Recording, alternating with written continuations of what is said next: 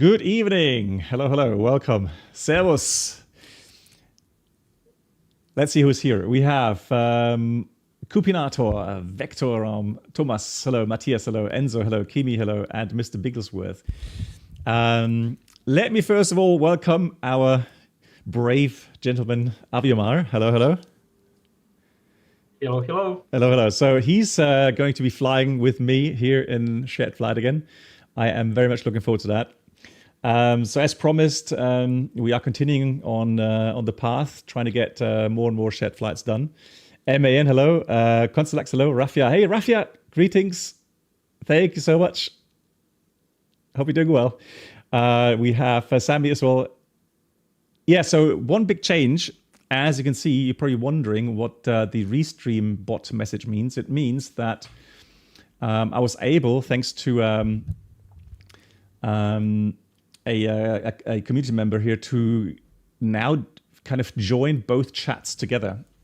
So, you know, whoever is on posting something on YouTube, it's not just posted there, but also then posted on Twitch and vice versa. So that way, if somebody posts a question, it doesn't matter which platform, everyone can see the question, and then people will get less or be less confused about that. So hopefully it doesn't go too fast, because I'm a bit worried that if we have too many people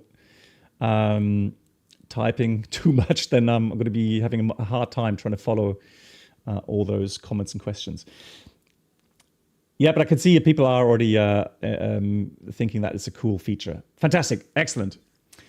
So without further ado, we are, as you can see, we're actually on VATSIM here in Munich, and we are flying to Corfu.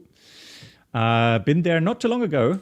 Beautiful, interesting little island. Well, it's actually a little island. It's a big island airport with an option to do either RNAV approach or even visual approaches. We'll see how we get on. Easy. Good evening.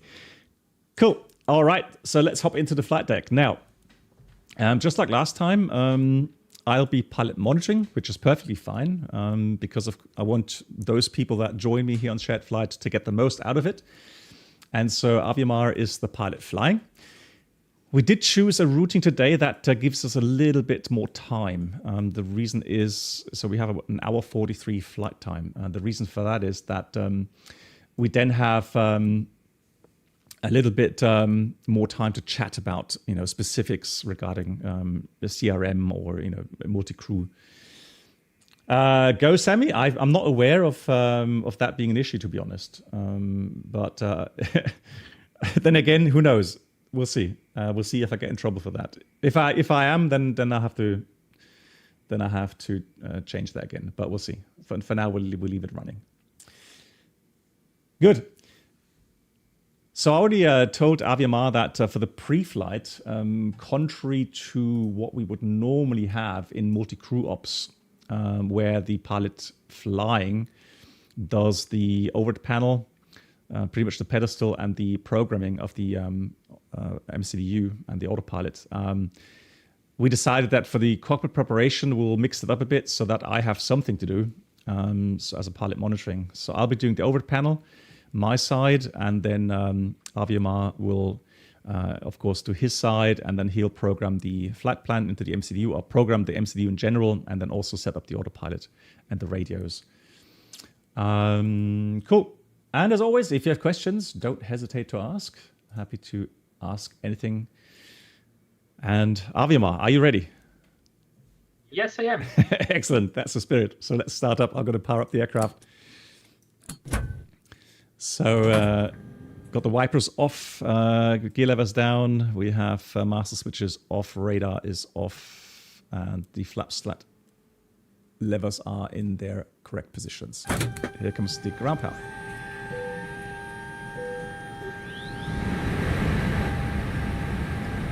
And as always, guys, if you think the sounds are uneven balanced regarding our voices and the sim sounds, please let me know. Always happy to receive feedback. Iowa Scotsman, hello to you as well. How are you doing?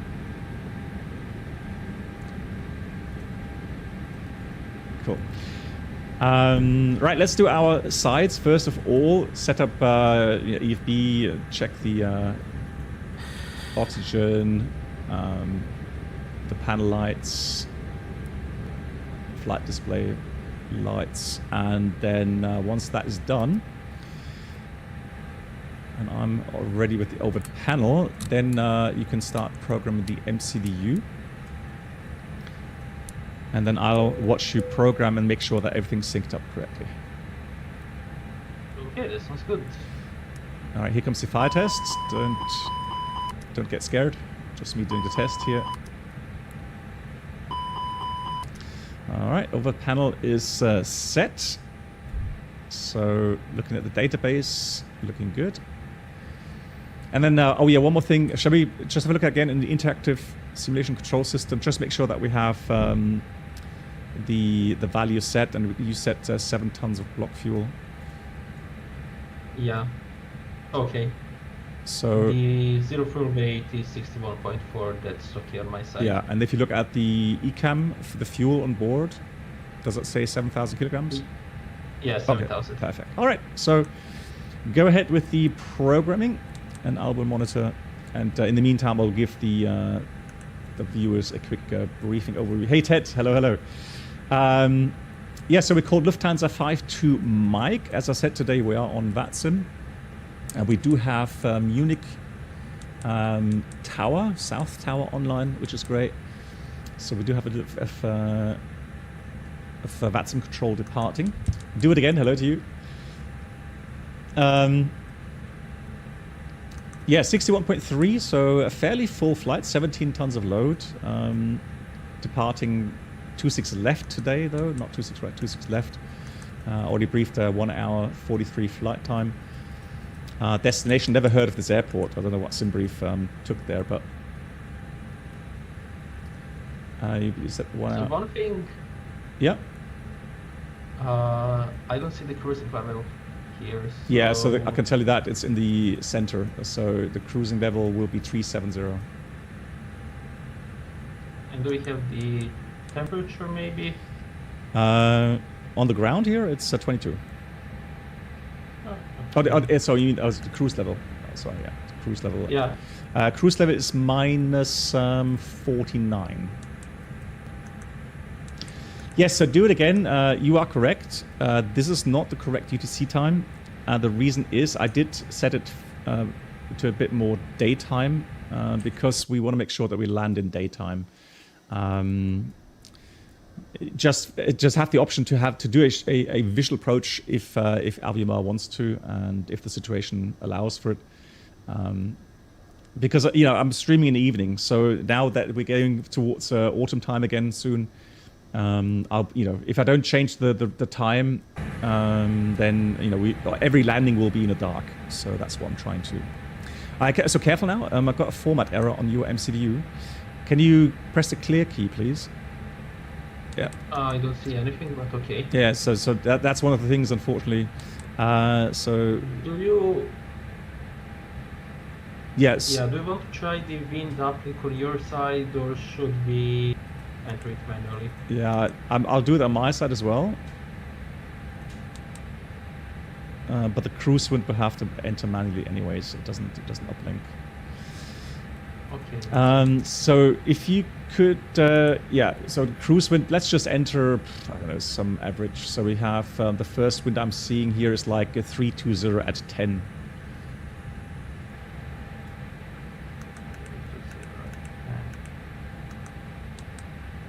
Okay, like this. Yeah. So hang on. Let me just do something quickly. I just want to. Can you type that in again on the cruise page? No, yes. So we're kind of desynced with the clear key. So it's not typing for me because it says clear on this. So yeah. Is it better now? No. So I'll type in on your side if that's okay. Okay. Yeah. I don't see anything. It stays clear. So it still says clear on your side, doesn't it? Okay, then I'll do the following. Just to make a quick second, don't touch anything. Yeah, sure. So we'll think. Okay, now press the clear key so the clear key disappears on your side. Okay. Okay. I'll do the same. Is the clear key gone for you? Yes. Okay. Okay, now it should be resynced correctly again. So if you go to the init A page, please. New subscribers should now pick up their pass to first class. Thank you. Then for the alternate, enter the alternate, which is, let's see. I think it was Lima Golf Papa Zulu. Yeah, correct, yeah. So then I can, yeah, now it's typing. Cargo pilot, hello. And Alexo, yes, we are Lufthansa 52 Mike.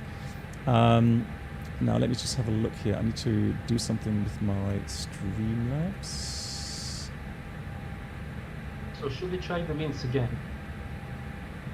And the flight number is, you have to put the flight number in again as well. Ah, again? DLH 52 Mike. Yep. Now let me check on my side on init 2. Okay, so now go to init B page, please. Okay. Zero fuel weight. Let me just bring up my ICS. So zero fuel weight is 61.4. The CG is 28.7.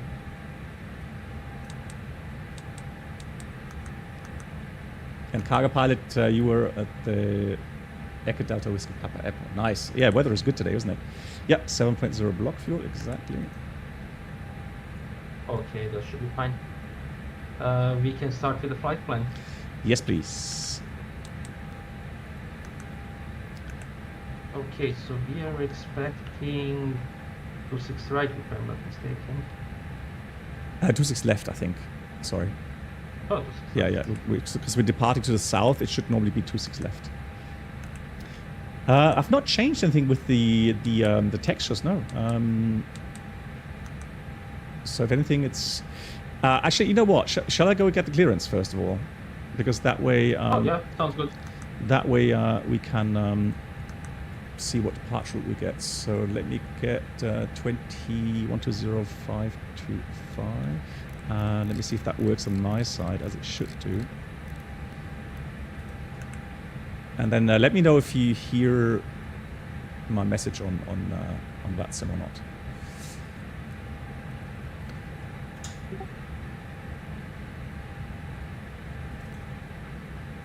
München, grüß Gott, die Lufthansa 52 Mike, information Charlie, request clearance please.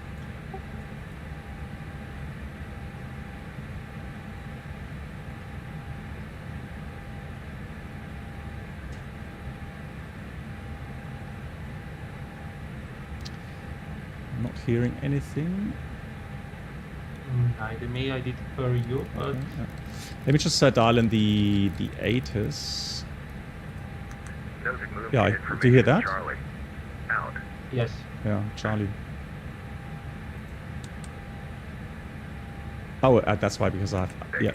So, rule number 1, 65, you have to dial in the correct frequency to... Uniform Charlie correct. Do you hear the tower?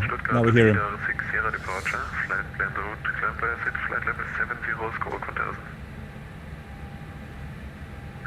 And Ghost, hello to you, nice to see you.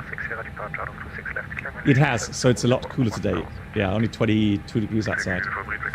Okay, so Servus, grüß Gott, die Lufthansa 52 Mike, information Charlie, request clearance if available to Corfu. Lufthansa 52 Mike, Servus, Chris, the information Charlie is current startup approved at Corfu, Bravo 3 Sierra departure, flight plan route, climb by exit, flight level 70, score 2577. Lufthansa 52 Mike is cleared to Corfu, 26 left, Bravo 2 Sierra departure, climb by the SIT level 70 and the squawk 2577. Lufthansa 52 Mike, just confirm, Bravo 3 Sierra, list of clearance is correct. Okay, Bravo 3 Sierra departure, 26 left, die Lufthansa 52 Mike. Correct. Good.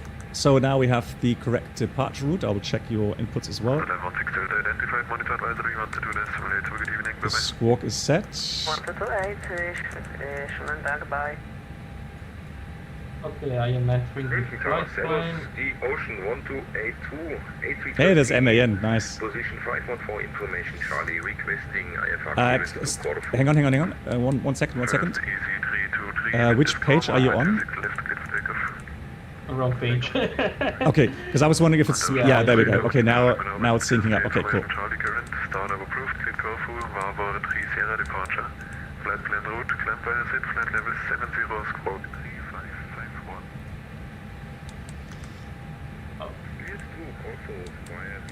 And you had an exam today, Ghost. How did it go?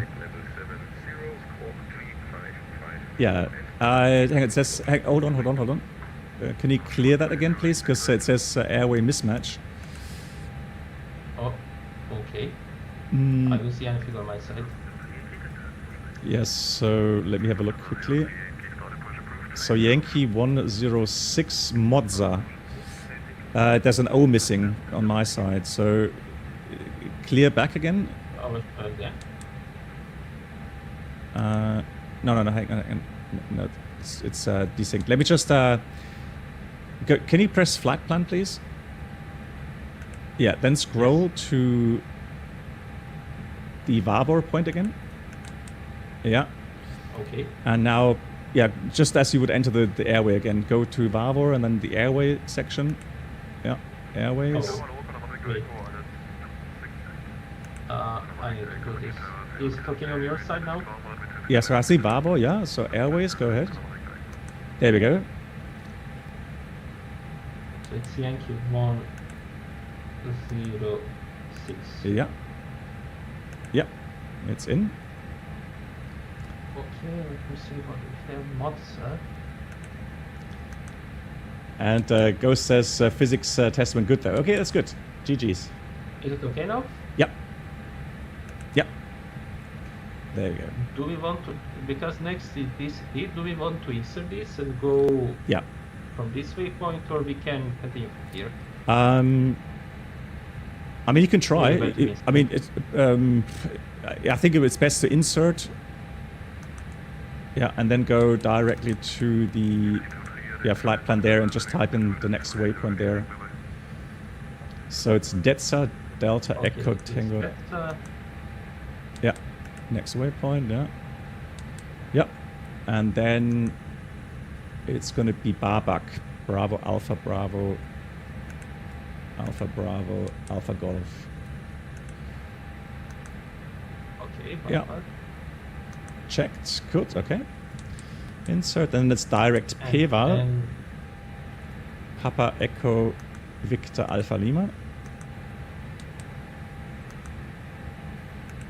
Good.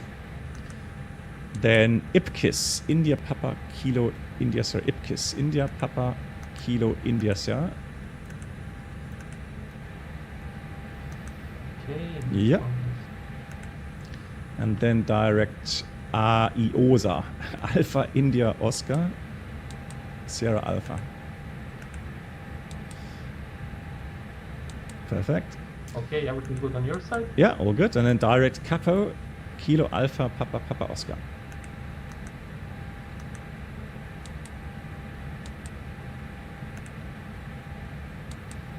Looking good. Then direct Tigra, Tango India Golf Romeo Alpha. Tigra.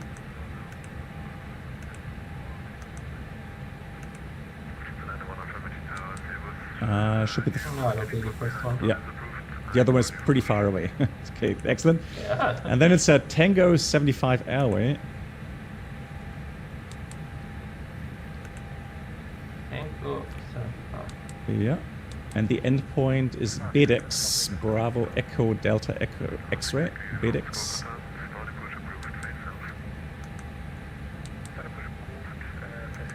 All good? All good. And then insert, and then from there we have the approach.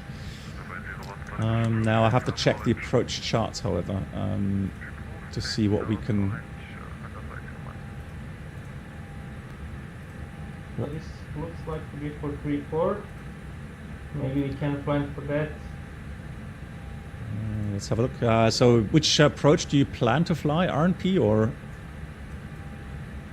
Let's see. Yeah, we can find for RMP. Okay, so the RMP starts from BEDEX, that's it. So we can just enter arrival RNAV 34 and just approach via BEDEX. So now now let's have a look if the approach makes any sense.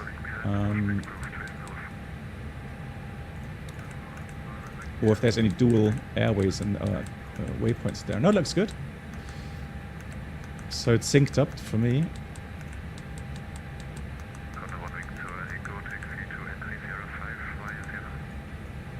Yeah, that looks fine. Yeah, looks good. So we have init A page, init B page, flight plan, RATNAV for departures, anything we need. Let's have a look. Let me see the charts. Let's have a look. So Munich. Yeah, I think Oscar 10 the Tango. Yeah, I agree. I can set it. Wow, somebody's flying to Los Angeles. GG's. It's a long flight. Yes, Enzo, yeah, we have the scenery from Flight Tampa, both of us, yeah. So it should be very nice. Okay, other than that, this is fine. Init B, we finish it. Let's copy active. So let me see on your website. Yeah. So the engine out procedure for 26, both left and right, is track 260 to 25 miles in full. So I will just go here and put Echo Delta Mike. Is that okay for you? Yes, secondary, yeah, Munich, okay, that's fine, yeah. Okay, and let me just see something, let's create this. Okay, 26 left, 26 right. Yeah, whatever you like to do. I guess we can put 26 left without star and Nova, yeah? Yeah, that's fine with me. Elias, hello to you. Now, okay. Yeah. Now, some people, I don't know. Do you do anything programming-wise regarding engine out procedure? I mean, the secondary flight plan, or just the fixed page? I tend to sometimes put if there is something non-standard here, but in case of standard, I usually like this. Yeah. Do you have some idea what we could do, maybe? Well, I mean, if you wanted to, you could do the following. So you could go to data. On second page, you have pilot waypoints. So I could go like this. No. So if you look at my FMS, so Munich engine out 26 left. Was too long. So let's name this Munich 26 left. There we go. So Munich 26 left. So the place is going to be Munich 26 left. The bearing is the runway track, which is 260, and distance 25 miles. And then I store that, yeah? So now if you take on your flight plan, on your secondary flight plan there, you have it open. If you type in Munich, so Munich 26 left, and just press that onto Delta Mike 049. So now, if you look at your nav display and zoom out a bit, you see that's that looks fine. Yeah. So literally, if you have an engine failure, what you can do now is tell me to activate secondary, and then press direct Munich 26 left, and then we could theoretically fly this in nav mode to 26 left. Okay, that's a nice one. So that's something you could do if you really want to. I mean, I rarely see that because, well, I mean, IRL. So here's something we have in real life with our performance calculators. So we have in the FMS these points already stored. So on our performance calculator, for the takeoff performance, when we calculate the performance, it has an engine out procedure published, and it tells us that endpoint. So we could just simply, in the fix page, select that, or in the secondary flight plan page, select that fix, and it's already there. So it's not so much programming for us. But in principle, it gives you exactly the same thing, really. Do you also have it for like complex airports, so maybe Innsbruck or something like that, or you have it on your own? No, for that we don't. So for that we actually do program the fix page. So we would have like 3 miles from a VOR, and then I know that there are airlines that actually have an engine out, the special engine out, probably programmed in the FMS. We don't. So Rafia, who's also a real-world captain, she says we do insert engine up procedures to the second flight plan as company procedure. There we go. So thank you much, Rafia, for the feedback. It's good to hear it, because I can only tell you what we do. So what we do is just a simple thing. So let's say the MUC 26 left is stored already for us automatically in the FMS. So all I would do is go to fix info and type in MUC 26 left, and that's it. And then if I go to my prime flight, the nav display here, there we go. That's how it would look on our system. Right, so we would use the heading buck or the track mode to manually, in a selected mode, fly to that fix. That's what we do. Cool. Alrighty. So last thing to do then is to calculate the performance for takeoff. And if you like, I can get the latest ATIS, or there's still Charlie's. So I have information Charlie 26 left. Do we want to do an intersection takeoff? Yeah, that's what I wanted to ask about. Yeah. So let me see. So Bravo 12 is an option as far as I can see. yes. So if people wondering how do you get the information regarding the distances, right? So you go to airport, and then usually under the airport info, you have, if we go to 26 left here, so you have from runway ahead, so full length is 4,000 meters. Then Bravo 13 doesn't really make that much sense because it's only 200 meters shift, so that's literally full length. But Bravo 12 today is what we can hope for, and that would definitely reduce the taxi out time quite tremendously, right?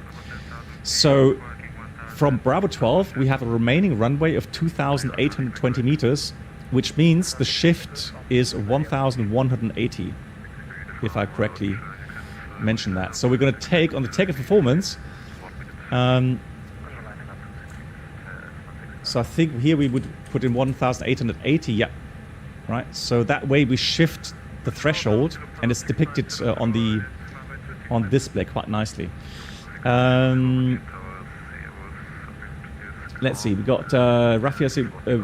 Gilend asked, I thought intersection takeoff is almost mandatory in Munich. Well, I mean, it's not necessary. But yeah, I mean, they've changed some things. They're telling now Charlie aircraft to expect or prepare for Bravo 12 departure, let's say. So yeah. Yeah, exactly. Royal Bavaria. Yes, exactly. Exactly. But that's for the holidays, right? Yeah, I was in Munich last week, and then IRL, and I saw the NOTAM as well.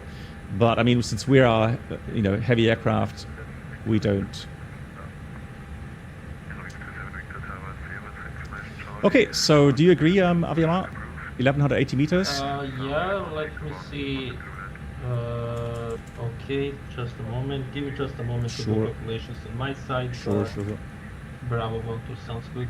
So I have wind. The wind report is variable 2 knots. So I'm going to take in 5 knots of tailwind. So I'm going to put 080 at 5 just to be prepared for that. We have 23 degrees, and the QNH is 1020. So looking outside, yeah. Yeah, I know it always looks wet, but it's dry. It's dry. Okay. Yeah, anti-ice off. Takeoff weight 68.5. Does that make sense? Yeah.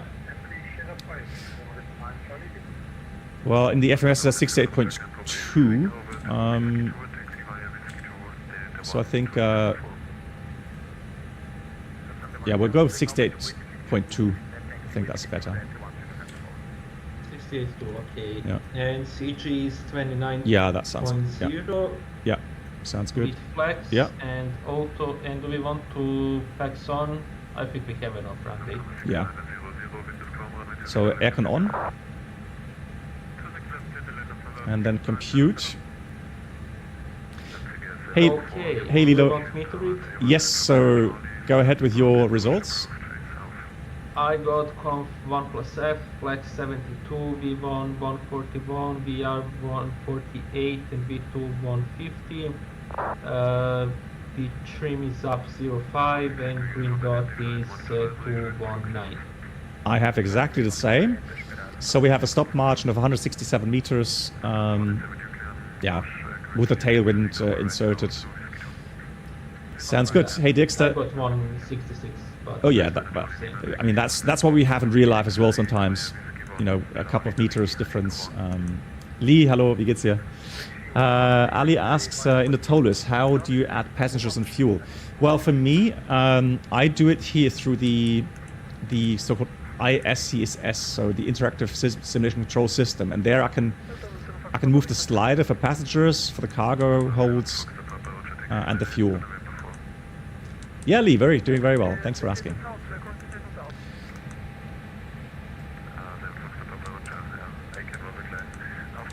So we have NADP 2, correct, 2490, 2490, I agree. Engine out 3000 feet is checked as well.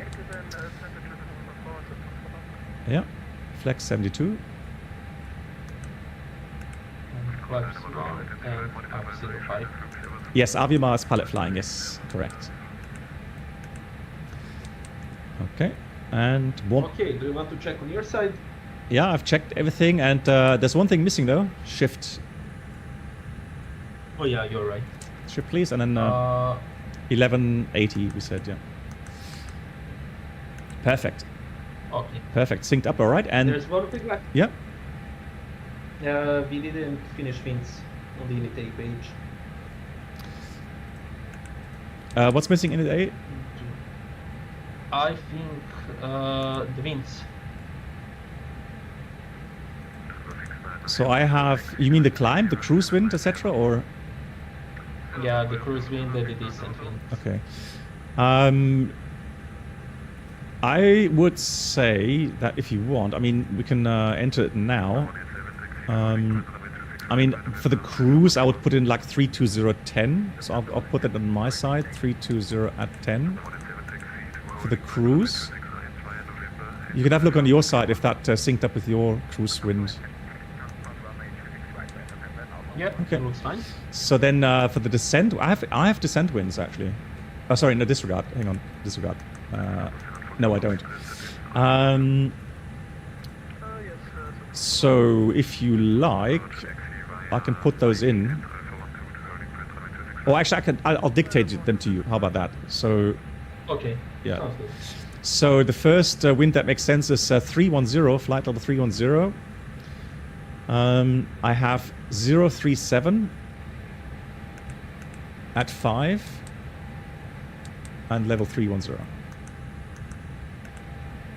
Yeah, perfect. Now the next one I have flight level 200. It's 201 degrees.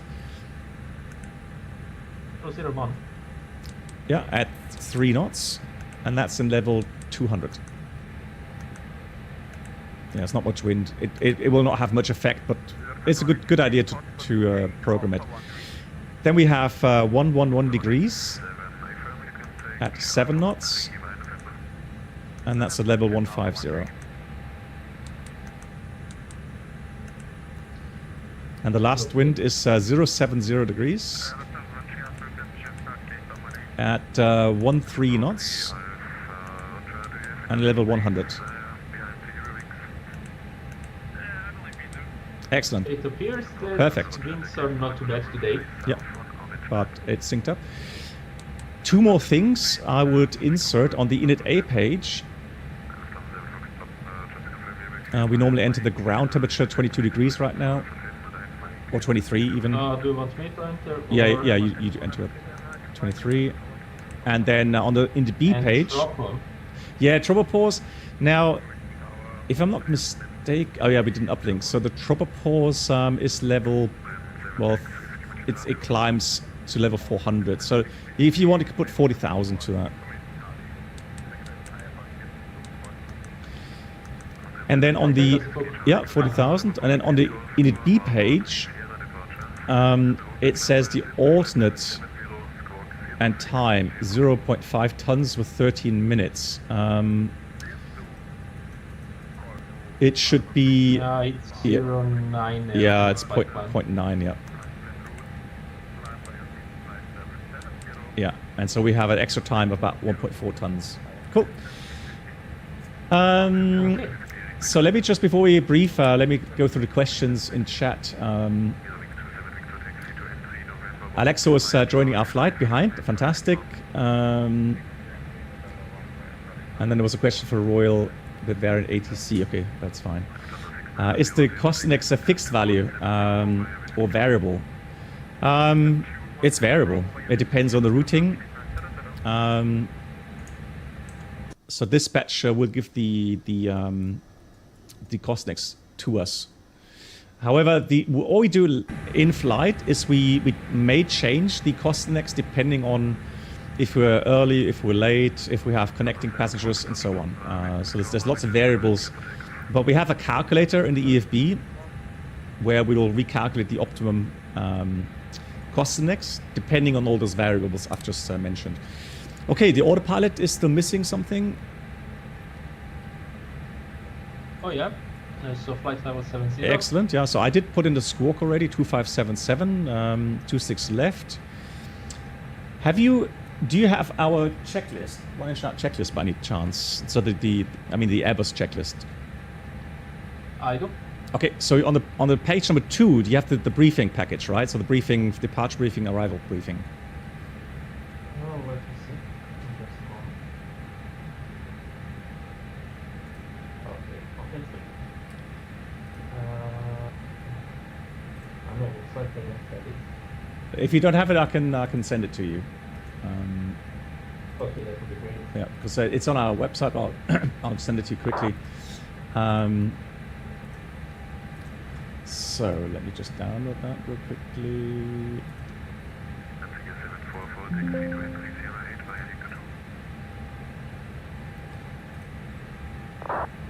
Because what it has, it's like a kind of a new way how we do briefings. I mean, it's not that new anymore. Hey Mohammed, good evening. So I've just sent it to you. Hang on. There it is.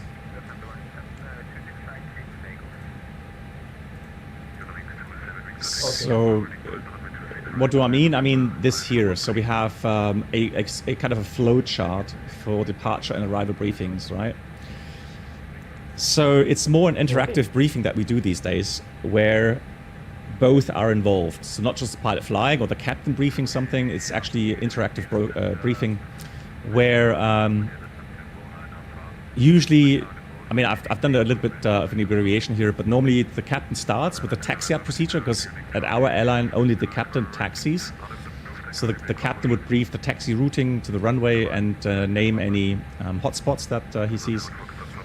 And then the pilot monitoring briefs the takeoff runway with the intersection, briefs the SID designator, the first cleared altitude, the MSA or the MORA of the climb, and then how much extra fuel and time we have. So I'll give you an example now. So I'm the pilot monitoring.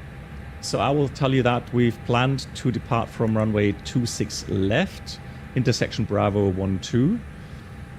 We have been cleared already for the Vavor 3 Sierra departure.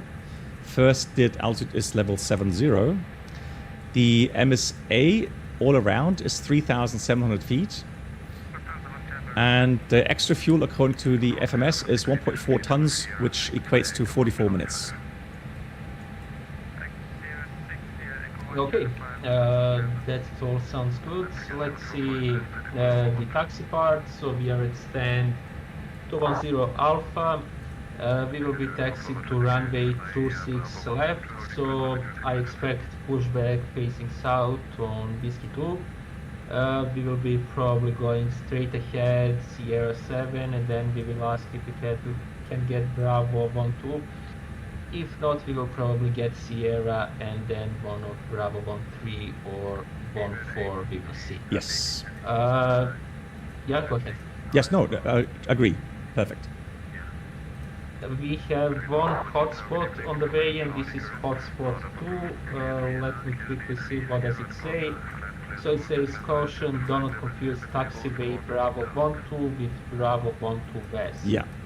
So we will just keep eyes open and pay attention to that, nothing specially. Yeah. So one thing I would like to add. Now, we have runway 26s in use. So when aircraft land on 26 left, they vacate, they will get clearance normally to taxi back via Tango or Sierra, and their entry normally is Sierra 7.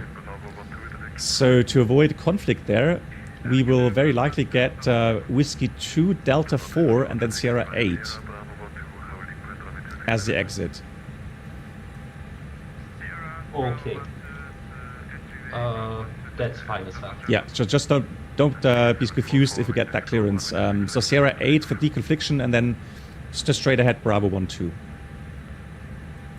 That works for us as well. Okay. Okay, so this is as a taxi. If we get, in unfortunate case, entry failure after V1, we will keep the runway heading for 25 miles and then hold. We have that problem with the secondary flight plan, and yeah, no ECAM actions until 400 feet, only gear south and silencing the warnings, and we will inform the ATC as soon as possible and see what they tell us. Excellent. Does it sound okay to you? Sounds good. How high will we climb afterwards? Radar vectors back to 26 left. What altitude are you planning for? Yeah, we can go maybe for cleared 70 or ask for lower. So MSA is 3-4, so I would definitely go 4,000 as minimum. 4,000 sounds good to me. Excellent. Good, and then lastly, what we do now is we look at threats and specials. So specials would be, anything regarding MEL related. Is a system not working, or is there parachute dropping somewhere happening around us, or if are we operationally having some issues somehow? Weather maybe. That would be a threat, though. So, yeah, anything you can see right now as a special or as a threat? Yeah, I think weather is getting nice, so that shouldn't be a problem. Runway is long enough, so that's also not a factor. I would say that it's pretty fine. Nothing to add. Okay, just going to start the APU here. Yes, specials. I don't see anything special. The only thing that I would brief now is our crew complement and the way we work together. Normally the captain would do that. So kind of we call it a cockpit briefing, where the captain sets the tone on how we work together and what he or she would like to focus on, especially. So to me, for this shared flight setup, it's very important. If there's anything that confuses you, anything that I say or anything I do here, speak up, let me know. Also, if things are going too fast for you, just let me know. It's very important that you always stay ahead of the aircraft. Let me know. Otherwise, yeah, ask. Whenever you have a question, don't hesitate to ask. Okay, that sounds good, and if you do see me doing anything wrong, please let me know as soon as possible so we can fix that. Excellent. Good. Just one question. We have the APU Should we save this as a situation, so if something goes wrong, we can get back, or that's not needed? That's a very good point. So I'm going to type in as a save situation file Avio 01, and I'm going to save that. And it's in the available situations for me, so that has worked. Okay, I will say as well, just for yeah, that's a good idea. Situation Like that. Yeah, it's a valuable situation. Yeah. Okay. What do you think about the cockpit preparation checklist? I would like that very much. So, cockpit preparation checklist: gear pins and covers removed. Fuel quantity. Fuel quantity 7,000, and that's balanced. So I'll get you the position. Okay, wonderful. Checked. And the seatbelts. Still based on. ADRs. 3 times navigation. Then bar row ref. 1020. 1020 with 1,490 feet. Check. Just checking the ATIS information delta. QNH is still now 1019 actually. So let me just change that on my side. You have to change yours. 1019. So the QNH 1019, 1470. Okay. Check. And that's the cockpit preparation checklist completed. I guess we're ready for pushback. So I will get the ground power disconnected, shocks disconnected, and I will call for pushback. Oh, hang on. Why can't I get pushback? Hold on. Plugins. Plugin admin. Why don't I have shared flight, and better pushback? It's there.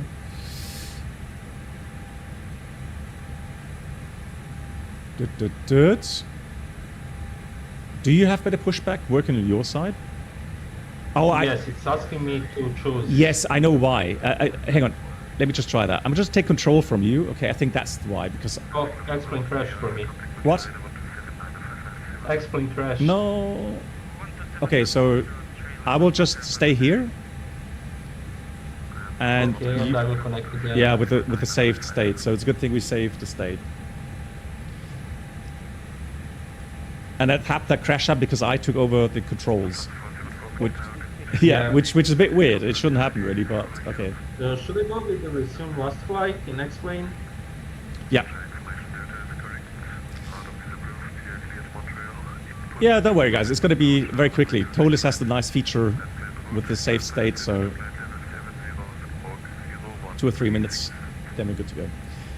Metzi asks, what will you say when it comes to hand flying flare comparison with the Toliss and the Phoenix? Well, I still prefer the Toliss overall, but it has more to do with the way X-Plane simulates the aerodynamics. So I currently, I still have a, with the real world comparison, I just have a better feeling still with the Toliss, but the Phoenix has improved. What sound pack am I using? I think I'm using, let me see. It could be the, what's it called? Somebody knows here on chat. Toliss or Phoenix? Well, I like both. I mean, it's just, different sims, different sim platforms. But I like both sims. I wouldn't really want to choose between, both have their pros and cons, right? Okay, I loaded the gate. I will try to load the situation now. All right. Situation load. Okay, I am back. Yeah, and then go ahead. Shared flight, I guess. Yeah, so the flight is still active. Press join and then...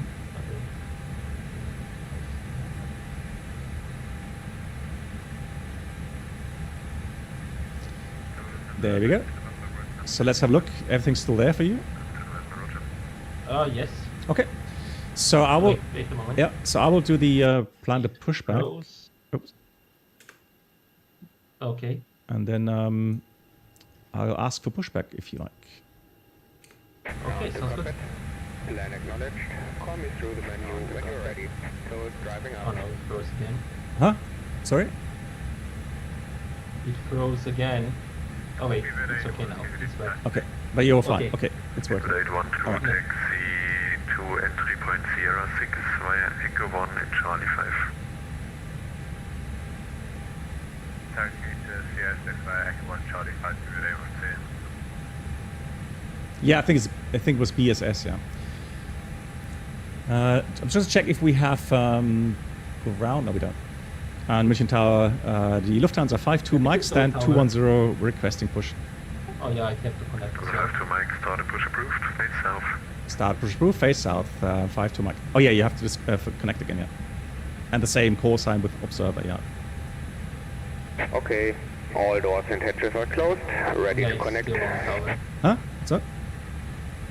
Yeah, it's still only tower. Yeah, perfect. Right, so you would now call for the before start items. Yeah, before start checklist.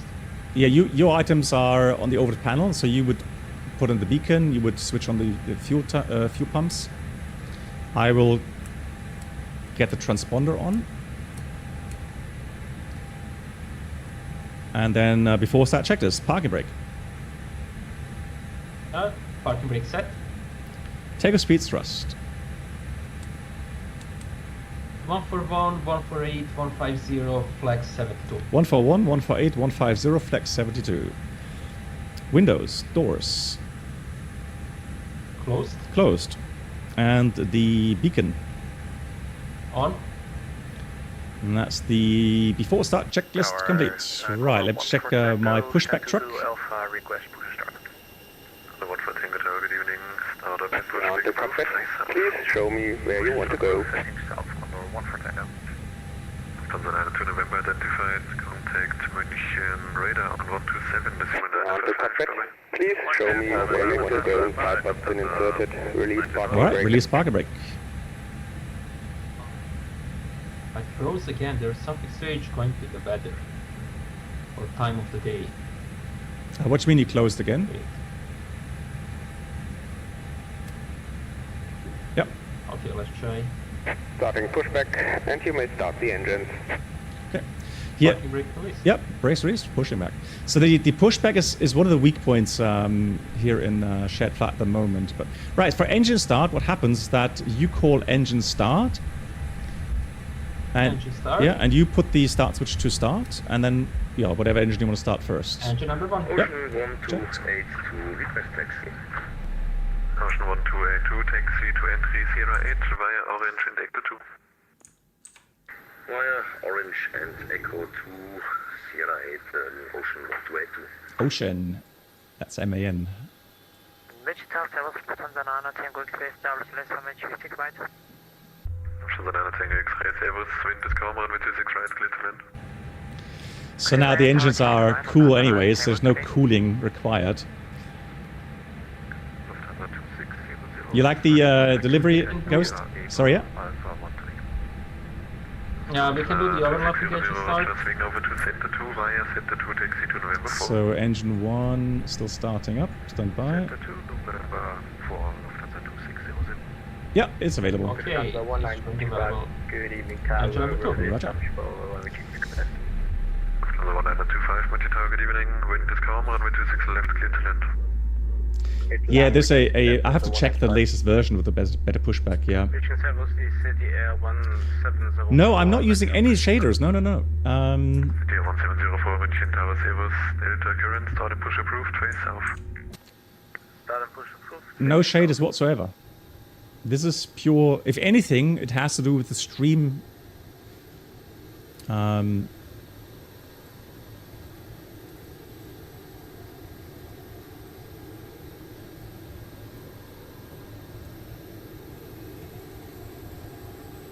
Hey Tremonia, wie geht's?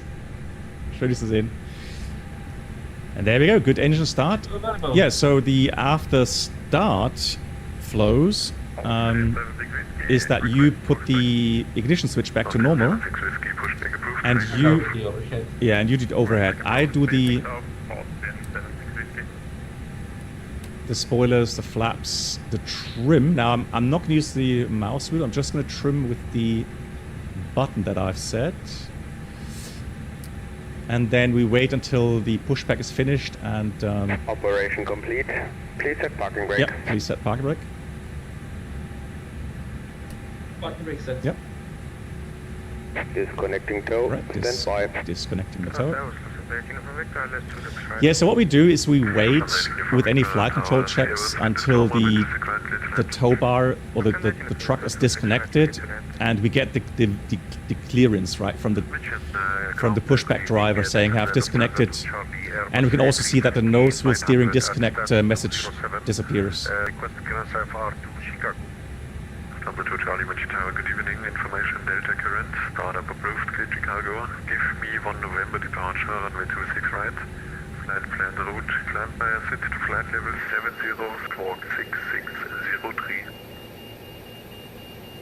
Cleared to Chicago via give me 1 November departure, runway 26 right. Initial climb via Power set, disconnected. There we go. Bypass pin has been removed. So I would be ready for a flight control check. Time and have a safe flight. I should take Yes. the controls from Yeah. you? Ocean 128, interested in Bravo 12. Okay. Pushback failure. Radio 2, Short flight we can attempted only to go switch Bravo. Yep. Ready for flight controls? I am ready, yes. Stopping Ocean 128, operation. Roger, Bravo 3 is closed, taxi We have full 4 and 2 holding point, up. runway 26 left. Full down, Bravo 14 holding point. neutral, Left, Ocean 128. full left, Lufthansa down, Tango X-ray, taxi to full right, November 3 by November. neutral, Engine November 3 Violent Other check. rudder full right, rudder full left, neutral. Okay. After that, oh, do you want to check your flight? No. Ready for For shared flight, we don't do it here Okay. because I'm a bit worried that we get dual input or something like that. Okay, so I'll be ready for the checklist, yes. Tango, confirm you're able Yes, Bravo after 12. that checklist. After that checklist, anti-ice, Off. Number for Tango, thank you. ACAM Taxi status. 207 via Whiskey 2 straight ahead. Normal. pitch trim, 600 taxi via November, Alpha 13 holding point, number 26 right. Just a moment. November, Alpha 13 holding point. That should be 6 right. 29.0. yep, looks good, 29.0, and rudder trim Is neutral. after that checklist completed. Okay, you can ask for taxi. Lufthansa 52 Mike, request taxi. Lufthansa 52 Mike, swing over to Center 2 and taxi via Center 2 to Sierra 8. Swing over Center 2 and via Center 2, Sierra 8, Lufthansa 52 Mike.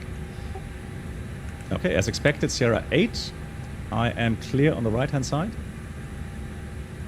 And left side is clear as well. Do you want me to switch on the taxi lights and turn off lights, or do you want to do it yourself? How is it done that usually? Well, on the Airbus, the captain does it. Yeah, Okay. perfect. All right.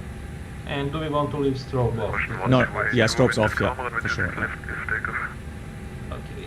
Parking Clear to brake take off release, 26 left. and we Ocean can 128. switch over. To Center 2, yes. Condor 14 Tango, continue straight ahead to holding point Bravo 12. Left is clear. 12, Condor 1 for Tango. I will add a little bit of trust. Yes. And remember to do a brake check anytime you like. Lufthansa down, Tango X-ray, taxi to stand 2 Pressure to 0. Bravo via Center 2. That's fine. And 222, Bravo 1, Center 2, Lufthansa 9, Tango X-ray. Tremonia, you bought the A350 in Lufthansa to Charlie, ready the first short spin, Munich to Frankfurt. Lufthansa to Charlie, roger, hold position. echo Yeah, taxi keep your to- fingers crossed. Hope you don't get any WASM disconnects. You can tell us that was ISS 530. Tremonia, it depends on the airlines. There's airlines where the first officer is also allowed to taxi. It's just one of those things. It's a company thing, airline thing. Hey, ATC Bear, how are you doing? Nice to see you. Yeah, Center 2, perfect. So we go to the end, and then you'll see the text line code to the left for Sierra 8. Okay. And we are clear on the right side. Yep, we are clear. Cabin is ready. I'm gonna get the radar PWS on, and I would be ready for taxi checklist anytime you like. Lufthansa to Charlie, pushback. Yeah, go ahead. Place no- Taxi checklist, flight controls, Check. check flap setting. Confirm plus F. Config 1 plus F. Radar PWS. On the 1 for Tango, On and auto. Engine mode selector. Left corner 1 for Tango. Norm. Ecam memo. Takeoff no blue. And that is the taxi check is completed. Excellent. Okay. Now I can see we have a approach frequency. I'm not sure if we're going to get that, but I'm going to pre-dial that on my side. 128030. Okay, let me see Ocean what I 1282 have here. identified contact material radar 127. So Delta 3, I continue still straight ahead. Yeah, so it's going to be about 50 more meters than left, Sierra 8. Lufthansa 5 to Mike, are you interested in Bravo 12? Lufthansa 5 to Mike, affirm. Lufthansa 5 to Mike, Roger, via Bravo 12, taxi to holding point, runway 26 left. Okay, via Bravo 12, holding point 26 left. Lufthansa 5 to Mike. Yeah, so I have a scenery thing again where 530, wind is calm, runway 26 right. it doesn't show the tunnel, but it's fine. Just taxi over it. That's fine. David says... So that's... And on the 1 for Tango, wind is calm, Yeah, it's fine. runway 26 Yeah, left, just clear for takeoff. Sierra 8, and then just straight on, and then we'll join Bravo 12. On the 824 Victor, taxi to November 3. Okay. So we have 127955 as well. Okay, we'll see. Austrian 7660, ready for taxi. Cool. Left is clear. The right side is Roger, clear. taxi to Sierra 7, via Whiskey 2. Sierra 7, via So quick recap. Austrian 7660. Bravo 12 departure as briefed. 2600 Um, behind the Bravo 3 Sierra departure up to 70. In case of engine failure, it was straight out to Muk 26 left fix, 25 miles. Hey Sean, and Lola Pilot, hello to you. Yeah, you're right. 1704. Excellent. Like it. 1704, swing over center 2 via center 2, taxi to Sierra 8. Swing over to center 2 and... If he asked, are you ready? Holding point of Sierra 8. I'm ready. I'm looking for lineup. So for now it's just hold short. Oh, sure, okay. Just if he asks me now. Yeah, the rumble sound is good, yeah, I agree. Just to put on TCAS to see if anybody in the approach or not. There's traffic pushing out of 207. Yeah, maybe there's enough space for 209. I'm not seeing anything, so... In Munich we can go to Cat phone line. Yeah, we can go. Exactly. Lufthansa 5 to Mike, wind is calm, runway 26 left, clear for takeoff. Cleared for takeoff 26 left, Lufthansa 5 to Mike. Good. Cabin crew, prepare for departure. Okay, the strobe lights on. Lineup checklist. So we have packs on calculated. Okay, lineup checklist. Take it runway. Extend the pushback, so you are clear of the 26 left, Bravo 12. That is check 26 left, Bravo 12. TCAS, TARA, and the pack 1 and 2. On. And that's the lineup check is complete. Cool, let's go. So what do you think about the rolling? Yes, please. Okay, ready for takeoff? I'm ready. Chrono's running. No ATC bear, we're using shared flight. 00, wind is calm, runway 26 right, clear for takeoff. Runway 26 right, cleared for takeoff, Lufthansa 2600. Let's check Seid ihr this von lineup. Mhm, sure. Dann wird es wohl nichts, wenn es nichts ausmacht, Stand 206. Okay, stabilized. As A530 taxi to entry November 1 via Mike and Alpha 4. Flight 72 SLS runway out thrust blue. Thrust set.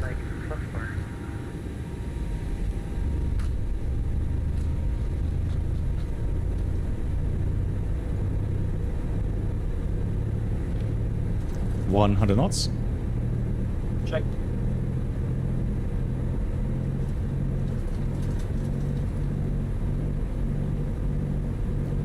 V1. Rotate. Austrian 76 Whiskey continues Bars direct, array. Bravo 12 holding point 26 left. Here's up. Gear up. Holding point 26 left, Austrian 7660. Schönen guten Abend, Lufthansa 1 Uniform Charlie at stand Nice. 312, request push and start. Oh, parallel departure, nice. Uniform Charlie, good evening. Information echo current, start with pushback approved phase. South Orange Line. Startup approved. Yeah. No, I'm getting TCAR snow factor. Checking echo. 1 uniform just shot. climb. And alt blue, yeah.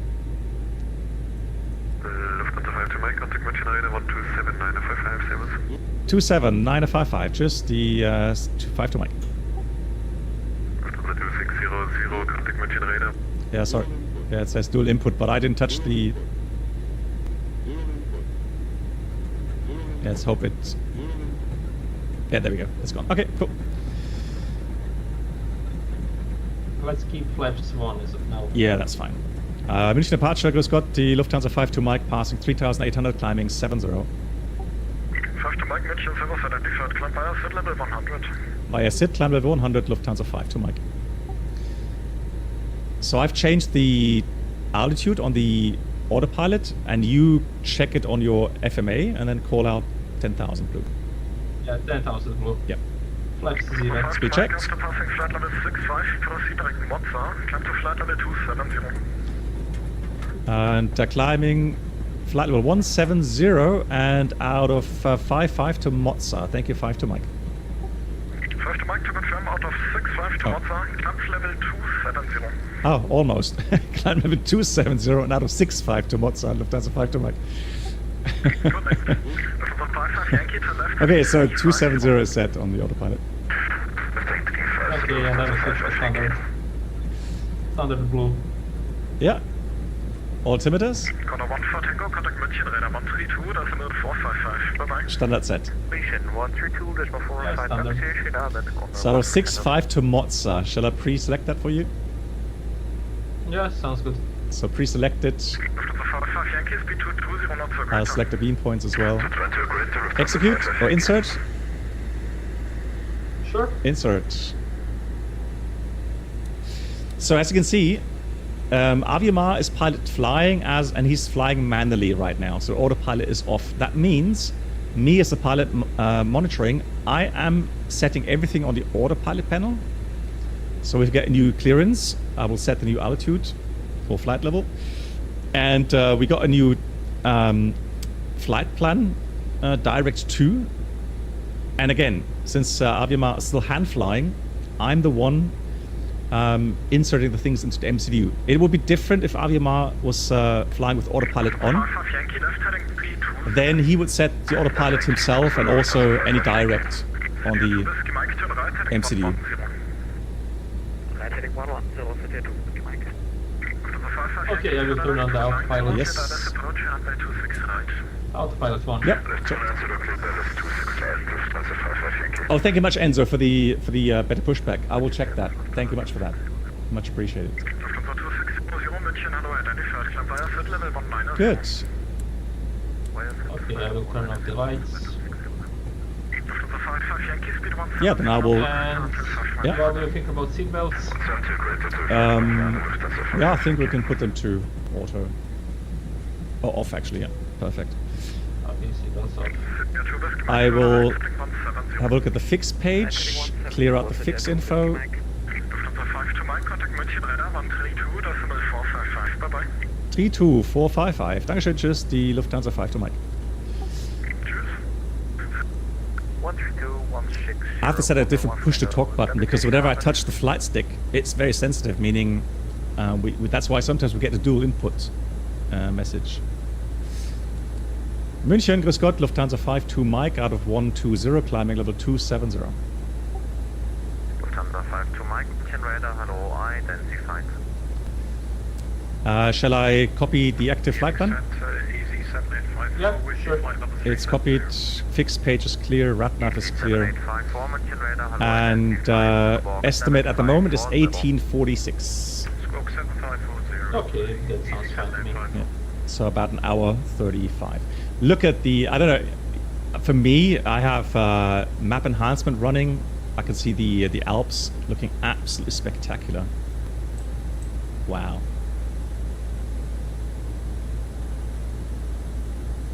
Yeah, me too. I don't like hearing that city air call sign. Yeah, it's a bit depressing, to be honest. Cargo pilot, yeah, nice. Yeah, so guys, again, appreciate all of you that have already put in their request for a shared flight with me in my Discord. It's actually a lot more people than I expected. So I'm going to make a list. We'll work through the list. So I've had a flight with Ted Barker. Today I'm flying with Aviomar. The next flight for the German live stream, I fly with MAN. And then, yeah, I'll go through the list as they were requested. And yeah, we're going to do regular shared flights. Looking forward to that. I have the paid version, yes. But I would urge everyone, if you want to try it out, do so. Have a look how it runs on your system. And then if you're happy, then you know, you can always go for the paid version. But it could be that already the free version has a level of detail that is good enough for you.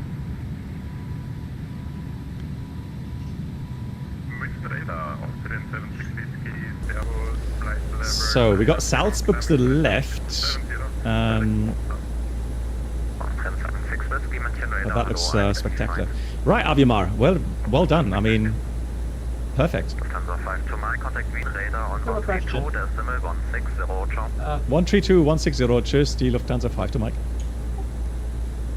And this is just like in real life, right? So, you know, you're getting a call, and then sometimes the other pilot doesn't, you know, hear that we're getting called. Totally just like in real life. Excellent, I love it. So that's Wien radar.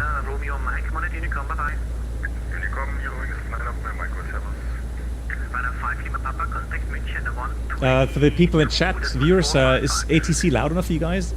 What's the frequency at the right impact, Papa? 132-455. 132-455, right impact, Papa. So ATC is not the loudest out there for me for some reason. Sorry? But I don't want fiddle. Yes, sorry? So, say again, what did you... Yeah, ATC is not loud for me, it's actually quite fine. But I don't want to fiddle with it right now, so I don't break it. Yeah. You can tell me if I don't or something. If that's okay for you. The thing is, I'm wondering, hang on, can I... Is that louder for you now? Yes, it's better. Okay, I tell you what, you go and set the loudness for you, so you think it's good for you. Yeah, that's good. Okay, so then I can adjust the I noise. didn't know that actually worked in Explain. Yeah, so you can set it on your side, and then I can just dial it down on my system, that's fine. Okay. Wow, it's very busy. Hang on, I wanted to ask something. just let me call in with Vienna first, and then... he's very busy right now, hang on. In Servus, die Lufthansa 5-2 Mike, passing 222, climbing 270. Lufthansa 5-2 Mike, we need identified, climb flight level 370. Climb flight level 370, Lufthansa 5-2 Mike. And there we go. Now he, as a pilot flying, autopilot on, Aviomar has dialed in 370. And what you also do now? Flight level 370 blue. Perfect. Right, so go ahead with the question. Yeah, okay, not the great timing, but what I want to ask, the optimum flight level is 365 for us, so 370 is above it, so are we okay with accepting it? Yeah, so have a look at the two values, right? So you have optimum 365, and then the recommended max.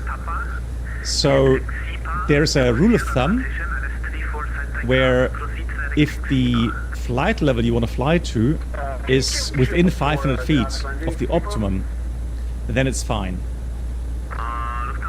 So let's say we're flying level 350 and we want to climb level 370, we would wait until the optimum is 365, and then we would climb to 370.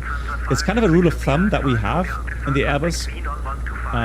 So right now this would be actually the perfect point to climb to 370. And the only time I would be worried is if we get within like 500 feet of the recommended max, because that's when we get close to our coffin corner. Is that understandable? Yes. Okay. If you want, That's... yeah. No, go ahead. So if you want, I can have a look if I can find the exact definition of recommended max in my documents. Yeah, sure. And yeah, you had another question, I think. No, I just wanted to say that's all okay. That's the first time I actually see optimum on like 365 or 366. Like on Phoenix, it's always on 0, so 360, 350, so that's nice to know. Okay. So what I'm going to do, I'm going to print you the exact definition in chat in Discord, and for the rest I'll read it. So the recommended max field displays the recommended maximum altitude in magenta that is computed based on the current gross weight and temperature, and assuming that the engine anti-ice, the anti-ice is off. It provides the aircraft with a 0.3 G buffet margin, a minimum rate of climb at max climb thrust, and level flight at max cruise thrust. Right, and this field is limited to level 398. So again, the idea is that 388 is a level that we can fly and still have a 0.3 G buffet margin. So that should give us about 40-degree bank angle, if I'm not mistaken. Yeah, so aviation try. If you go to my Discord, then here's the link, Discord link, and then you can go there and type hello in the welcome channel, and then once you are admitted, you can go and see the shared flight channel and just type in that you want to do a shared cockpit with me.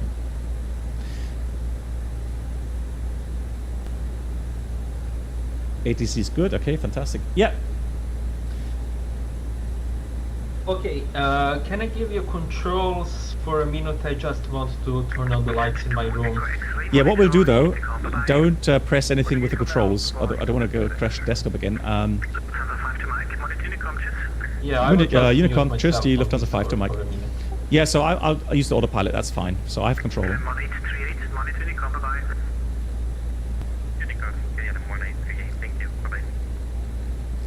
Right, questions. The sound pack. Do you guys think it's so much different? Let me have a look. Let me have a look what sound pack I have bought. Hold on. I find it so fascinating that you guys hear that on stream. Yeah, so learn Airbus. The thing is this.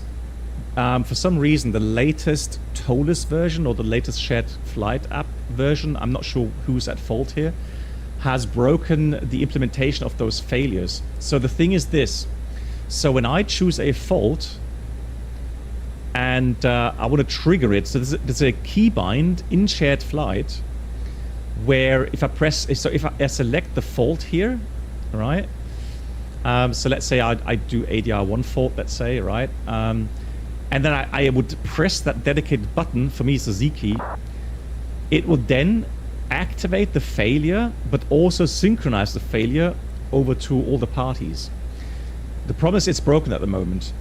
So I hope that the developer can fix this quickly, because yes, then the idea is whoever wants to do a shared flight with me and do some failures as well, I can, choose a failure without the other party knowing what I'm going to do, and then simply just activate it, and then it'll be a surprise, right?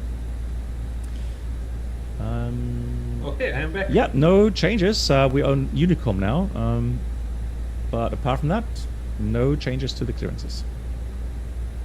Okay, then I have controls again. You have controls. People are asking me about the sound pack now. I have to check, because I know I have the BSS sound pack, but I think that's not the one. I think it's a different one.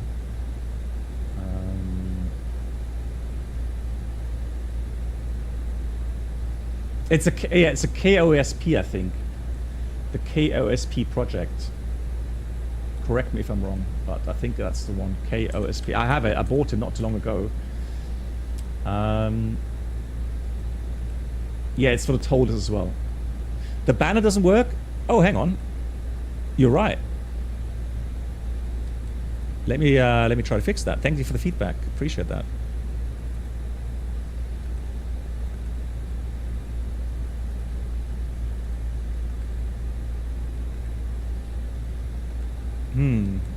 Could be that we've got a connection issue today with Volanta.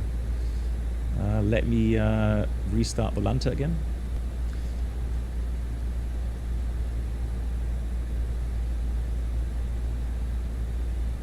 And Let's Play Train Sim, you think it's also the KRSP. Yes, it is good. Yeah, I know it's working for the Toliss. A390, 320, 321.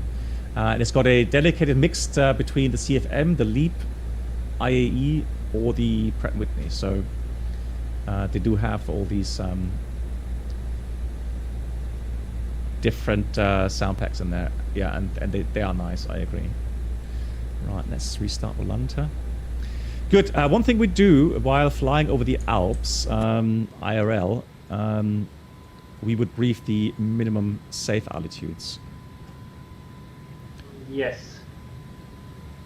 So we are in flight level 13 sector right now, and all around us is 15, 14, 12. So pretty much straight ahead, and we are ending up in flight level 080. So yeah, I think that's all fine. So if anything happens, we can go flight level 140, and then just continue, and we will eventually end it.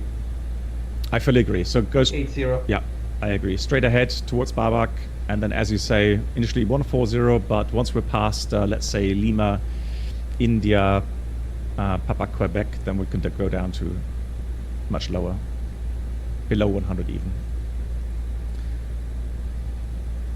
Excellent. Let me just check something here. Performance. Yeah. Okay.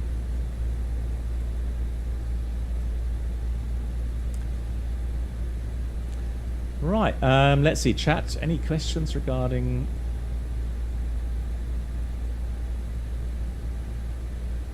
Yeah, the banner. I can't. Sometimes the connection to the X-Plane plugin from Volanta doesn't work. Let me see if I can force it again this way. But I fear that's one of those instances where, for some reason, it doesn't sync up. So we are about 1000 to go.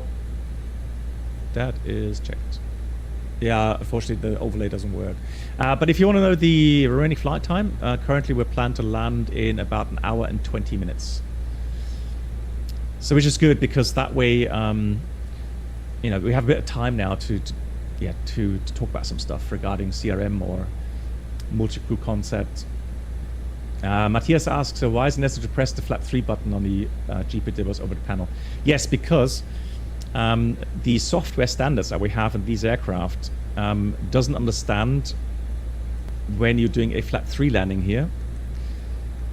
So you go, you know, you insert flap 3 here in the MCDU approach page, and then you got a flap 3. However, that is not being sensed so somehow internally. So when you look at the checklist, it doesn't give you a green flaps indication. Right, so then what you do, you press flap 3 on the overhead panel, then the system knows, okay, you are doing a flap 3 landing, and then as the flaps are 3, it'll go flap, 3 green. That's the idea. The 350, for example, and I'm pretty sure the 380 do that automatically. There you don't have to press the flap 3 button. There is no flap 3 button on the overhead panel. Hey, Yoda, wie geht's? Yeah, so any specific question that you may have, Aviamar? Oh wait, we got into vertical speed. Has it? Why is that? Well, for me it's got out cruise. For me it's Mach vertical speed plus 0. Okay, well try again to press the alt button. Just press it and see if it... Yeah, now it's alt. Okay, there we go. Okay, yeah. What I wanted to ask is, should we consider getting weather for some airports along the way? That's a very good. How do you do that yes, usually? yes, very good question. So normally, what we do is we plan ahead in case we have an emergency. So it could be a medical emergency, it could be a fire or smoke scenario on board, right? So what you want to do is whatever you can do to reduce the workload in case of such an emergency, is, you know, do it now, right? So anything, if you're at 37,000 feet, if you multiply that by 3, it's about 100 miles, right? So I would have a look at 100 miles circle, and then see if we have any airports where we could possibly land. And I could see Ljubljana, for example, to the left. And I've got Pula straight ahead as well.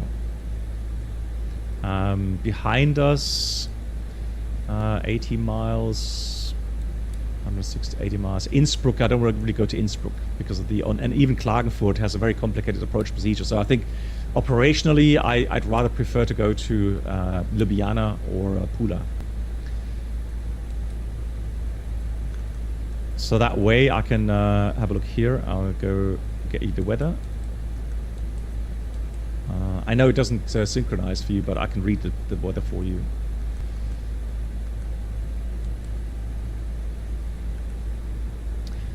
But exactly. Hey, look, ja, gute Tulinenpilot. And learn Airbus ask, if you have a failure on ECAM, do you say I have controls and communications, ECAM actions, or just ECAM actions? Do you ask any OEEPs? Okay, so I think maybe you picked something up there on some YouTube video or something. There are companies, there are airlines that do have that philosophy that if there's an abnormal, the pilot flying would say, I have control and communications, so that the pilot monitoring has, you know, all the workload available or workspace available to just go through the checklist and not worry about having to listen to ATC, right? Our company doesn't follow that SOP. We are allowed to do it. So if it makes sense, if there are abnormals where it would make sense, then yeah, then you would say I have control and communications, or RT, right? And then ECAM actions. But again, it's airline dependent, you know. So Ljubljana is variable 2 knots, more than 10 kilometers, and we have few 6,000 and scattered 9,000, 25 degrees. So very good weather.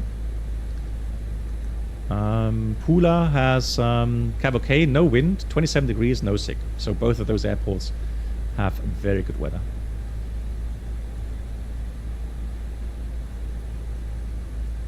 Okay, did you hear that? Okay, yeah, okay, excellent. So question, when there will be new stream with Sven, the Captain A320 in German? I have to get in contact with him, because the idea was that we try to do that on with the 737. But I'll get in contact with him and then see what we can do.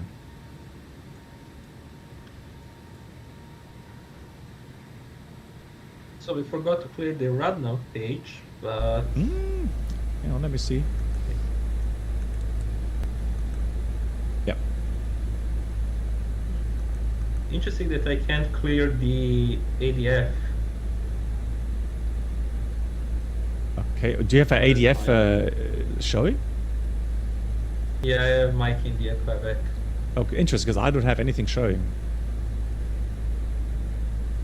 Type in a different identifier. We'll see if that works. Yeah, I am not sure of any identifier, to be honest. Oh.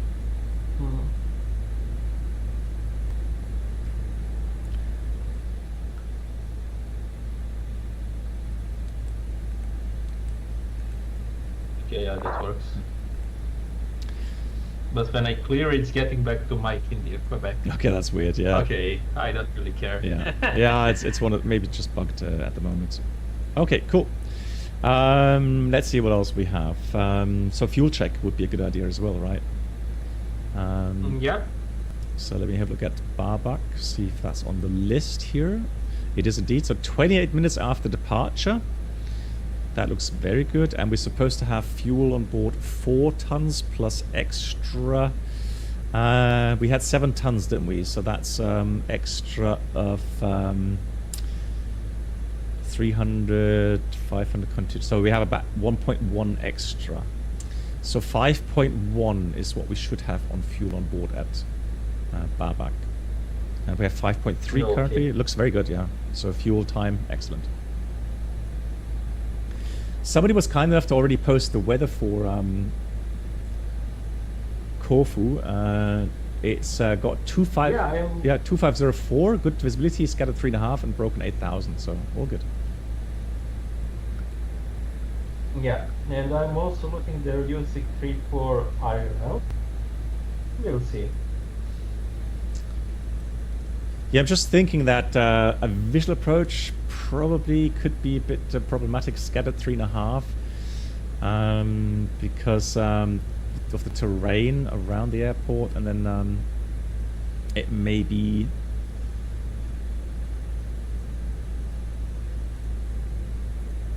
that we see the runway not early enough, because we do need obviously visual contact with the terrain and the runway and the airport. So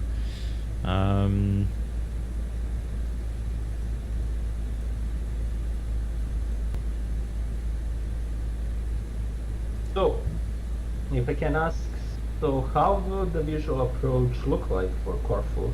Yeah, so for that I did make a file. Let me just show you that in a minute.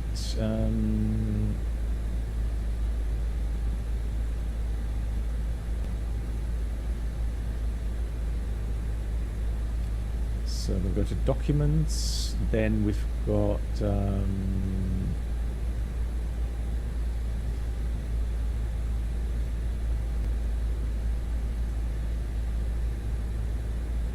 on. So just want to have that chart open so that you guys can see as well. Do you have are you able to see the stream? Yeah. Okay. So we have what's called a standard kind of visual approach pattern, right? And that of course would mean we would assume a entry to the downwind somehow. That sometimes can be difficult, but I'll tell you how to do that as well. But in principle, what you want to try to achieve is a 2.5 mile displacement to the runway on the downwind. So 2.5 miles would be an optimal distance away from the airfield. So you want to be at green dot speed or below on downwind, and usually, unless the terrain doesn't allow for it, you would be at 1,500 feet above the airport. So 1,500 feet above the airport. That would be the standard kind of pattern altitude. Today, since the airport is pretty much sea level, we would be around 1,500 or 1,600 feet altitude. The idea is this. So what I would normally do, I would be on flaps 1 at 190 knots on the downwind. Then already as you are on the downwind, you want to pre-plan your timings. So there's a timing rule of thumb. So for every 100 feet above the airport, you have a 3-second outbound timing. So if we had standard 1,500 feet above the airport, it would be no wind 45 seconds before we turn base. And the timing starts abeam the touch, well, I would say just take the threshold of the runway. Yeah, so abeam threshold, you would start the stopwatch, and if there's no tailwind component and no headwind component, it would be 3 seconds per 100 feet height above the airport. If there is tailwind, what normally would be the case, because you're landing always into the wind usually, so you would have a little bit of tailwind. So for every knot of tailwind component, you subtract 1 second from that calculation. Example, let's say we have 10 knots of tailwind component on the downwind. In this case, 45 minus 10, 35-second outbound. Make sense? Yes. Okay. So normally the power setting would be flaps 1 about 55%, let's say. Okay. What we do then, what we do is once we pass a beam, we go flaps 2, but leave the power as it is. And then what normally happens, as the flaps extend to 2, you get more drag, and then the speed will slowly drop towards F speed. Right? So the idea is that by the time you turn to the base, so at base, so when the time has elapsed, you go gear down. And then you turn base, the spoilers, and then you reduce go flaps 3, and you keep your altitude until you are flap 3 and on approach speed. And then you start your descent. You don't descend before you have your approach speed. That's the important thing. Okay. And then if you do a flap full landing, of course, then on base you will also go flap full at some point. Okay, one more question about it, if okay. Yeah, sure. So, no descent, but do you like try to do base and final is one turn? Or do you like square it out and do it in 2 turns? Yes. How would you do that? Good question. Normally I would always go quick wings level to have a look at where the runway is, and maybe I'm already seeing the PAPI lights and I can say, oh, I'm high or low in the approach or something, right? Because if I see the runway, it's better for me to judge when to start my turn to final. But you should be aware, do I have a headwind component on base or do I have a tailwind component on base? So if I have a very strong tailwind component on the base leg, then I have to be ready for immediate turn again towards the final. If I have a strong headwind component on the base, then I can go wings level for a bit more time, right? So then it's a bit of a judgment. The idea is, I can always tell you that with tailwind or strong tailwind on base, don't be too late with the turn to final. Rather be a bit early, and then maybe do a 10-degree, 50-degree bank angle, and then just slowly nudge your way to the final, right? Because overshoot and trying to read the set is always really difficult against the wind.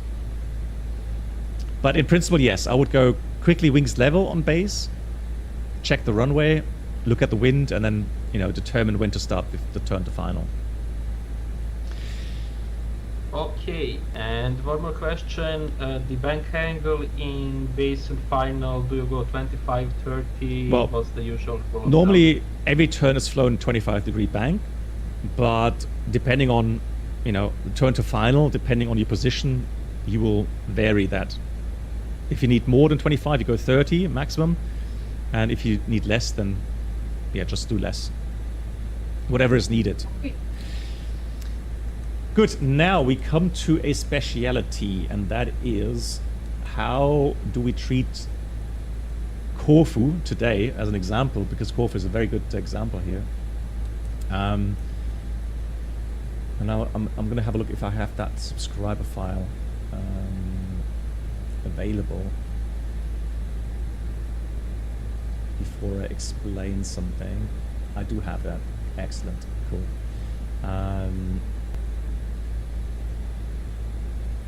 So give me a second. So in our case today, let's say we have good weather and we've planned for a visual approach, right? And if you look at the airport, the runway is pretty much north-south, right? And we're coming from the west.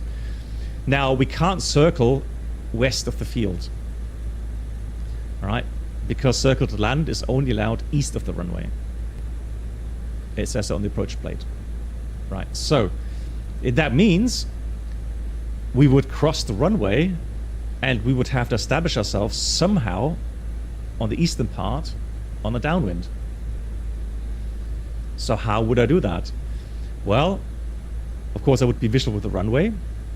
I would then aim for 1500 feet pattern altitude. There's an obstacle near the airfield at 500 feet. So 1,500 feet gives us 1,000 foot clearance to that obstacle. That's fine. So we slowly descend towards 1,500 feet. I would aim for 190 knots, flaps 190 knots over the airfield for energy management.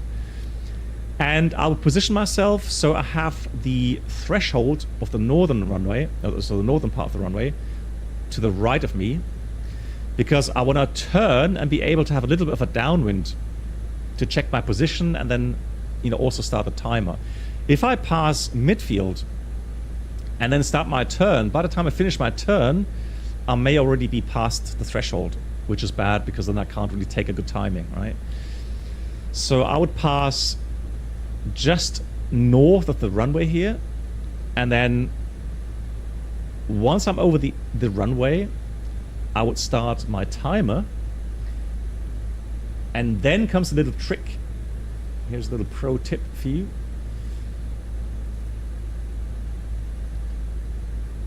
Oh, hang on, no, that's angle of lead, disregard. That's the wrong chart. Hang on. I know I have a picture of the timing. If not, I will get my iPad and I'll show you there.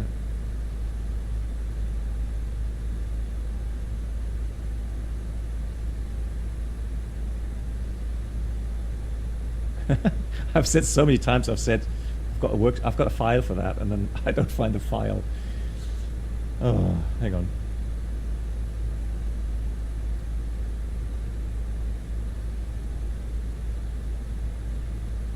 It doesn't matter. I'll get my iPad. Get my iPad out.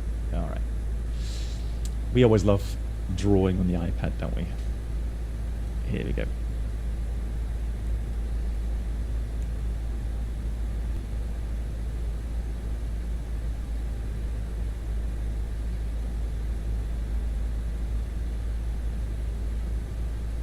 One second.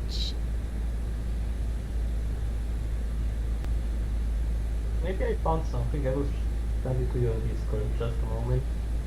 Okay.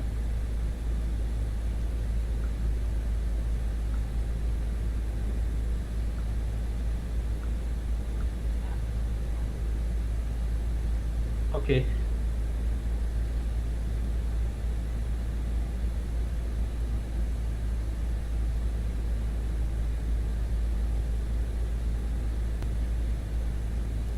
Almost ready. So let me just insert a page here, and then I connect my iPad to the screen. There it is.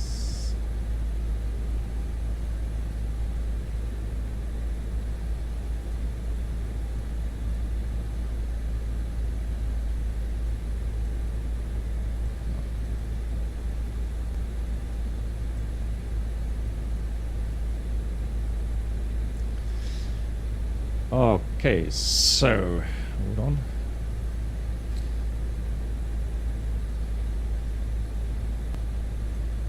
And there it is. Okay, so let me quickly draw a runway.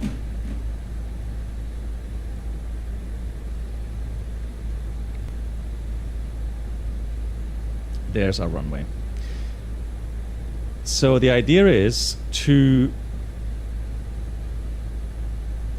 overfly the runway, right? Like we said. And here we're going to start the timer. And we said we want to be flaps 1 and around 190 knots. 190 knots is about 3 miles per minute, correct?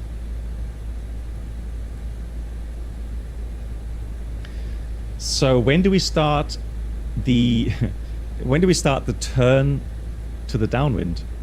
Because we said we want to reach optimal at 2.5 nautical miles offset, right? So I would go with about 30 seconds between the runway and then the start of turn. So 30 seconds is about 1.5 miles that we cover with the ground speed of 190 knots roundabout, right?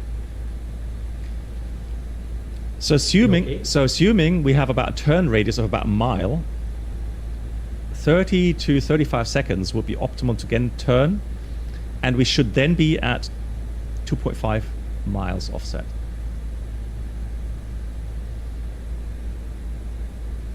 So that's how I would fly a visual approach today in Corfu, coming from the west.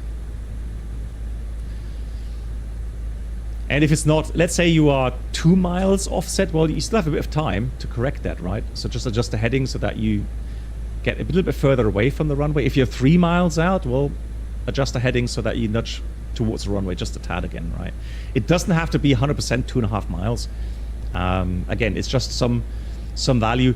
It's just that 2 miles could mean that your base leg could be too short, right? So that's the only reason really why, 2.5 to 3 miles is perfect. Anything wider, that will mess up your timings again.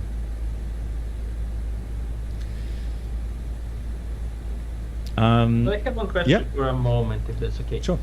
Do you have the diagram again? Sorry. Yeah, absolutely. Hang on.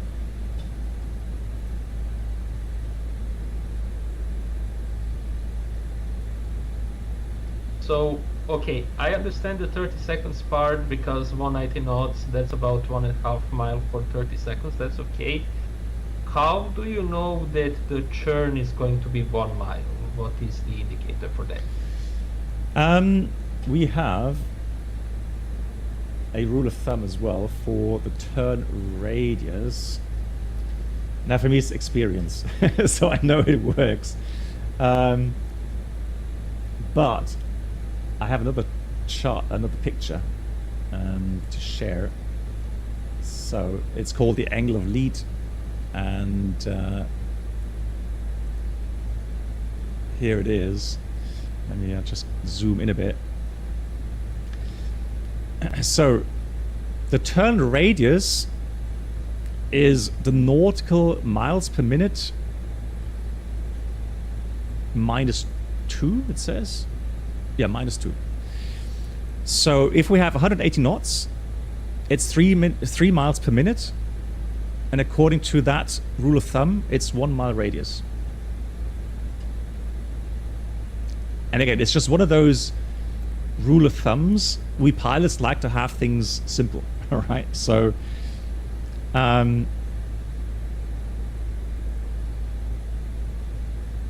there's a different formula. I mean, I know that you can, mathematically, you can, with pi and whatever, right? But it's hard to do that in your brain, right? So we pilots, we need something more, a little bit more simplistic. And that's just one of those things, right? So let's say we're doing 240 to pi here, not to eat. So 240 knots ground speed, that's 4 miles a minute. So 4 miles -2 is 2 miles radius. Does that make sense? Yes.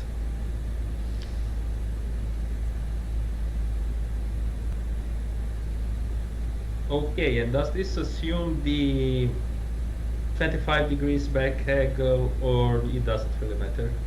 Yeah, that's 25, so the normal standard rate of turn. Okay. Now you may ask, hang on, you said 1 mile, and here we got 180 knots ground speed. Why does it say we have to turn at 1.8 nautical miles? Well, because at that point your wings level, right? So we need a bit of time to get the bank angle and start the turn.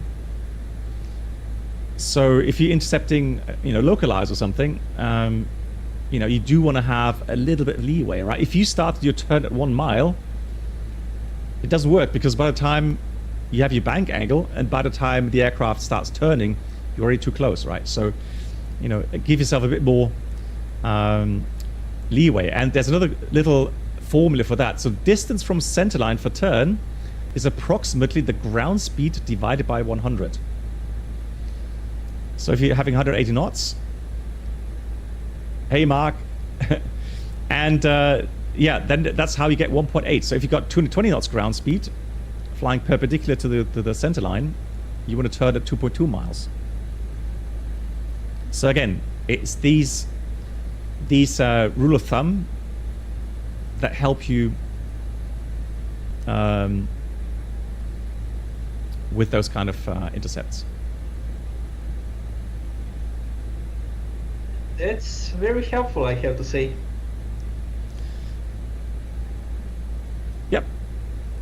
Okay.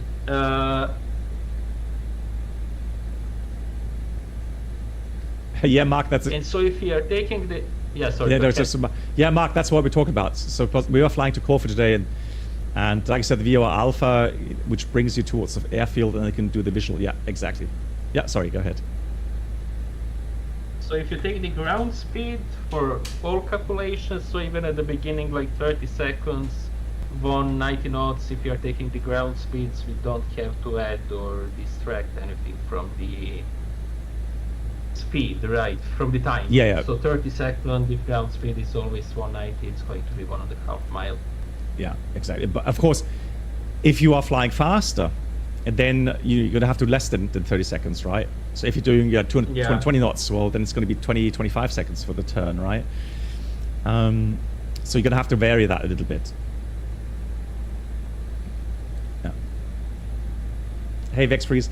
Yeah, I have some more questions. Yeah, sure, absolutely. That's why we're that's why we're doing the flight. Yeah.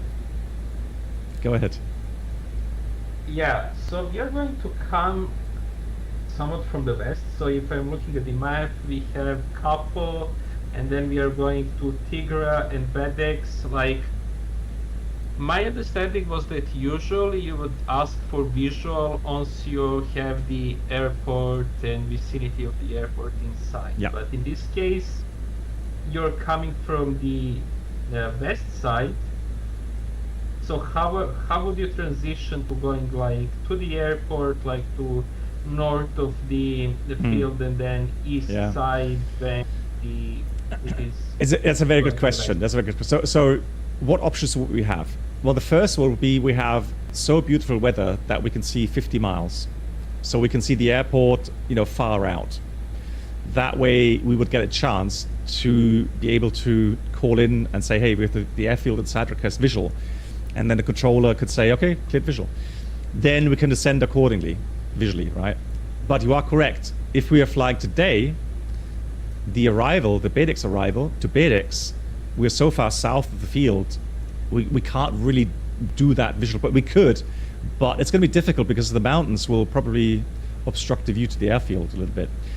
So Mark has correctly said, if you see any chance of performing a visual approach, then request the VOR Alpha approach.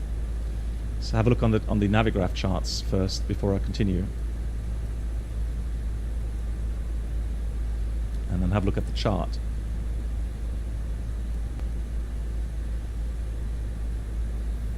Let me know when you have it. Yeah. Okay, so let's say for the day, somebody already posted, so the weather is scattered 3,500 feet. Do you think we could do the VOR Alpha with a good chance of doing the visual approach? Yeah. Yeah, because the VOR approach gives us a minimum of 1,900 feet, which is pretty much 1,900 above the ground, right? So the scattered 3.5 means 3,500 feet above the ground. So I would say yes, the VOR Alpha, if the weather stays that way, would give us an instrument approach procedure to get us down to 1,900 feet, exactly towards the runway where we want to be, and then be able to fly that visual circling. It says circle to land east of the runway.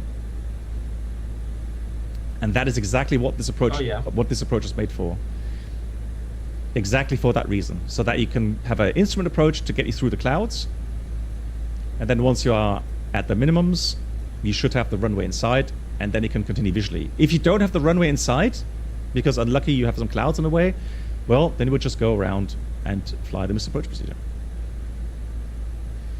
But if you see, but if you see the runway, you'll do that exactly like we just mentioned. So the question is now to you, because you're the pilot flying, and I know a lot of people watching and so on. Sometimes it's a bit scary to do that live. But yeah, do you want to do the approach or not? Yeah, we could do it. Yep, that's the spirit, because we have enough fuel. If anything goes wrong, we can go around and then fly the other approach. Yeah, we are at the moment for 1.5 tons of extra fuel, 45 minutes. Yep, I agree. Like, we can give it a try once, and if it fails, we can get back to the RP approach, and yeah. Exactly. That is the good spirit. Now, the question now is, okay, so theoretically we've talked about the approach. Is there a way that we can put in some helper lines in the MCDU so that we have a nav display visual cue? Would you have any ideas on what could be sensible for today? I would definitely, actually I don't know for sure, but I would maybe put the extended center line coming from 16, the runway, is it 16 I think? And then on the other side like a beam of it, so we know like where is the center line. Maybe that, I don't know. Yeah, so I would think there's a couple of things that would also add the center line. So if you look at the stream again, I'm going to put in some lines here. So you said the center line. Excellent. I would do the same. I would program a center line visually for the nav display. Now also, I would like to have something, a line to judge the position where. Oh, hang on. Where's it not? It's not synchronizing. Give me a second. Hold on.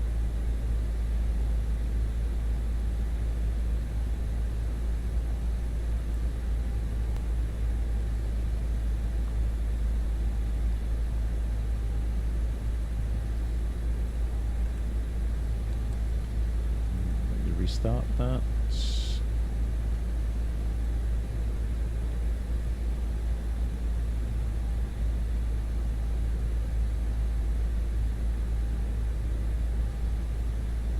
Nah, it doesn't want to connect now. Okay, so let's do that in the MCDU quickly.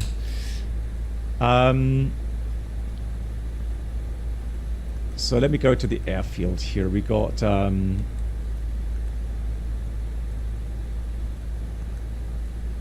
do we want to change to VOR alpha? Yeah. Because we have the RP. Yeah, I think that's a good idea to do that as well. Do you want to do that, or should I go ahead? You go ahead. I'll watch you insert that.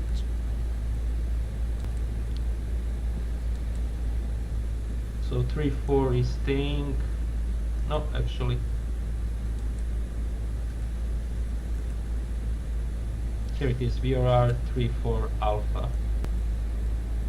And then the star, do we keep the same, or we have to change the star as well, don't we?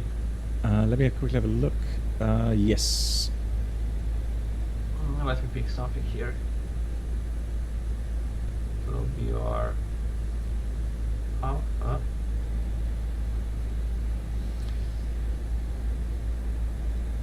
So I'm not sure if there's a rival that actually leads us to VMAT or not.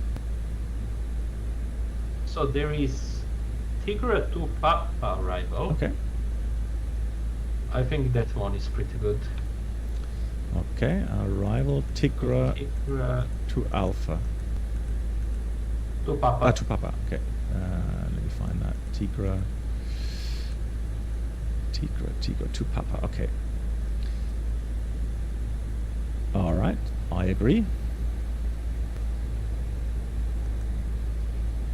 Tigra 2 Papa, and then via VMAT. VMAT. Yeah. Perfect. Yeah, that looks okay to me. Yeah. Looking good on my side as well. Excellent. All right, cool. So, now for the lines. I would put the first line fix info page. And so obviously we also want to have the landing runway threshold, right? So it's going to be Lima Golf Kilo Romeo 35, okay? Oh, hang on, is it 35 or 34? Hang on, was it?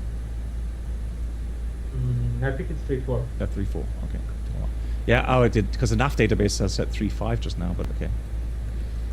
That's fine. 3-4. Then we look at the runway track. And it's going to be, I mean, the terrain usually means that you have a bit of an offset, but I mean, for the visual approach, we don't need to worry about that.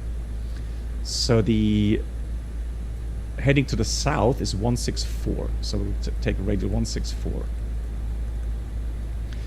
So if I go now, have a look at the runway chart here, we can see now we have that center line which leads us toward runway 34, correct? Yeah. Thank you, Mark. Now, since I've created that Lima Golf Kilo Romeo 34 fix there already, I want to have a perpendicular line to show us the beam position, right? So now it's always a bit of maths. So probably it's going to be 074.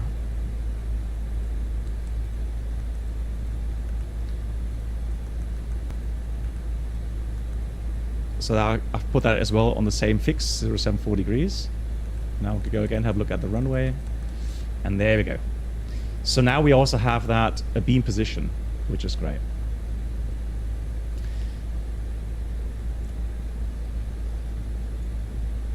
So for me, that would be plenty.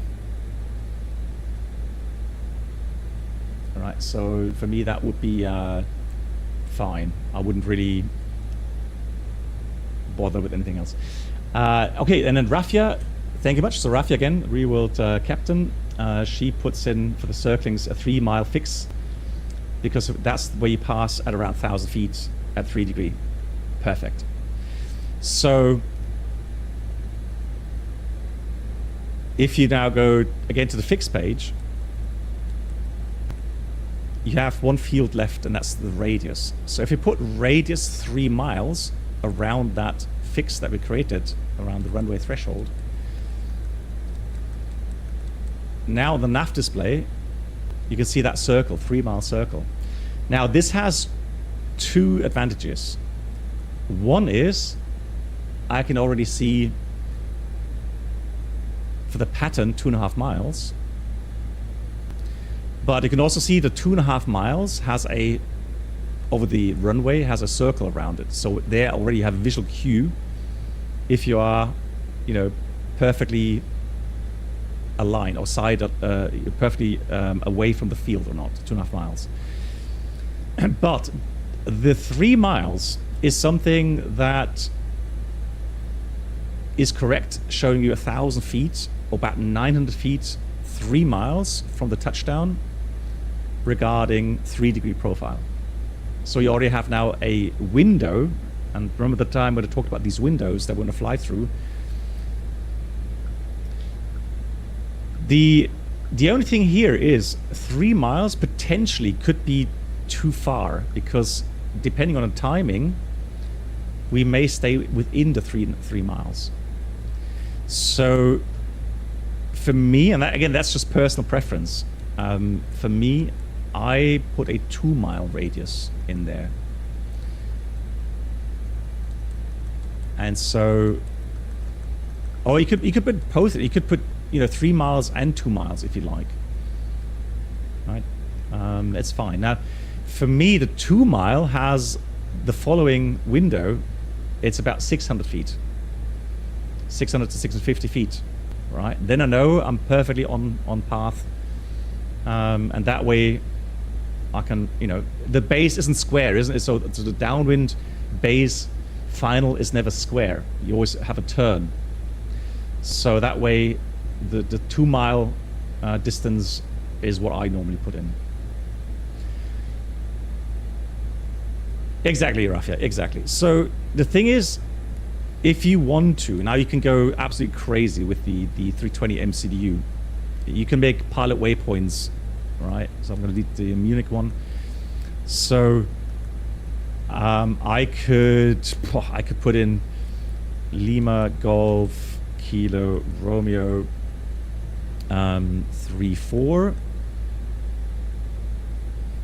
and again the bearing 074, distance 2.5, and save that as CFU. Let's name that ZFU3. Store that, all right? And now if I go to fixed page, put in CFU3. Did I put 03 or 3? Yeah, 3. 3, okay, there we go. You see, I have a great short-term memory. So CFU3. Then what we can do again is have a look at the picture. There we go. If you look now on the nav display, all right, you can see that offset point that we just created. 2.5 miles, right?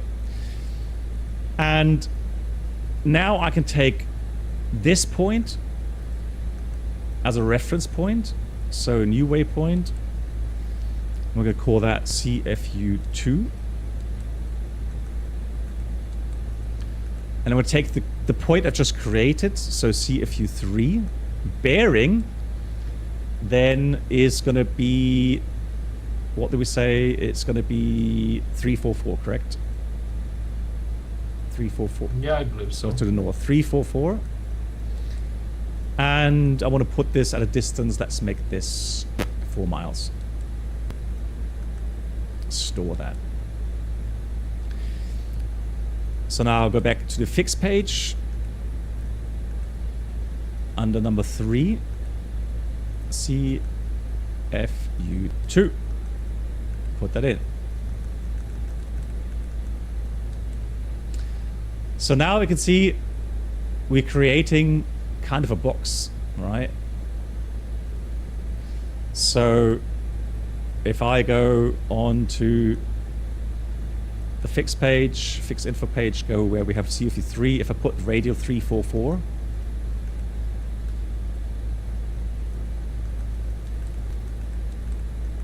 and now look at this. So now literally I've drawn in our downwind pattern there, right? And I could continue this with, you know, the approximate base turn fix, whatever. But again, that's overkill, okay? I'm just saying that you have lots of options available to help yourself visually, right, later for the approach, right? But again, you don't have to, right? Normally I don't bother with these lines. I just take a beam position, the center line, and 2 miles or 3 miles radius, depending on the altitude I'm flying the pattern at, etc., etc. There's one thing that I don't understand, sorry, if I may ask. Sure. The CFU2 that you added to the north, we are going to fly north of the field, like close to the field. We are not really going there, right? No. I mean... No. It's just potentially, let's say we do a missed approach, which means we're going to climb up a bit further north next time. So again, it's just there to give me a box, right? Which I'm maneuvering in, if you like. Yeah. But yeah, right. CFU, we're not using nav mode, okay? So that's the important thing. It's a visual approach. Yeah. We'll be flying flight director off, bird on, right? So again, just visual clues. It was just an example as well, how you could insert some stuff there to help you visually with that. Yeah. Because I would maybe have done it to the other side, but I'm not sure. Yeah, exactly. Yeah. You can do whatever you like. It's fine. Yeah. Beautiful. But for now, this is more than okay. Yeah. This is fantastic. Yeah. Just so. Yeah. Yeah. Sorry. Go ahead. Let me change the daytime again, right? Because we do want to. I'm going to put this an hour ahead again. There we go. Okay. What do you think about me giving you the controls and ATC again, and I prepare for the approach and for the briefing? Sounds very good. Okay. So we don't have ATC today in Corfu, RSC. But one thing that we will have to keep an eye on is that there's going to be quite a lot of traffic. So there's 2 planes ahead of us and 2 planes behind us going to Corfu. Okay. So thanks to everyone who is joining. Yeah, I mean, is there a holding fix somewhere that we could potentially fly holding at? There's VMAT. There's a holding at VMAT. Yeah, looks like yes. Yeah, so we could just enter the hold there until we have a good distance from Arion and can sequence ourselves. Yeah.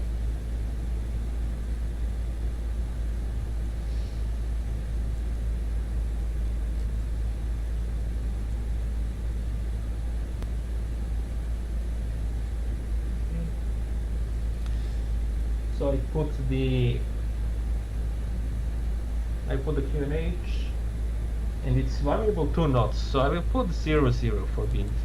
Yeah, that's fine.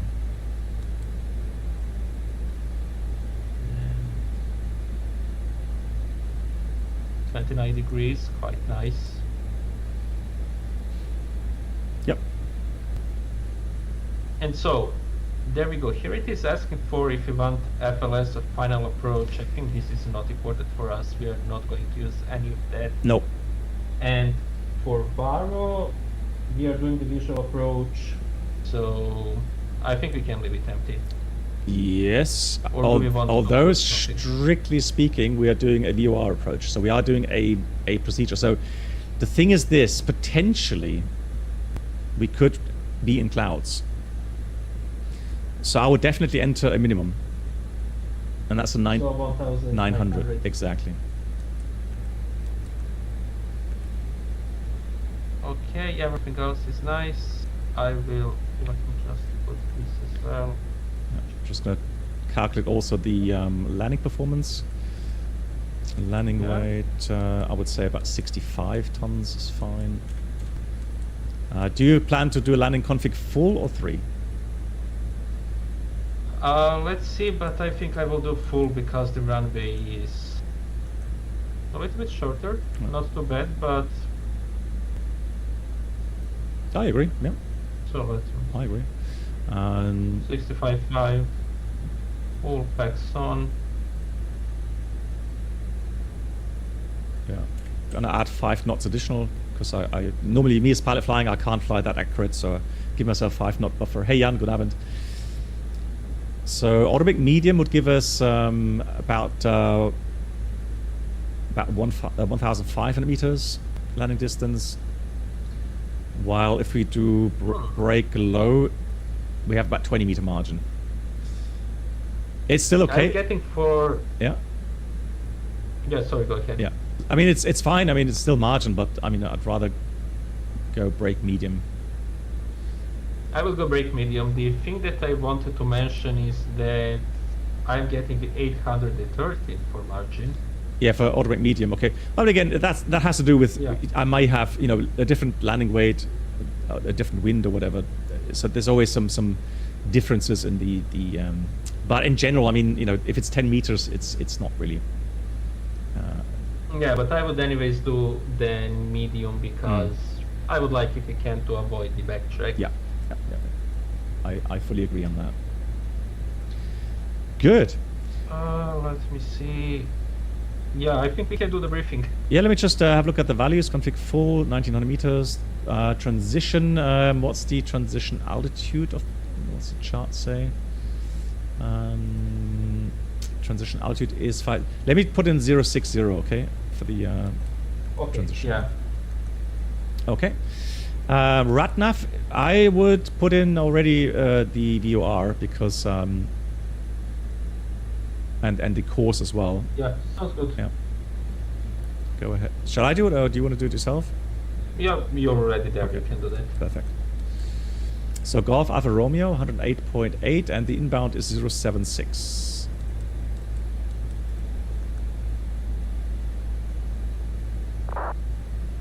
Maybe we can put on the second Kilo Romeo Kilo, Kertira. Yep.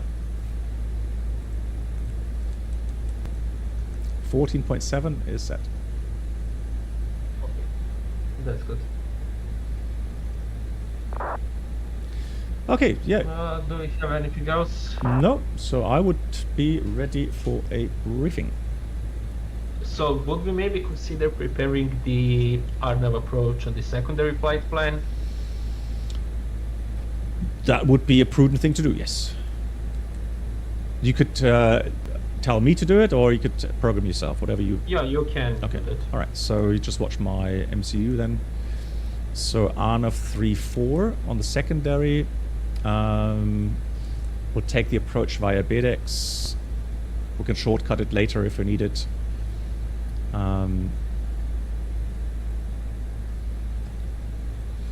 And then let's have a look, secondary performance. So secondary performance, I'll enter the values, all right? So 0, 0, 0. We have 29 degrees. Finish is 1, 0, 0, 9. And the minimum for the RNAV approach... It's 770. Is yep, that's the wrong chart. Hang on. RNAV 7700 LNAV is checked. Radio, and that will be flown in final approach mode.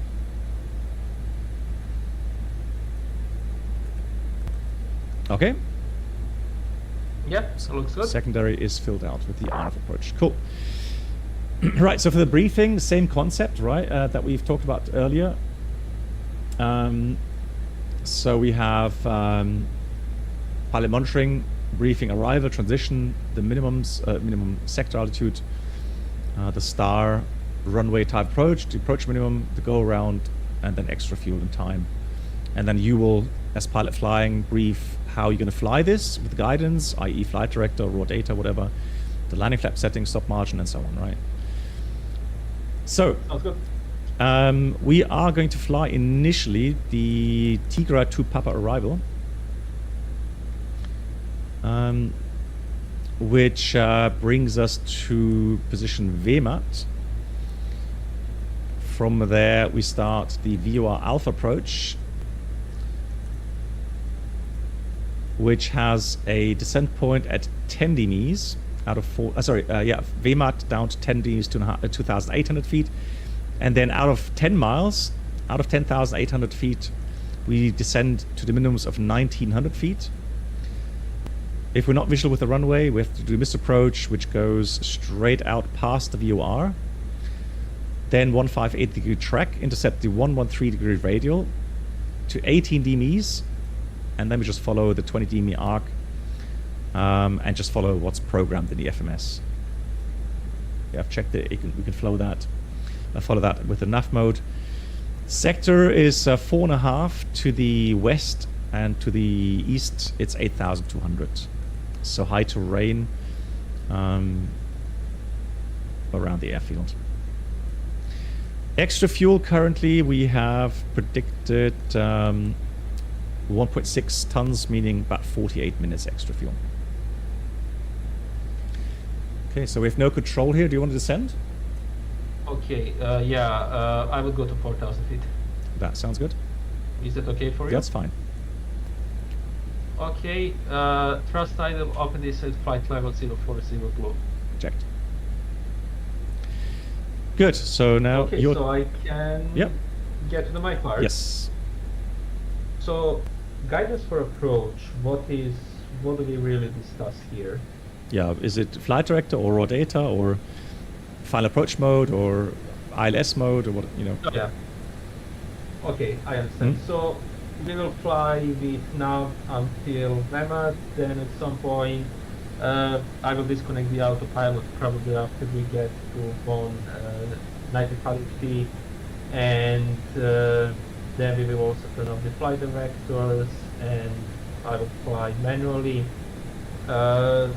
Speaking of that, we have the flap setting. We will go flap full because the field is a little shorter, so to give us a good margin, and with that config we are getting 830 meters with outbreak medium, and we will use the outbreak medium because so that we can vacate the runway and avoid eventually having to backtrack or anything like that. Okay, then let me see about the taxi. So after landing, given that runway 34 is in use, I would, and given our margin, I would plan to vacate via Alpha 2. Yep. it might happen that there is another aircraft on Alpha 1, so we have to keep an eye on that because they will be going 234 to backtrack. So I think Alpha 2 is more sensible. Yeah, I agree. And there's a couple of hotspots. There's hotspot 1 and hotspot 2. So on Alpha 1, we have caution against violation. So this is more for departing traffic, so that they make sure they stop on the line. This is not a factor for us. Yeah. And special operations and non-standard operations. So what's a bit special about this airport is that we have to keep an eye on terrain. So there's a little bit of terrain around the airport. We have briefed the sector altitudes, so we are okay with that. I think that we have to keep an eye on that, and the runway is close to the coastline, so this is another thing to keep a little bit attention to, especially in flare and in AD altitude. So yeah, but other than that, I'm not sure there's anything else I could mention from what we have already discussed before. Okay. Yes, since we are flying a... Oh yeah, by the way, guys, for those that watched, we just passed Brindisi over Italy. We can see the airfield and the town quite nicely. So yeah, so since we're flying a visual approach, and you're flying at raw data, I will definitely have an eye on airspeed, altitude, and I will make the call outs. So be aware, it's not any criticism, all right? So I'm not judging you or, telling you that, you can't fly the speed or the altitude. No, it's just a helper, because I know that when you're flying visual approaches, your eyes are outside of cockpit a lot. So that's why I see myself as pilot monitoring to watch the airspeed and the altitude. My question would be now, how much would you like me to help you in the pattern and give you tips? Should I be... Yeah, you can give me tips. I think that should be nice. That should be fine. Okay. Right, currently I can see DME1 has failed. Shall I check? Maybe it's terrain or something like that. Well, if it's red, it's normally a system problem. Shall I check the circuit breakers real quickly? Yeah, sure. So DME1 should be on the overhead panel. Let's have a look. So we have navigation. No, the circuit breaker is in. So that's not the problem. Oh yeah, well, I mean, it's dialed, but it's not showing DME. But we need a DME later. Shall I try to tune the VOR on set number 2? Yeah, I will propose that as well. Yeah. See if we can get distance, because we need the distance for the descent later on. No. Well, Let's check the frequency real quick. Yeah, 8.8 is correct. Maybe it's just a little bit far out still, but I mean, the thing is that so the red DME1 means it's a system problem, not a receiving problem. It's a system, so the receiver seems to be broken. Do you have Oh, hang on. Did you hang on. Did you set DME fail now? No. Wait, let me check. Oh, hang on. I may have, because I have random faults on. Okay, maybe that's what happened. It's not showing for me. Yeah. I have random failures disabled. Yeah, but do you have DME showing red on your nav display? DME1? No, it's green for me. Okay, maybe that's why only I can... But it's not showing the distance. Yeah, no, that's fine. Maybe it's just a bit far out still. But, okay, so, yeah, sorry for that. I have had... I'll get the random faults off. Okay, perfect. Silly me. Okay, cool. Right, good, we solved that. So I'm going to put Kilo Romeo Kilo again on the VOR2. Okay. It's back again. Okay, cool. We are a little bit above the profile. Should we add some speed brake? Should we wait for more track message? Yeah, I think we can get a bit of speed brake out. And how much flight time do we have remaining? We have about 18 minutes. Shall we put the seatbelt signs on? Oh yeah. Should I do that? Or... No, I'll do that. Okay. That's fine. Cool. Okay, what else I have? I will keep weather radar for now. I will probably switch to the rain mode and be descending over. That sounds good. Let me see, what else do we have? Yeah, we have the RMP approach in the secondary flight plan if it turns out to be needed. And I am planning to fly visually with auto thrust on, if that's okay. Yeah, that's fine, yeah. I know we are flying Lufthansa and they're very popular for auto thrust off, but I think it's going to be quite heavily on workload, and I'm personally not that proficient with auto thrust. That's fine. Off. Yep. So I think I will do that. Maybe if we decide to go around or something like that, or if we see that it's nice, maybe I give it a try. Let's see. Yeah, whatever you feel comfortable with. I'm happy with that. So, other than that, I think we have brief. Yeah, one thing, we're getting a bit below path now. Not sure if you are aware. Oh yeah, sorry. I wasn't. Okay, cool. Okay. Got a beautiful sunset here with the beautiful coastline of Italy still. Gorgeous. Somebody was asking why real-world pilots often prefer X-plane. Well, again, it's because of the aerodynamics and the fact that here you've got some inertia simulation as well, which is missing in Microsoft. So I have to say, like, Phoenix did some really awesome job with the Phoenix update. Yep. Like, they really nailed a lot of stuff. But when I tried Toliss for the first time, that was a couple of days ago, actually. Yep. I was really amazed by some things like the ground effect and the flare and something like that. Yep. It seems perfect. Like, you can almost feel the aircraft, which is strange. Like, I'm not used to that stuff in Microsoft Flight Simulator, so I can understand why is X-plane popular, especially among the real-world pilots. Yeah, exactly. So, you know, I can only always refer to my real-world flight experience, and then it's just more immersive in X-plane. With limitations, as always, as every flight sim has some limitations, but overall, I can, relate better to the real world flying in X-plane. And X-plane, the visuals are getting better. So, and again, this is completely vanilla. I have no shaders. There's no reshade in the background. There's no game filters in the background from NVIDIA. There's no other shader program in the background.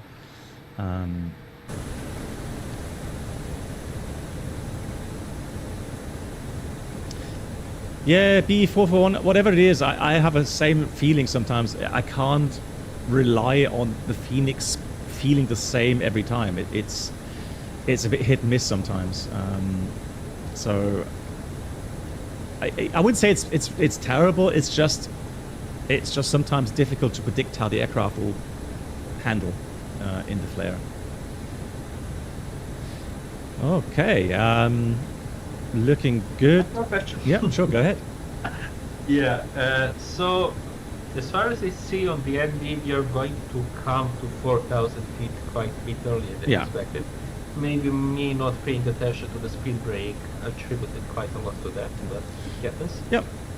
Our sector altitude is 4,500. What do you think about maybe going to 5,000 feet initially? And then we descend to 4,000 closer to Vermont or Vermont. I mean, what I would do is... Would you do that? Well, the thing is, I would just use vertical speed right now and then maybe aim for Kilo Romeo 33 Alpha at 4,000 feet. We're over water, so we should be fine there. So if you use vertical speed, you can adjust exactly. Now you see that blue arrow? Yeah. So we put that to Kilo Romeo 33 Alpha. There we go. And so we got to speed back 250 knots very soon, passing level 100. Okay. And then, you know, we have a few track miles to slow down from 250 down to whatever speed we need. Yeah, the Zebra is still there. I mean, I haven't tried it for a while, but I need to try that. I'm just gonna give the Unicom a call here. Corfu traffic, Lufthansa 52 Mike is currently about 60 miles north of the field. We're planning to fly the VO Alpha with a visual circling runway 34 in Corfu.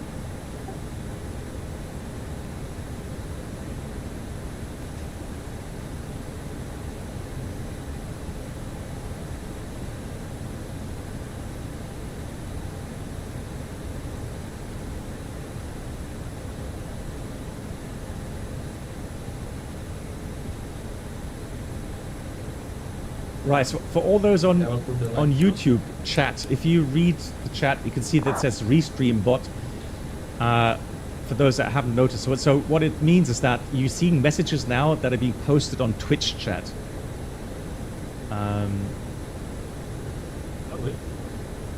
Oh, you didn't hear it? Was the speed for you? Hang on, somebody didn't. Why didn't you hear me on COM2? Hang on. And Corfu traffic in Lufthansa 52 Mike, currently 50 miles out to the north, flying the VO Alpha runway 34 in Corfu. I mean, it worked earlier. I'm online. I wanted to put 8 as selected. I can see that. So it should be, if you're not hearing me, then maybe check your radios. I don't know. MAN. I did hear you when you were talking. Yeah. Yeah, it's going out. I can see the transmit button. I can see the frequency 1 to 2.8. I'm not sure why you can't hear me. So I will reduce the vertical speed a little so that we slow down. Yes.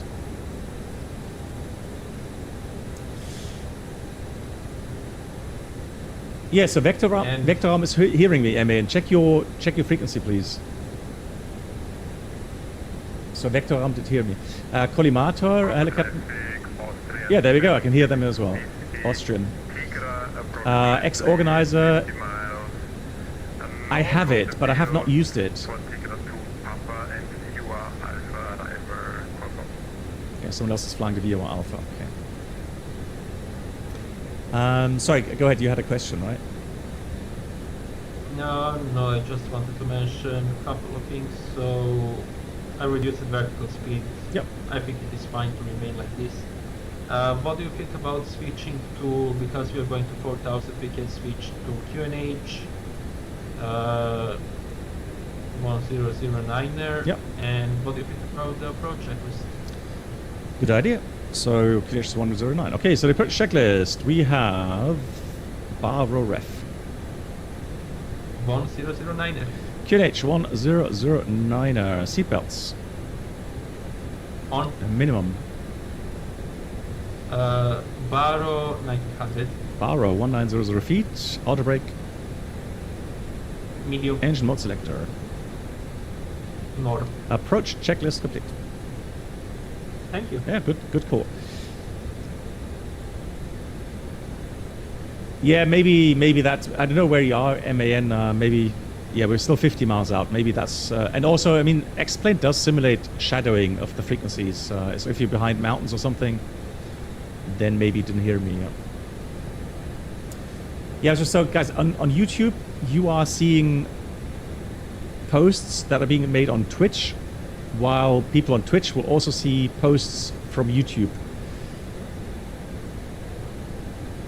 So that's a great new feature I've just been told to use, which is great. So, what do you think about speed at VMAT? Do we want to keep 250 No. or do we want to go lower? No. So energy-wise, because we have to descend from 4,000 down to 2,800 within 5 miles, so I would aim for 220 knots at VMAT. And then even slow down. I want to be flaps 1 at 10 miles from the Golf Alfa Romeo VOR. Okay. And we do have the DME distance now available. Okay, we are on this select speed. I will like the approach. Yes. Okay, approach haze is activated. Excellent.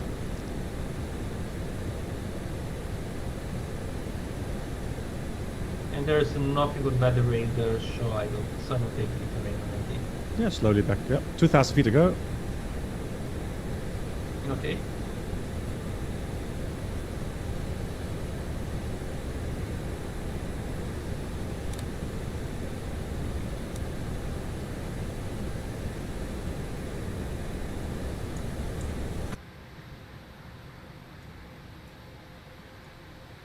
So do we want to start slowing down? Yeah, slowly? I would do that. Yes. I mean, Okay, man. Speed. yeah, you never get extra points for flying it fast, but you know it's always embarrassing if you have to go around because you messed up the energy management.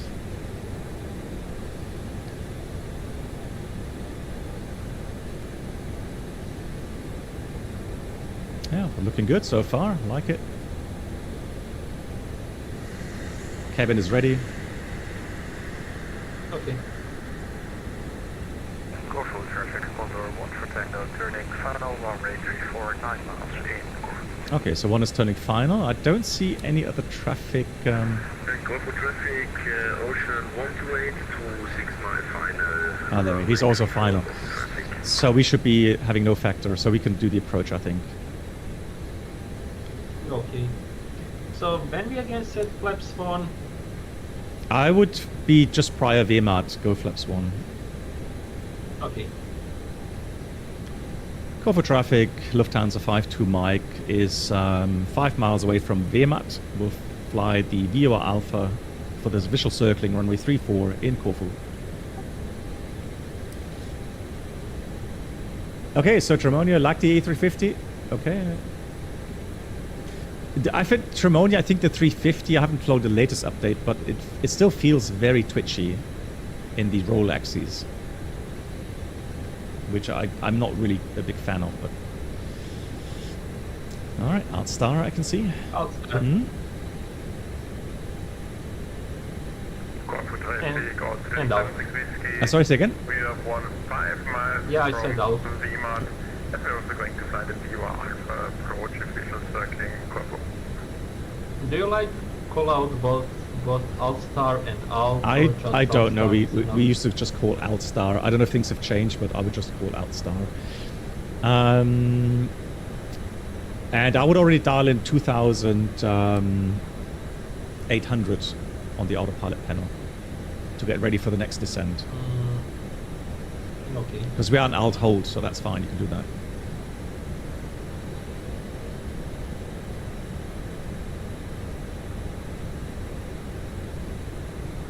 Because the thing is, we must start the descent at VMAT, and if you start dialing in at the VMAT, it's we're going to be late for the descent. That's what I mean. Yeah.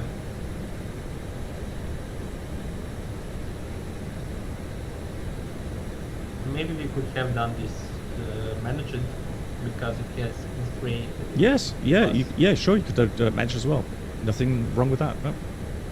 Whatever you like. All right, approaching VMAT. Remember. Okay. Flaps 1. Speed is checked. Flaps 1. Should we let it slow down? Yeah, and again, I would dial in 2,800 on autopilot altitude. Okay, go ahead. No, that's you pilot flying. You do that. Okay. Exactly. And you can fly this managed descent or flight vertical speed, whatever you want to do. I don't mind. Open descent. As idle up this. That's also good. Excellent. Alrighty. Cool. I can see some terrain up ahead. Yeah, I'm not very visual, but let's hope it gets better.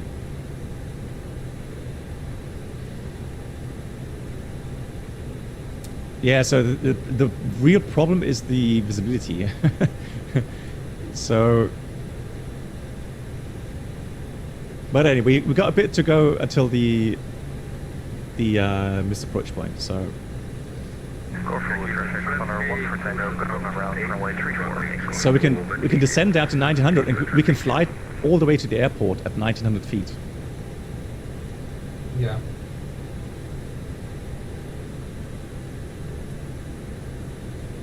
So the terrain that we're looking at is 1,300 feet. So the left mountain peak is 1,300 feet.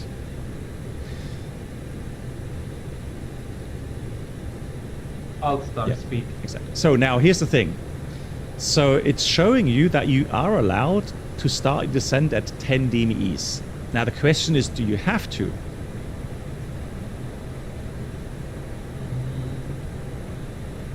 Probably not. No, exactly, because you have 10 miles to go. We only have to lose 900 feet. So 900 feet, that's about 3 miles. So I would dial in 1900, yes. But I would wait. You see the deviation pointer there? 600 feet low at the moment? Yeah. I would wait until that is centered. And then I would start a slow descent. So I would not be lying if I told you I can see the airport. Okay. And the viewers can see it as well. Hey, James. Yeah, for me it is a bit foggy, but okay, I will start descent. Yeah, I would do virtual speed in this case. Really? Okay, 1000.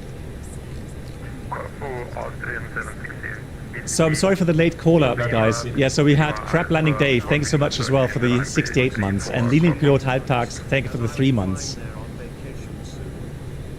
And Hawkey, thank you so much for the 39 months, also a long time. Hawkey, thank you for that. And you're going to on vacation to Greece as well soon. Very nice. Very nice. Hope you have a lovely vacation. There we go. So, I can run this site. yes, perfect. All right, so if you want, you can level off. And then we Level up, autopilot off, and then we do it. Yeah, and just I will go a little bit to the left. exactly. So we are on the north. Yeah.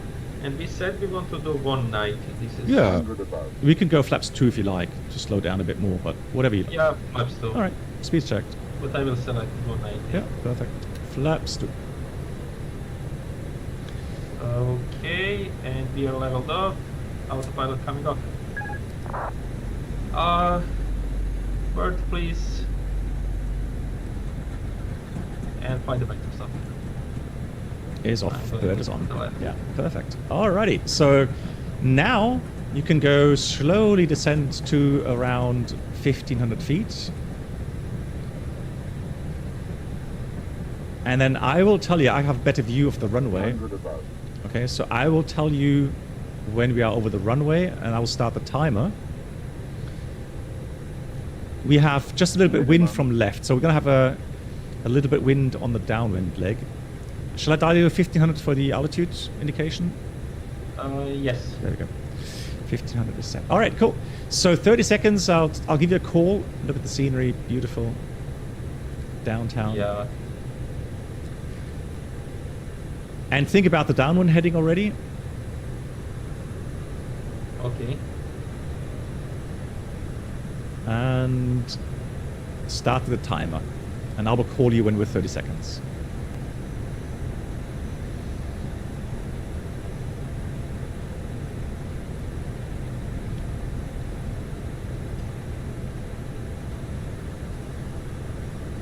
So Can you please pre-select 164? perfect, For now. perfect, exactly. So it's these things you want to plan ahead, right? As you have time now. Looking good. And 30 seconds. Okay, I'm starting turn. Yep.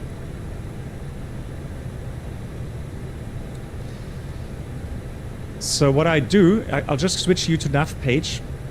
You see now we have that 2.5 mile ring.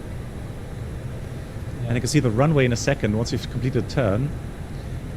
That we're probably going to be a little bit further than 2.5 miles. So you could adjust the heading just a little bit right of 164 to come a little bit closer again. Not much, just a little nudge. Now, I can tell you that we have about 13 knots tailwind component. So 45 minus 13 is about 32 seconds outbound. Correct? Yeah. Okay, so keep turning, keep turning, keep turning. Because we're quite far out now. but I can see we are coming close to off beam and chrono is started. Now you want to slow down to about 160 knots. 160, yeah. Okay. Exactly. So we're already flaps 2, which is fine. When the time is elapsed, we'll go gear down. Okay. Turn base, but you have to maintain altitude because we're a bit further out than what we should be. Okay. And I will tell you when we can start descent. Okay, turn. 32 seconds are over. Turn base. Okay, can you turn the runway heading now? Absolutely. Yeah, keep altitude. So make sure you go wings level at base. And then I'll try to pick up the runway for you and see if we are getting any harpy lights or not. More. Yep, just Corfu, Austrian 76 Whiskey, overhead the airport 1,500 feet, for a right-hand pattern, runway yeah. 34, Corfu. And Corfu traffic, Lufthansa 52 Mike is on base, runway 34 in Corfu. Okay, so now I would start my descent. Start your descent. Okay. Flaps 3, please, also. Flaps 3. To be checked.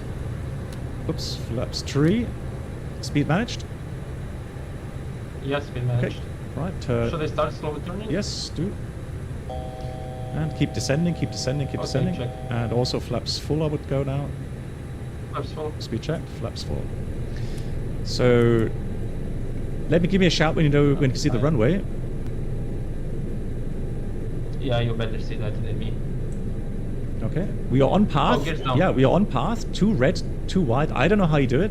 Yeah, sorry, gears down. Yeah. Oh. Yeah, keep turning. I overshot it. No worries, no worries. You're on path.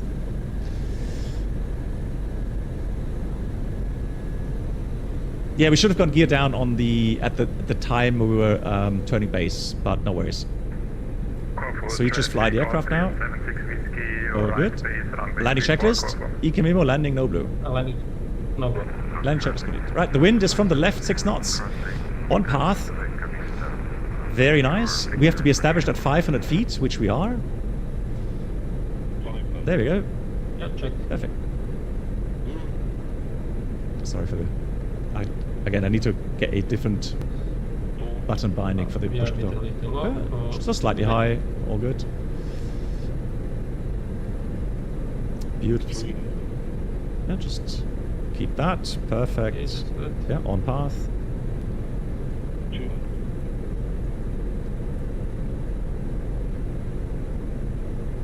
Nice.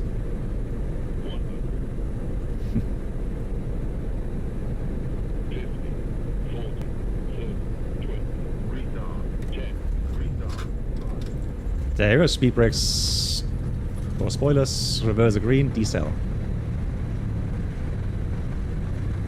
Manual braking. Yeah, gonna brake a bit more, I guess. Auto brake is still on.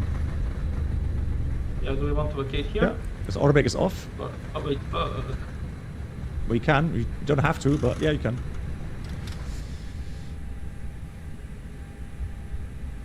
Go for traffic, Lufthansa 52 Mike, runway is vacated.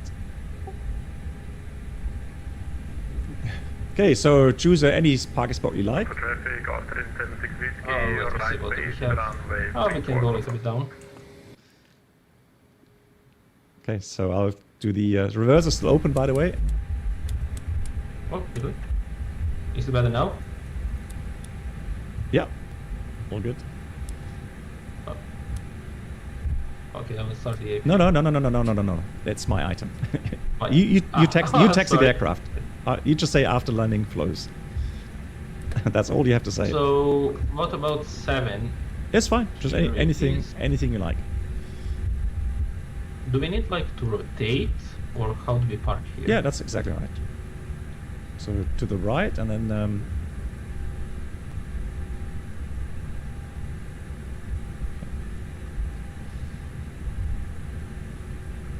Then you go straight a little bit. No, just good. Yeah, Okay. continue straight. Yeah. And then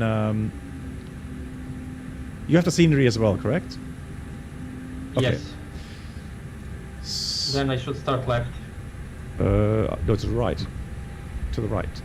Oh, to the Yeah, right. 7 is to the right. I see. Yeah, exactly. So keep turning to the right. Okay. And then we kind of park parallel. So we continue right. I'm trying my best. Yeah, all good. You're looking good. So you see the text a bit more to the right. No, a bit more to the right. 6 Whiskey, final 34, landing. More to the right. A lot more to the right. Yeah, to the right. Sorry, because I had Marshall showing me. Oh, wait, really? Okay. Left. Okay. No, I don't have a marshal. You can stop here. That's fine as well. Don't worry about it. Just stop here. Okay. Parking brake set. So, right. Let me just. And we have to wait 1 more minute for engine shutdown. Exactly. So now I've started the APU. Let me see what else I have to do. TCAS, transponder. Gonna put the brake fan on. I have the. We forgot after landing checklist, but radar and prediction is off. Oh no, it's not. Hang on. Yeah, after landing check is completed. Right. You have an outdated scenery. I don't know if an X-plane, honestly, if Flight Tampa has updated the scenery here in X-plane. Maybe they have. I don't know. Someone is landing. Yeah, that's the Austrian. Just have a look at the landing here. Looking good. Yeah, the lights could be a bit better. I agree. Corfu, traffic, corner 1 15 mile final, runway 34, Corfu. Oh, it's a nice landing. He greased that one. Beautiful. GG's. Okay, time elapsed out to APU bleed on. Yeah. Engine 1 off, engine 2 off. And fuel pump off. Yeah, that will be my item as well.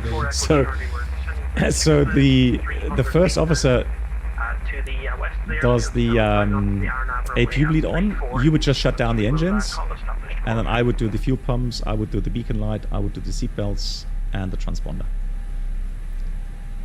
Okay. That's the thing with. Sorry for taking your items. No worries. No, it's just something, you know. Again, that's because of the multi-crew concept, right? And you have 2 pilots, so. I know that's literally always the biggest kind of problem people have, because you're flying single pilot all the time normally. Yeah. And then to kind of be aware that, hey, during taxi, I'm just taxiing, right? I mean, everything else is being done by the pilot monitoring, or, shutdown, right? Oh, I just switch off the engines, right? So wait for the APU bleed to go on, switch off the engines, say shutdown items, and then the rest is being done by the pilot monitoring. So. Okay. Are you? Do we want to do the parking checklist? Yes, we are. We're going to go parking checklist. We have the parking brake off chocks. Parking brake sets? Yep. We have engines. Corfu Off. traffic, 9 mile final. And fuel pumps. Corfu traffic, corner 1 9 mile off. final, runway And that's the 34. parking checklist completed. Corfu traffic, got it. So ground from Okay. flight deck. Oh, no, flight deck from ground. Yeah. So external power is connected and shocks in position. You are free to release parking brakes. Okay, parking brake released. Perfect. Okay. Yeah, so how was it? How do you feel? How was the flight for you? Amazing. Yeah, I think everything went really well. Like the workload at the end was a bit higher.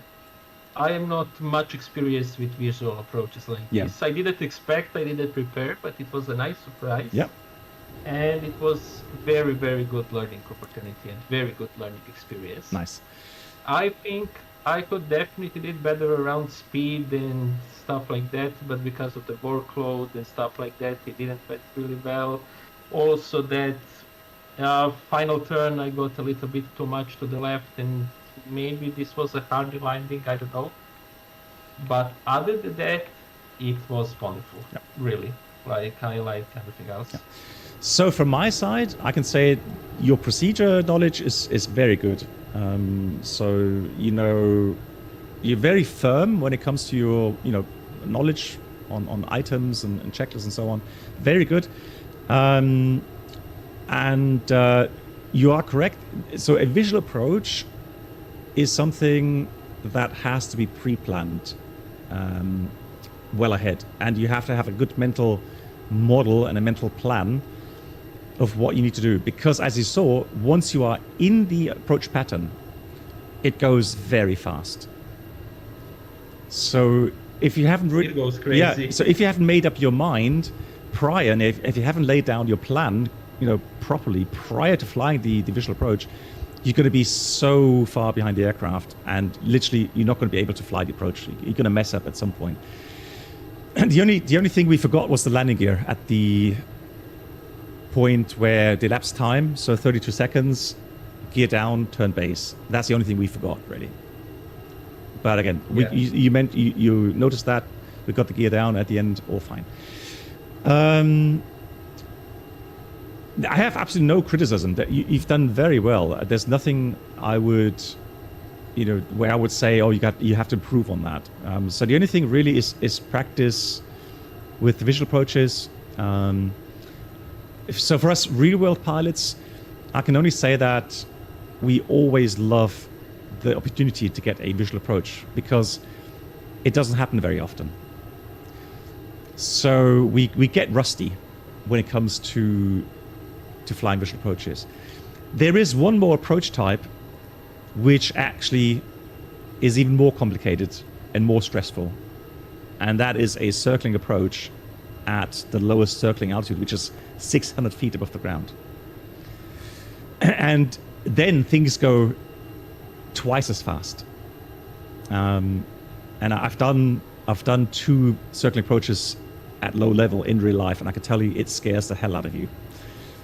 Because when do you see an, you know, bank angle on base and then bank towards the final, you see cows or whatever, trees, you know, in a size you normally don't see them in an aircraft. So it's just crazy sometimes if you do these approaches in real life. And again, you have to prepare mentally, lay out your game plan, look at your energy management, you know, think about where do I want to have flaps 1, at what altitude do I want to be at which point. Make a game plan and don't make it too kind of optimized, right? Allow yourself some, like, you know, 2-3 miles level flight. It's perfectly fine.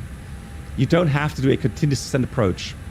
So for today, for example, doing the VOR approach, there's no need to go and have a continuous descent and exactly hit VMAT at 4,000 feet, 190 knots. GG if you're able to do that, but why not be, you know, 190 knots, 4,000 feet, 3 miles prior to VMAT? That's also perfectly fine, right? It's all about fuel savings. Yes, try a go around because you're not stabilized. See how much fuel that costs you. So, you know, there's limitations to certain things, right? So always, you know, give yourself a bit more breathing room. Exactly. So yeah, you're getting good feedback. So a lot of people saying nice flight, very nice flight, GG's, great landing, great job.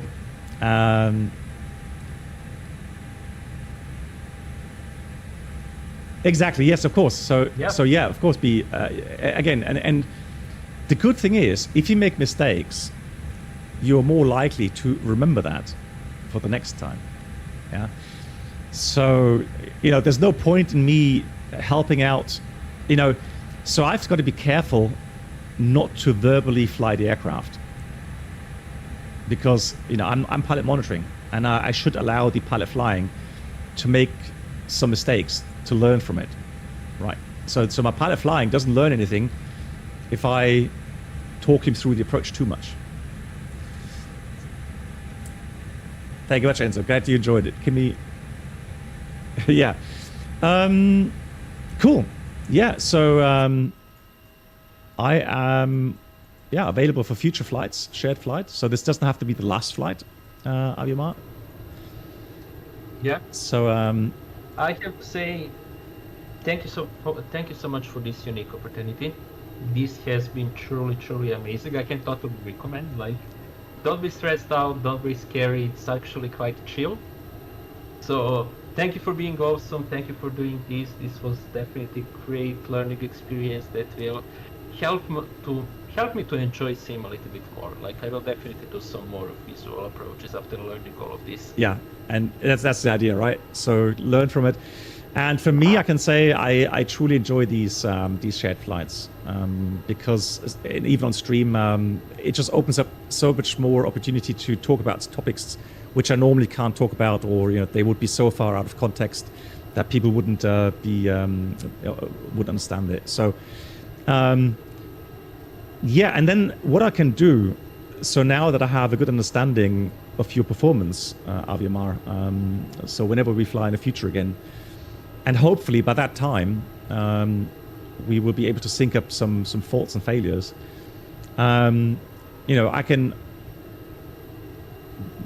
plan something, some minor faults or whatever you want to do, and then surprise you a little bit, and then kind of have you challenged on a different level.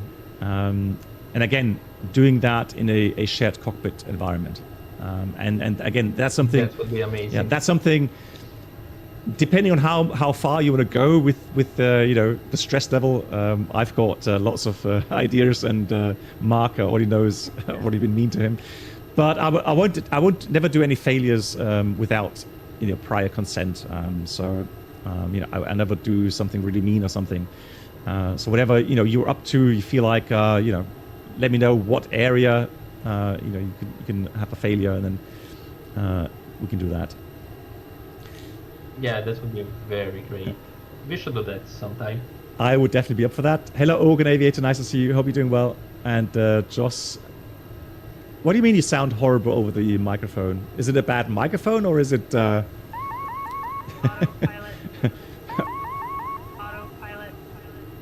I'm not sure what you mean. What do you mean with sound horrible? That should normally not be a problem. Hey, Dexter, thank you so much again for the $4.99. Big round of applause, Dexter. Thank you so much for your support. Much appreciated. Thank you so much for that. Trying to think of any more key takeaways. And I can see all the people here. There's another aircraft coming in. So all of you joining the flight today, thank you very much. I appreciate that. It's always great to have people flying along. And again, I hope I can see a lot of people doing the visual approach, which is great also.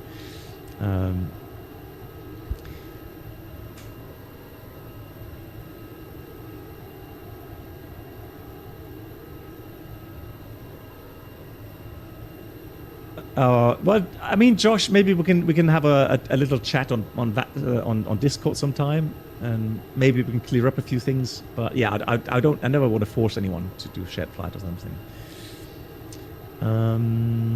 Good question from Marwan. What if a pilot gets unable to fly due to sickness on layover?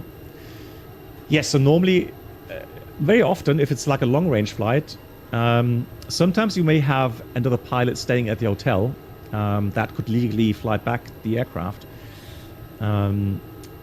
Within, if that pilot has had his or her proper minimum rest time, then they could fly back the aircraft. If that's not possible, then yes, the flight most likely will be delayed, maybe even cancelled on that day until they can fly in a standby pilot. Yeah, that's how.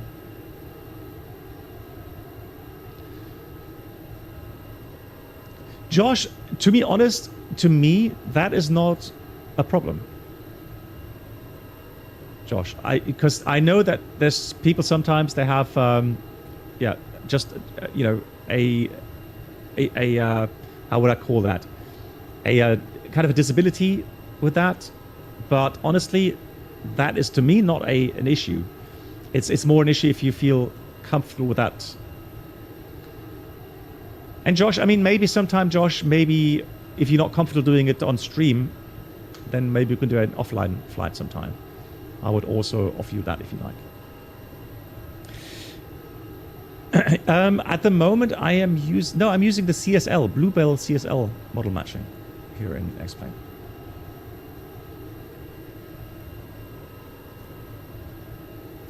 Cool. Just watch one more landing here. Very nice. Oh, another aircraft coming in. Wow, that's very busy today. Like it. Excellent. Cool.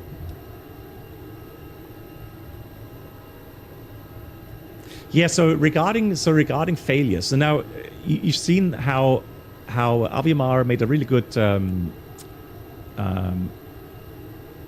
progress or a workflow on, for example, giving over control and then preparing the MCDU. That's how it would be done in real life. So you hand over control and RT, then you go heads down, program everything in the MCDU, let the other pilot fly. Then once it's finished, you take back control again, then the pilot monitoring looks for the MCDU, checks the entries. If that person's happy with everything, then you can go through briefings, etc. So very nicely done. So these are the kind of the minor things, the fine things, according to real-world procedures, which is great if you're able to do that. Yeah, Josh, absolutely. Yeah, just send me a private message and we'll have a look if you can find some time over the next 1 or 2 weeks. I would be up for that. Yeah, and then of course, one thing you should notice if you get used to flying shared flights, so get used to the procedures and the workflows, then things become a lot easier because you can divide the workload between 2 pilots. I can totally imagine that. Like, it was a little bit harder because you don't know what are you supposed to hand over, and it was like, am I supposed to do that or not? I don't know. Like, that definitely is something that comes with practice. Exactly. But it helps a lot long term. Yeah, exactly. Next stream is on Tuesday. Yeah. I will leave the stream running. And I will do a demo of what I did in the German live stream yesterday. There is a little add-on called TFX Effects. And yesterday I showcased that on the Phoenix A320. Today I'll showcase the effects on the PMDG 777 in Microsoft Flight Sim. And it's quite funny. It's quite a lot of fun to have those effects in. And again, it'll be a short demo after we watch the landing here. Okay, so Aviamar, if you have no further questions, yeah, we'll look again. Yeah. Thank you so much. I am very looking forward to doing this again sometime in the future, like with failures or something like that. Yeah. So thank you, and I will be now leaving the Discord and see you some other time. Thank you so much for joining. It was a pleasure. And yeah, I'm sure we'll be flying again sometime. Thank you. Bye-bye. Take care. Good night.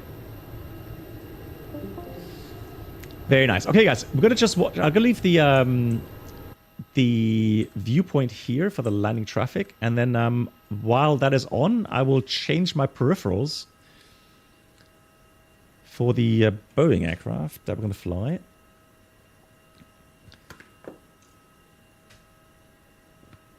Oh, you're the EasyJet behind Blythe. Yeah, I wasn't sure if you're joining randomly or if you joined on purpose.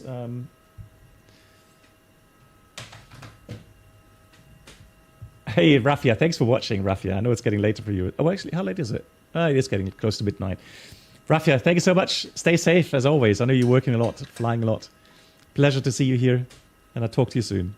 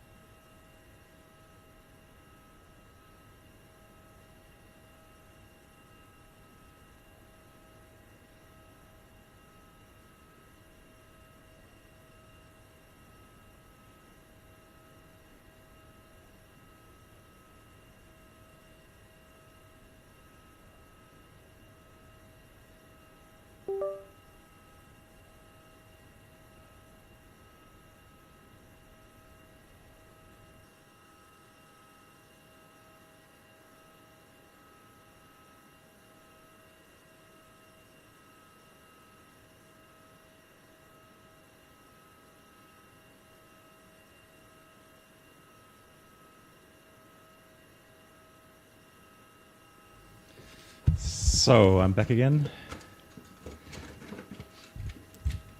Yeah, Avi, once again, yeah, great job. So one thing I find really fascinating is the fact that, you know, I'm flying, or I'm getting the opportunity to fly here with non-professionals, so just flight sim enthusiasts, and it fascinates me how well they've kind of taught themselves, you know, through YouTube videos, reading, you know, about procedures, watching streams. It is fascinating how good they become to fly, you know, these aircraft. No, Tremonia, we're going to go to Microsoft Flight Sim. I just wanted to wait for the last person here to land, because I didn't want to be rude to log off prior to their landing. But I think that's the last traffic that we have. So now I'm going to start Microsoft Flight Sim, and then we're going to go to PMG, because those TFX effects are for Microsoft Flight Sim 2020 and 2024. And again, these are free of charge. So, I mean, I would suggest donating some money, of course, if you like their add-on, if you use the add-on.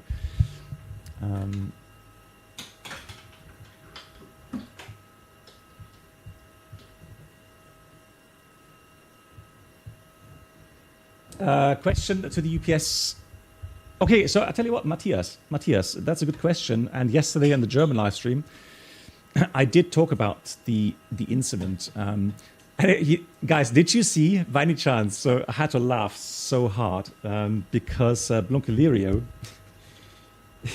he made a video about the UPS incident, and he took the Mickey out of the other captain. The what's his name?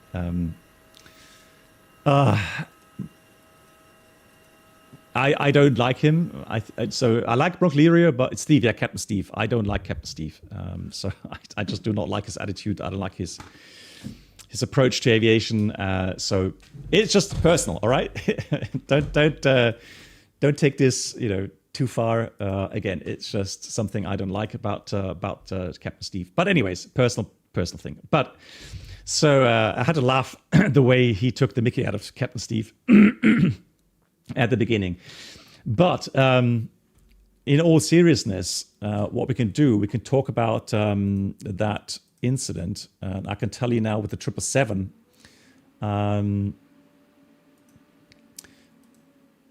about you know, what went wrong, really. So hold on.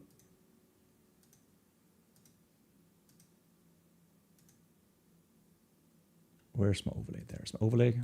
Then we'll want to have X-plane off, Microsoft on. Cool.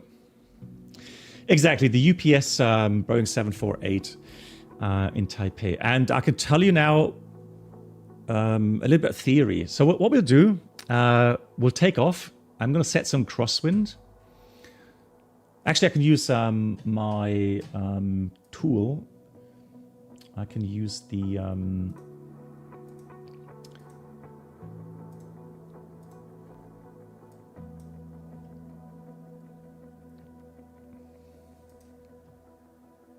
Oh, hang on. Just put you on the pause screen for a second here. Need to change the frequency of the monitor. Yeah, FSI panel. Yeah, it does work. Yeah, yeah. There's a different version. I'm not sure if it's a fee that's accompanied with that.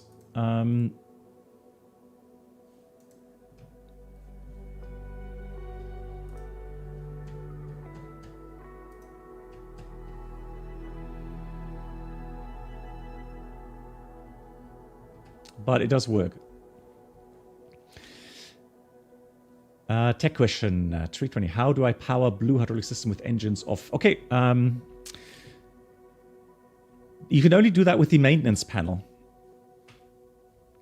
So you would have to go further up on the overhead panel of the A320 And on the right-hand side, far above on the right over the panel, you'll see a maintenance panel. And there's a guarded button.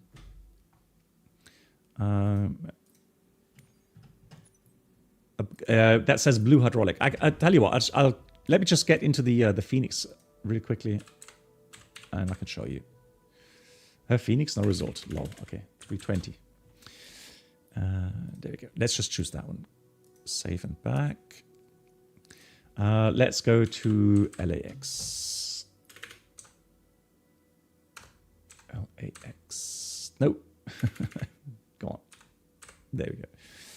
And let me just start. No, you have a WASM fail. But you have autosave on. So the thing is with autosave in the A350, I am actually shocked to see that they still have the issue with the WASM fails. Like, it should not happen anymore. I mean, I don't know what's going on there, but I'm not aware of any other aircraft that has that. Oh no. Come on. I think I just crashed. Yeah, that's my fault. Sorry. The thing is, I had the Reaver Tuner statistics server running in the background for X-Plane, so that I can get the VSync working correctly. I don't need that for Max 2024, and so that's why I just killed it, but that killed the sim. I do. So, Jilend, I have updated the 350 today, but of course, because of today's program, I didn't want to. I don't want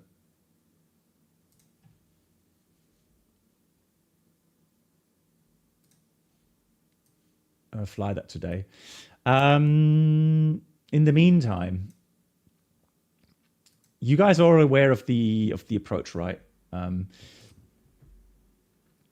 we're talking about.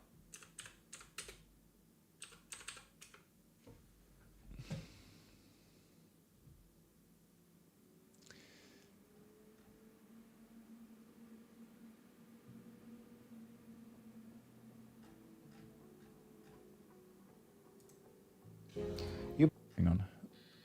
No.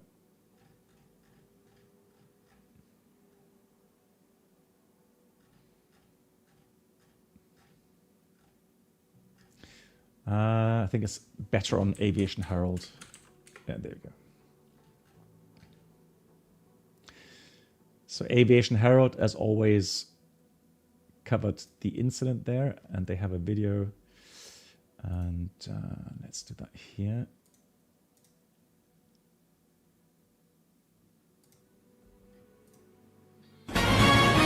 That's with the music. Don't like the music there. So, okay, here we go. So the issue with the landing. Hold on. How do I get that? There we go.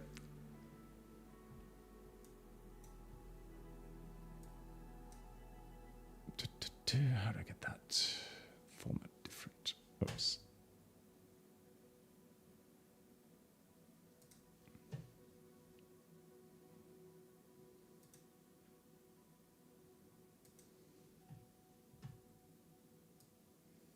Okay, here we go.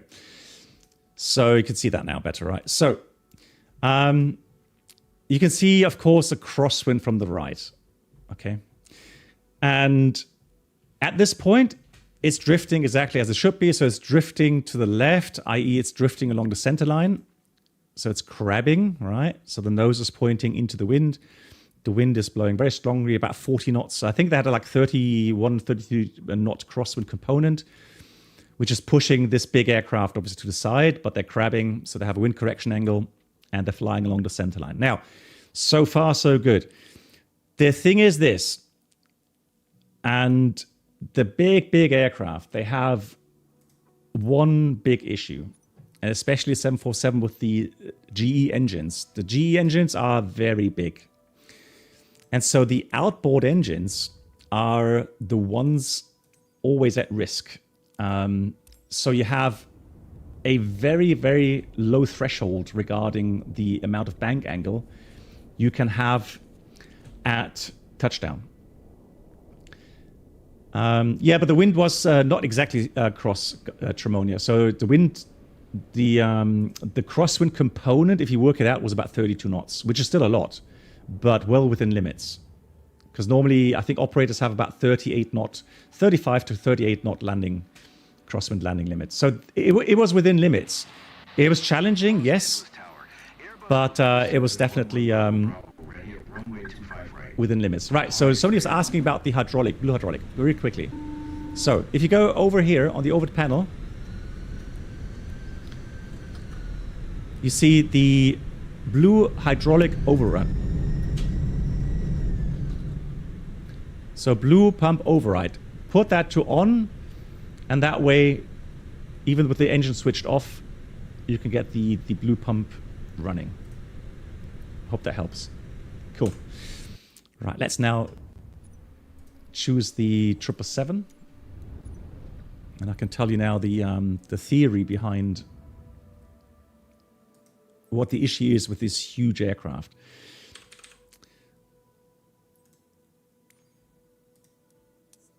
And I've flown the 747 for 8 years, so I am well aware of the 747 characteristics, and I've had a good amount of crosswind landings. Yeah, Blythe, pleasure. A good deal of crosswind landings in the 747, and the thing is, the 787 also has big engines. And we also have an issue then with large bank angles on touchdown. Let me just have a look here for the... Los Angeles Tower. Let's get that working. Bravo, Bravo. Ready for straight out departure at runway 25 right.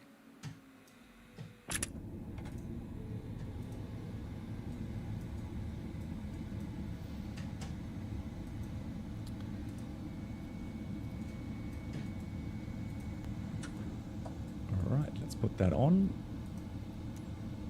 Connecting. Yeah, so FSI panel does work. Like I said, it does work. So what we can do now is we can... Yeah, no worries.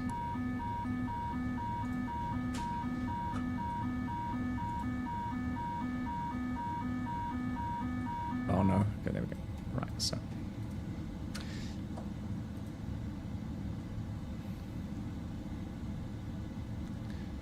So let me just put some fuel or payload in here, 75%.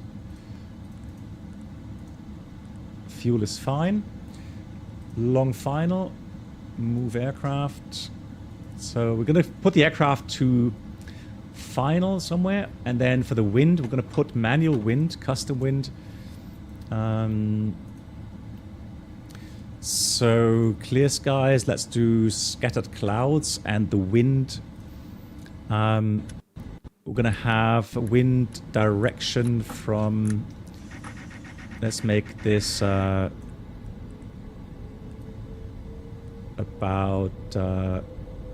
31 knots. Let's see if that works.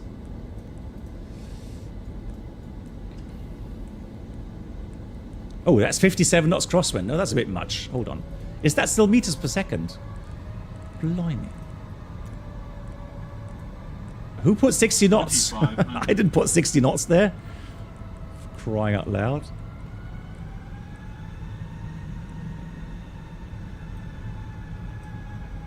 Come on.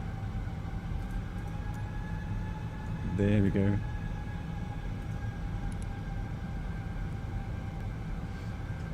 Right, we're going to take the other runway here, I think.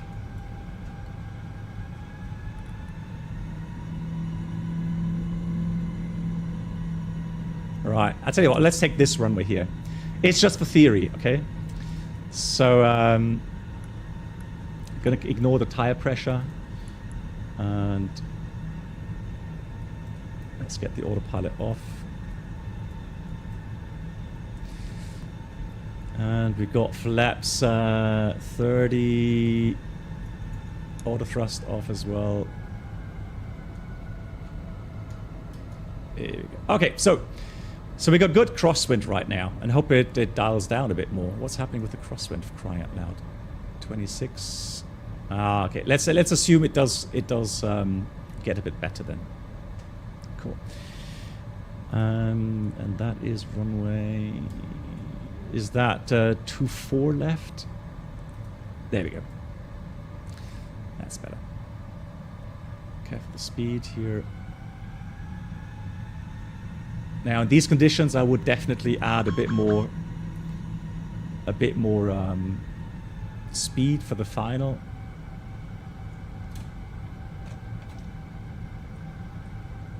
Right. Speed brakes armed. Cabin is ready. Okay, cool. Don't know why the wind though is still so strong. Hang on. Why is the wind still so strong?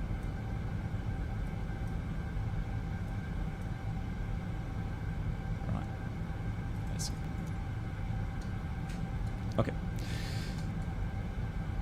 So the idea is to get the aircraft stable on the approach path, right? So which I'm not doing right now. Let me just, guys. I know I'm gonna exceed a little bit the limitations here, but I want to get on the center line. I want to get on the glide path. Too red, too white. So here we go. 37 knots. So we're now getting a bit better values regarding the crosswind component. 1,000. 1,000 is checked. Right. Well, I've got one red, 3 wide.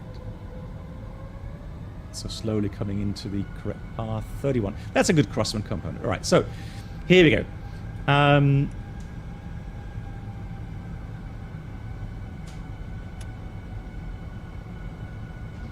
Don't know why that is still 500. all right. Cool. So I'm going to get myself into the right spot here, and then I'll pause the sim to show what I mean, right? So here we are, finally on path. Okay, cool. So the 777 as well, just like the 747, is a long aircraft. So I want to be putting the cockpit somewhere a little bit left of the center line. Not much, just a little bit left of center 100. line. So let me put this to pause. Okay, so let's go outside. Cockpit view looks a bit weird, doesn't it? It looks pretty much straight. Doesn't really look like we're doing much crab. But look at the outside view. Look how much we are actually crabbing into the wind. So again, longitudinal axis pointing into the wind. The aircraft is floating along the center line. And so the problem is, if we keep that crab angle until touchdown, we'll be in a good spot regarding center line. But the problem is, on a dry runway, that kind of side slip puts a lot of stress, a lot of sideward stress onto the landing gear. Yes, to a certain degree, the aircraft is designed for that. It can withstand those kind of forces. However, we pilots, we are told, and Yoda hopefully appreciates that. Yoda is a real-world aircraft mechanic. So, you know, the mechanics do appreciate us pilots treating their aircraft nicely, okay? So, to reduce that sideward stress on the landing gear, especially on a dry runway, what we're supposed to do is decrab the aircraft before touchdown, okay? So what do? So as we get into the flare, the first thing we do is we raise the nose. So about 30 feet we start to raise the nose, meaning we reduce the vertical descent rate. Okay, that's the first thing. Once we've achieved that, these big aircraft, especially our 747, have a lot of thrust. So we want to reduce the thrust, because as we get about half the wingspan of height above the runway, we get into what's called the ground effect, where the interaction between the lift, the downforce, and the lift kind of cushion under the wings, right, and the more laminar flow on the over the runway itself, creating a lot more lift So we want to reduce the thrust. Otherwise, if we don't reduce the thrust, the aircraft tends to float and float and float. So we reduce the thrust as number 2. So first thing, flare, break the descent rate. Second thing is reduce the thrust. And then about 10 feet above the ground, we start to decrab the aircraft. And it's not just pressing the rudder when we decrab. So pressing the rudder, the right rudder side, to get the aircraft nose pointing more towards the center line, has the following effect. So as this wing comes forward, this wing theoretically comes backward a bit relative to the airflow. This wing creates a lot more lift compared to this wing. That is just an aerodynamic fact. So when you decrab the aircraft, you have to anticipate that aerodynamic fact that the wing will come up. So the wing that is going towards the wind, so the windward wing, will come up as you press the rudder to align the nose with the runway. So we anticipate that. So what do? It means that as we press the rudder, right, we're already giving opposite aileron, which is unusual. It's an unusual movement, right? We press right rudder, but we put in opposite aileron input. Now, the idea, and that's very important, the idea is not to land with wing low on the windward side. Not in these big aircraft. The idea is to land pretty much with 0 bank angle, but cross-controlled. Cross-controlled. This would be a sailplane flying. Right rudder, right aileron, right? To have a nice coordinated flight path. This is cross-controlled. Right rudder, left aileron. The idea is, and that takes practice. That takes a lot of practice. The idea is to get it right. Meaning you don't slam the rudder. It's a nice and smooth motion. Put pressure on the rudder pedals, and as you increase the pressure, you see the nose coming to the right, and then you vary the aileron input nice and steady. Try to keep the bank angle at 0. All right. Exactly, Mark. Nice and smooth. So, that is the theory. Now, what happens if you mess up? Meaning, let me just go forward a tad. So we press, you just saw me press the rudder, right? And we're still not aligned. Look at that, we're still crabbing. We're still crabbing the aircraft, right?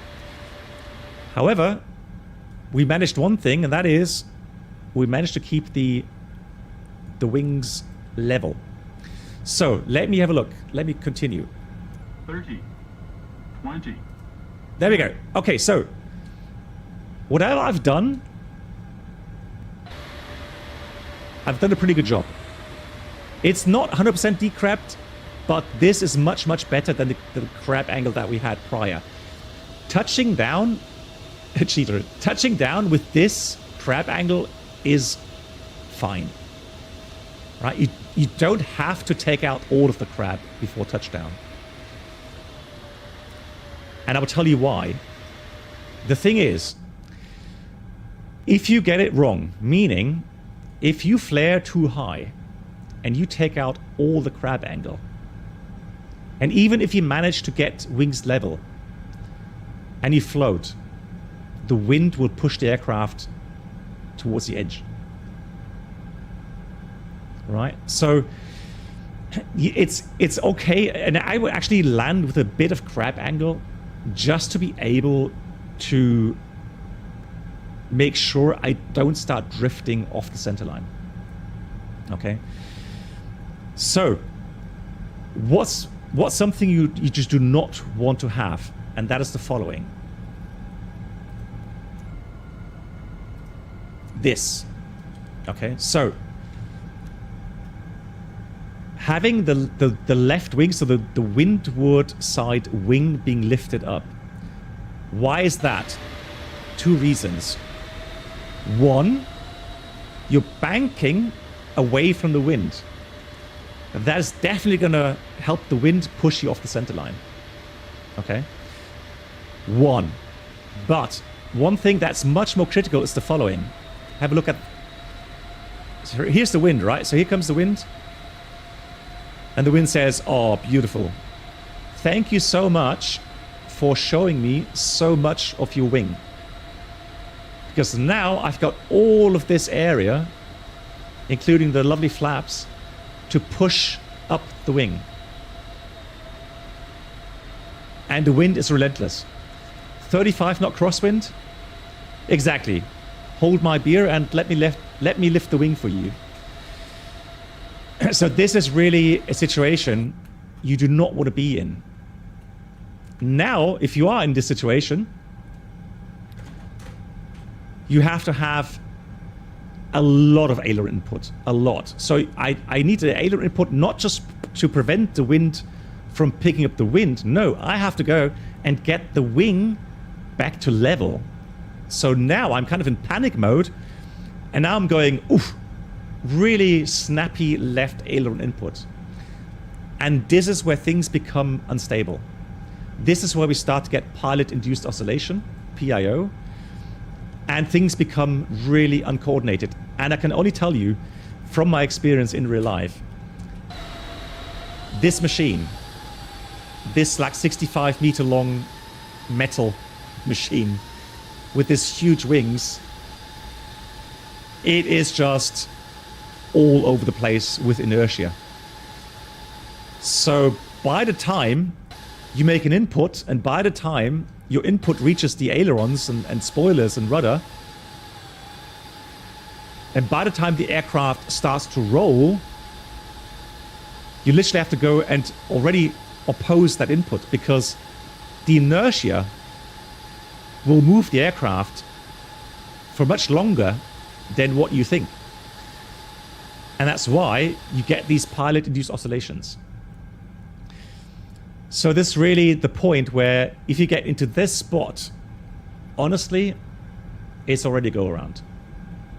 In such a big aircraft, it's a go-around already. Positive rate of climb. Right, so we would definitely get the aircraft back into a climb. Flaps 20, positive rate, gear up. So,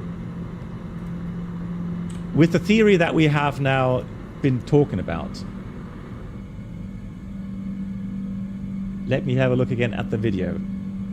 And then it makes more sense because you can see what went wrong. Come on, the video.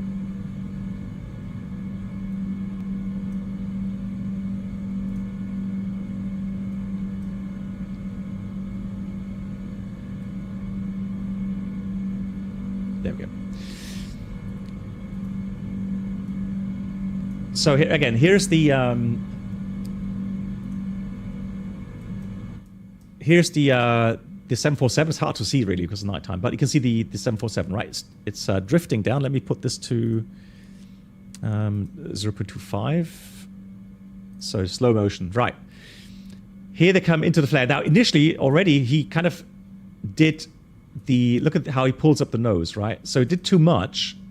So initial flare was too much, causing the aircraft to start floating. The pilot realizes, and look how he pushes the nose down. And quite a simple, again, it's so common to see. It feels like he pushes the nose down and the rear of the aircraft comes up, right? Okay, Mark, thanks. I'll have a look at that in a minute. Thank you, Mark. Much appreciated. So now he panics, right? So now he pushes the nose back again because he realizes this is going to float too much and he doesn't want that. Now, again, the wind is from the right.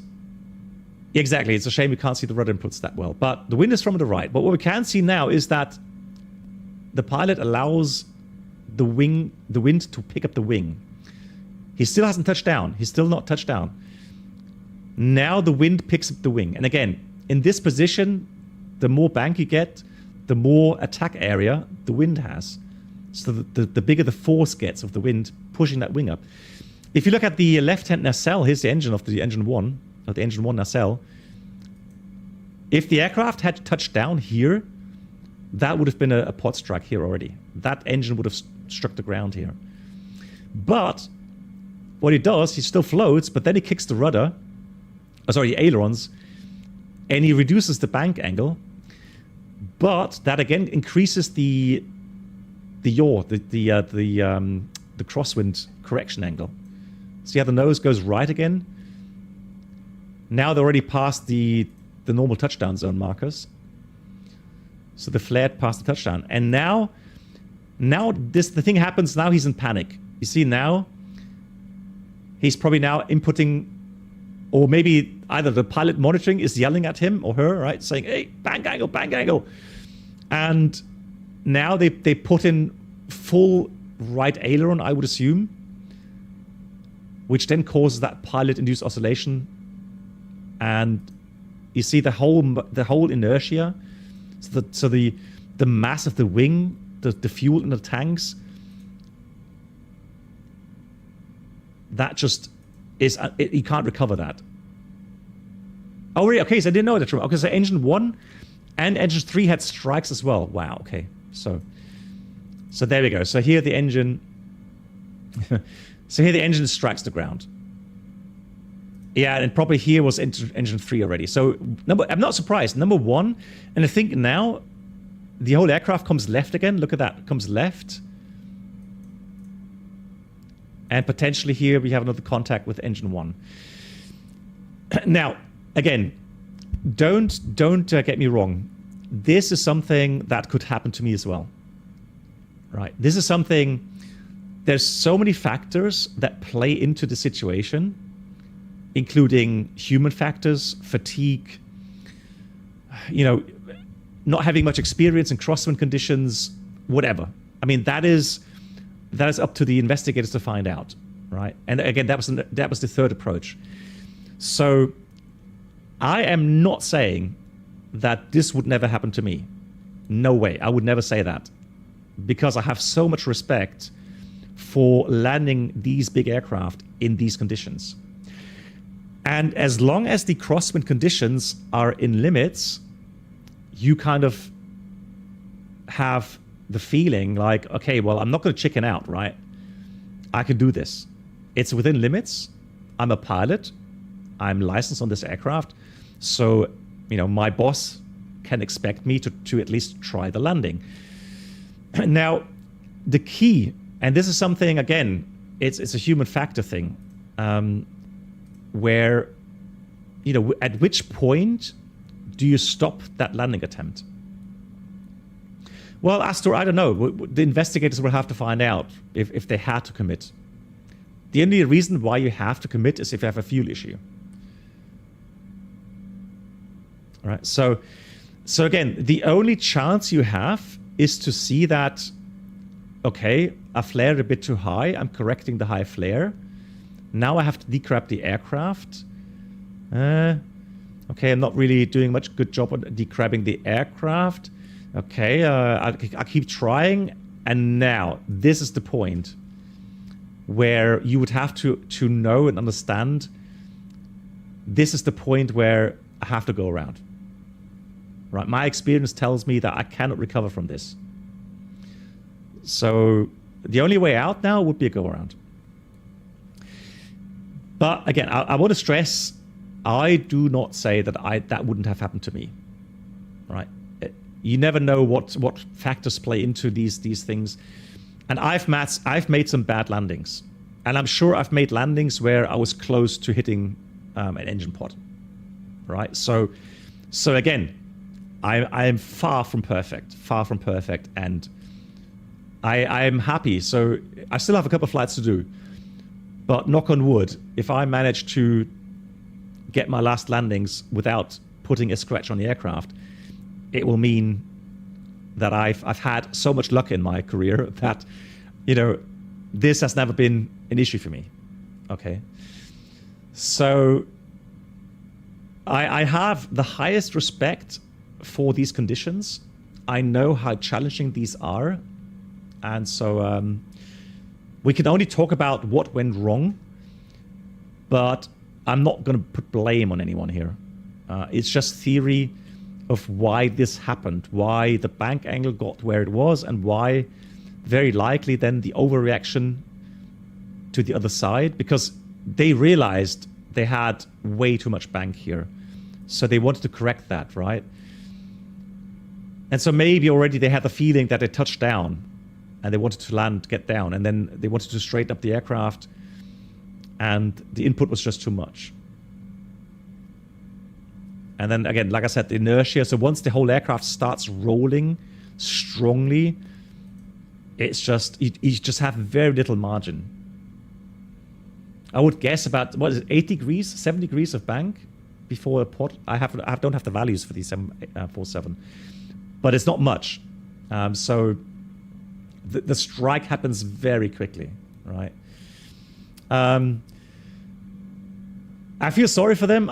You know, it's something that. Okay, so Mark sent me this clip. Let's have a look. So I'm not sure what exactly happens here. I haven't seen that yet. Oh, I have seen that. Yes, I have. A strong crosswind. So yeah. So again, a bit of floatiness, and then yeah, again the same thing, right? The wind is coming from our side, from the left, and look how far the wing comes up. So again, horrible situation to be in, and I hope I'm never going to be in that situation myself, because you can see how much area the wind now has. Look at how much area the wind has to attack. Right, so yikes. I mean, and you see how close the nacelle gets to hitting the ground. But they managed. They did a good job. They did a good job of recovering that. So they didn't overreact. And then the spoilers come up, lift is killed, they're happy, they're good. Okay, wow, okay. But again, it's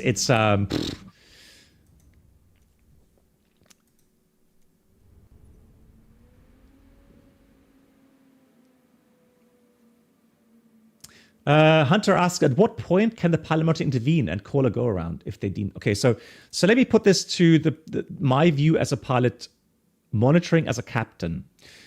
Because of course, you know, you would ask yourself, well, wouldn't you take over control? And again, the safest thing is to call a go around. And then I could say, go around, I have control. Or I could say, I have control, go around. There is one problem though. If I don't have my hands on the controls, okay, so I can only kind of see what the pilot is doing. And luckily here in the Boeing aircraft, I can see what the co-pilot, in my case, does with the flight controls, because I can see the yoke moving, okay?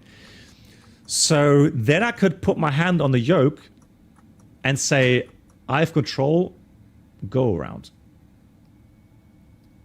And try to save whatever is left to save, right? Now, you can imagine for a co-pilot, that's a lot more difficult. Because he's got to potentially take away the aircraft from the captain. But trust me, the co-pilots are trained, at least in my airlines, the co-pilots are trained to do so. So the first thing I would hear is go around. And if I didn't react instantly, the co-pilot at that point, when he called that go around, he would be able to be ready to take over. So in the Airbus, any takeover is being done by pushing the takeover push button.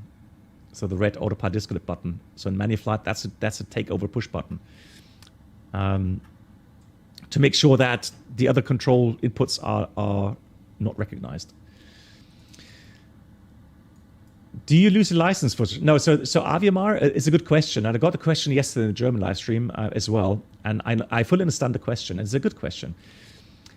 So I will say this. Now, I cannot, speak for every airline and so on. But I know for my airline, we have what's called a non-punitive system.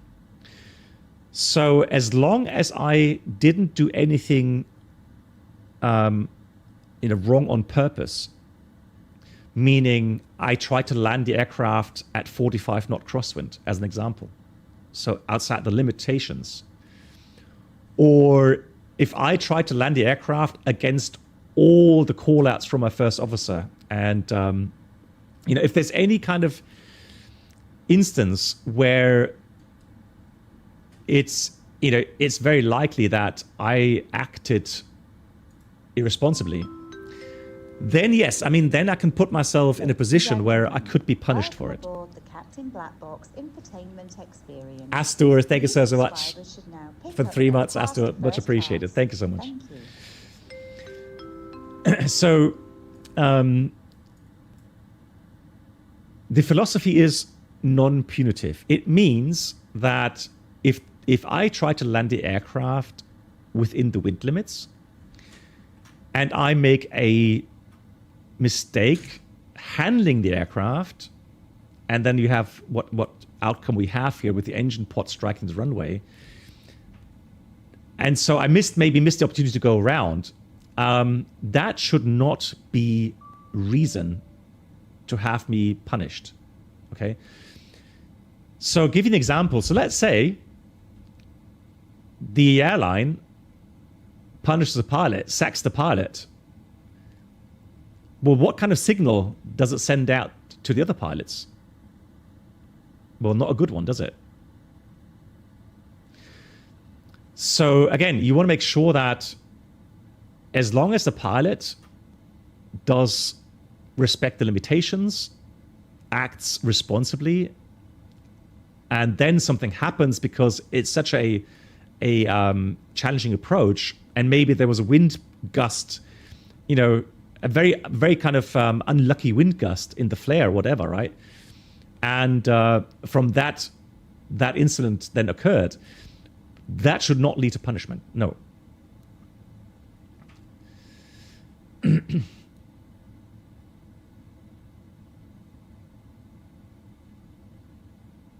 Yeah, so Kelts, I saw the incident as well, yeah.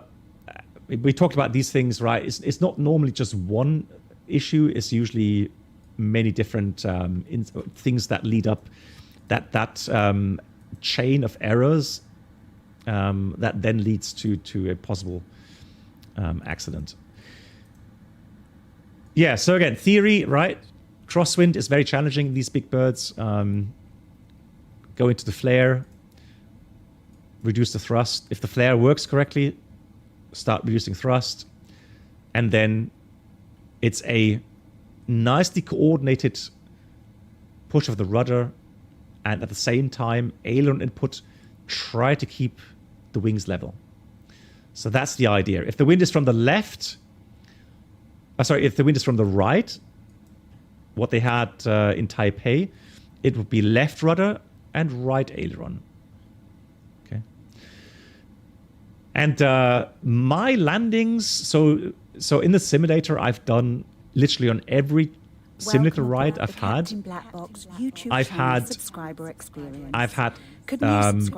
at least 3 to 6 crosswind landing that I practiced. So it's always,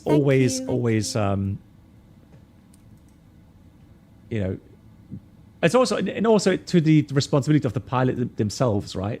So if I feel that I haven't flown for a while for whatever reason, hey, ATC Swede, thank you so much for joining the membership.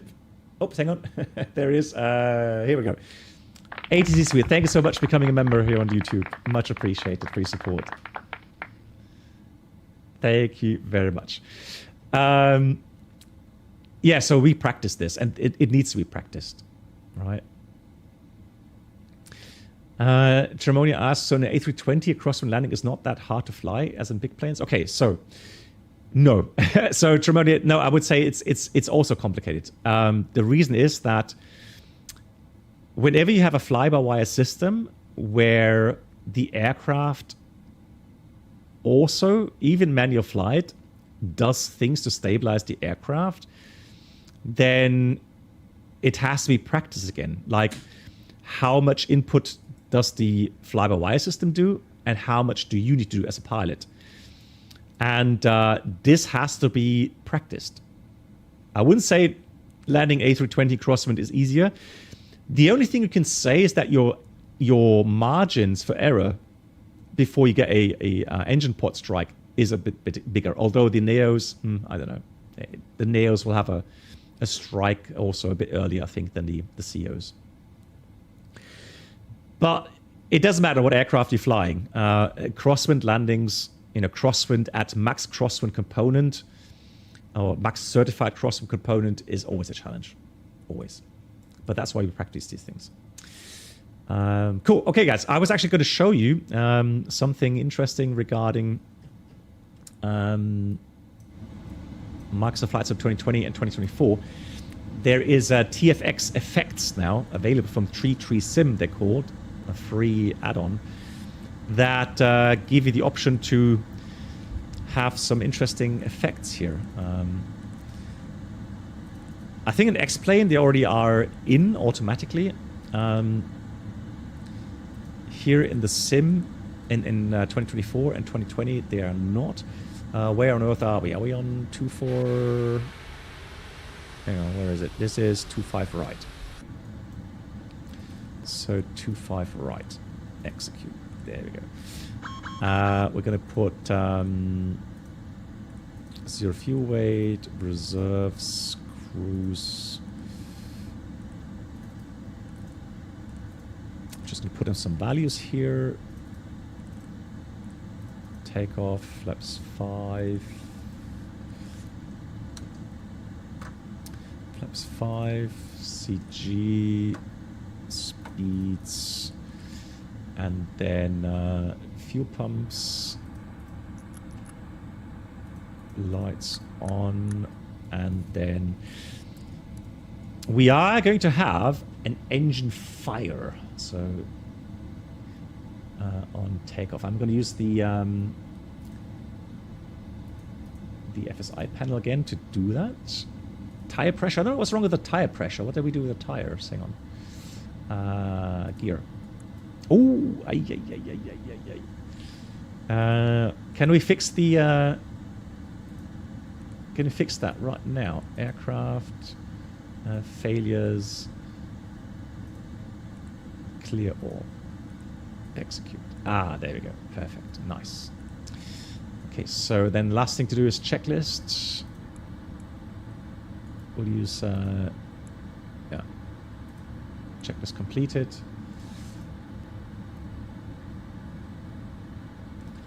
So let me see, what viewpoints do I have? Oh yeah, that's a good viewpoint. Okay, so we'll use that viewpoint.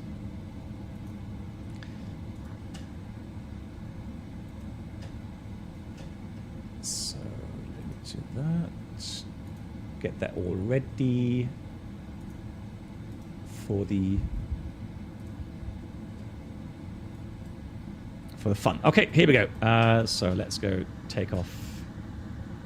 Matthias, thank you much for watching. Good night to you. Take care. Thanks for watching.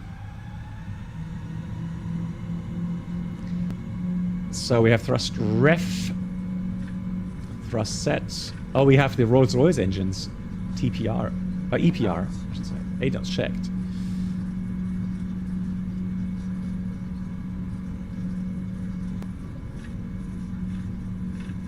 Rotate.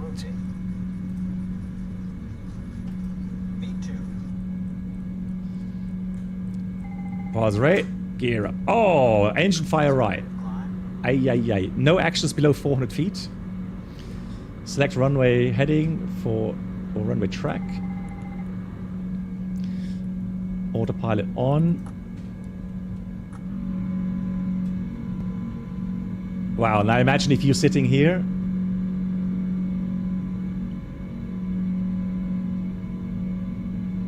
Ay.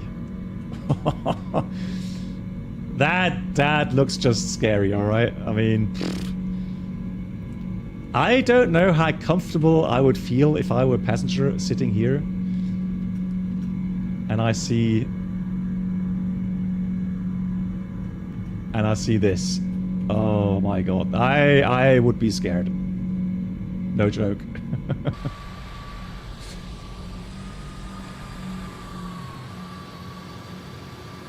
So definitely. All right, so let's do the items. So, got fire engine right, memory items. Right auto throttle arm switch, confirm off, right confirmed. Right thrust lever, confirm idle, right confirmed. Idle. Right fuel control switch, confirm cut off. Right is confirmed, cut off. Right engine fire switch, confirm pull. Pulled, engine fire light shown, yes, no, yes it is. Rotate to stop and hold for 1 second. Hello Hayden. So let's pray the fire goes out.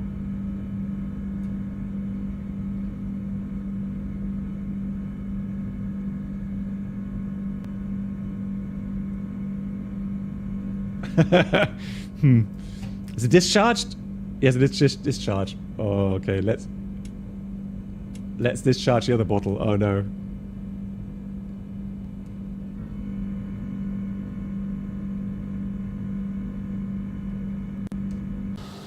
Oh, we're lucky. Oh. I just only thought it's not going to go out because this afternoon when I tried it, it went out after the first bottle discharge. Yeah, then we could have panicked. Cool. Alrighty, let's quickly accelerate then. So we're just going to dial up the speed here, clean up the aircraft.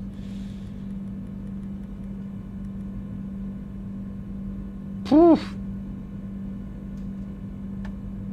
Flaps 1.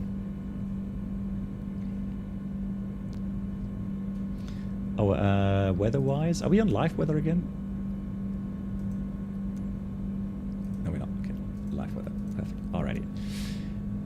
And flaps up. Yeah, Mayday, of course. And then we go through the checklist here. Fire engine message stays shown. Yes or no? No. APU selector start then on. Start then on. Transponder TA only. And then plan to land at the next suitable airport. Yeah, we'll take LA. And inhibited checklist is the auto throttle right. Let's continue page 3. Landing flaps 20. Yes, of course. Ground proximity flap override, switch override. And for landing, use flaps 20, VREF 20 for landing, and flaps 5 for go around. And that's the engine fire right checklist complete. Because you have one engine only Sapphire Wave, and if you get a conflict with another aircraft, and you haven't put that to TA only, both systems would coordinate, and it coordinate you to climb, which could be a problem with single engine.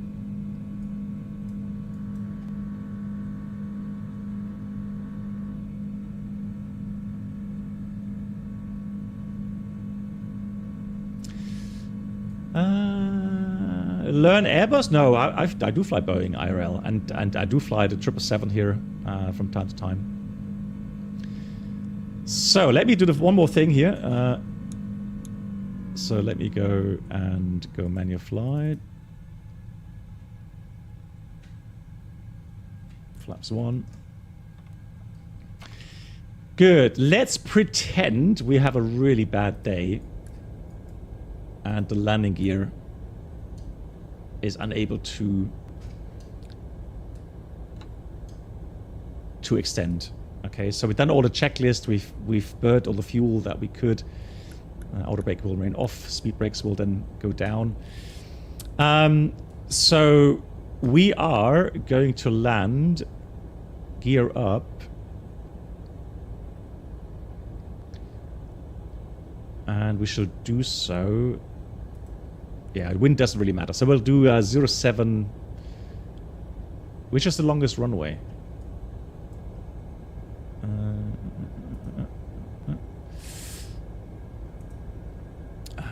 Search KLAX airport, search airport.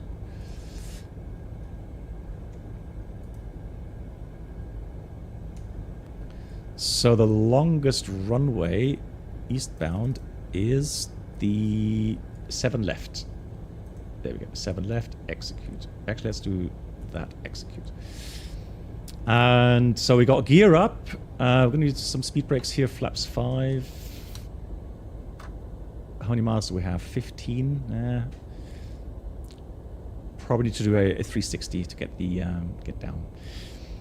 Cool. Okay, so flaps 15. Stream, is the stream dead? Hang on. No, stream. We just... stream should be okay. I'm pretty sure stream is still there.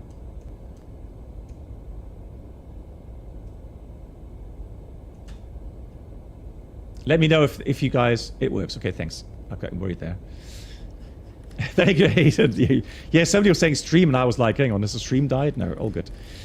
So, let me continue to send here. Gears staying up, of course. And I think we're going to limit to flaps 20 in this case.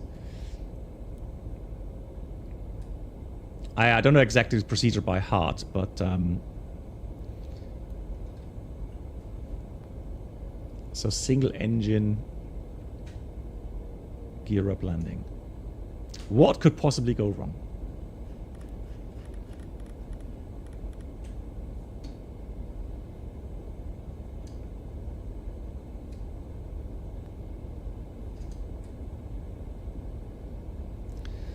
So we still have 10 May. I've got to do 1 360 here to get the aircraft down.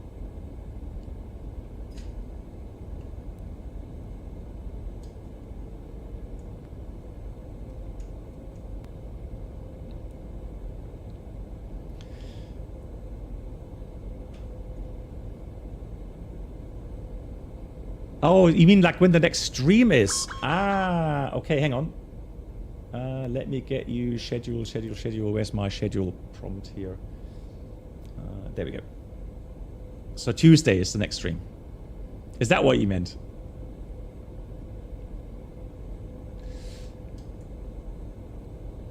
Oh, okay, now I'm reading. Okay, now I've got to go all the way up there. Okay, so when will the next long haul be? So IRL. It's going to take some... I've got a holiday now, so it'll be end of the month or next month. Tim says, you remember Lufthansa Boeing 748 had one engine in what was not an emergency. Yeah. So it's one of those definitions, right? So in the US, you rarely hear them call out pan. So they normally would call out Mayday, or they would say we have an emergency. In Europe, we are much stricter with the differentiation between pan and Mayday, right? So whenever you have only one of the major systems remaining, meaning you only have one engine, so if you have 2-engine aircraft, you only have one engine remaining, or you have one electric generator remaining, so any kind of thing, and you are saying that you are in grave, imminent danger, then you would be calling out Mayday. Now, whenever you have a failure with just the, on a technical side, then, which also doesn't require immediate help and an immediate return to an airfield, then, you call that pan. Because then you would tell, okay, it's a serious situation, but right now it's under control, and we do need some priority. Yes, we need help, but we're not in immediate danger, okay? So that's the idea. So I understand the pilots saying that, hey, we've got 3 out of 4 engines still, so we're just gonna call in pan and not Mayday, all right? So that's really the idea, I imagine.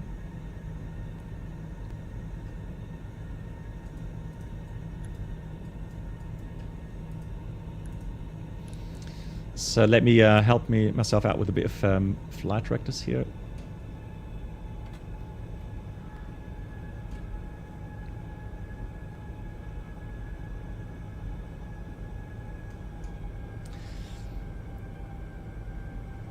Yeah, I mean, and fire, definitely Mayday. I mean, I would definitely not mess around with that. Good. Yesterday, what I saw with the Phoenix, unfortunately, I don't know if it was an airport scenery issue or the problem yesterday was that the aircraft sank into the ground just like we would have ditching the aircraft in the water. But here, with this, the animation actually works. So I can show you a gear up landing.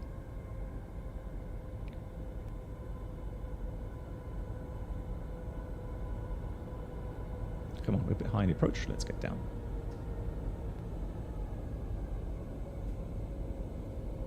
Yeah, I could put the autopilot on right now, but yeah, let me just hand fly.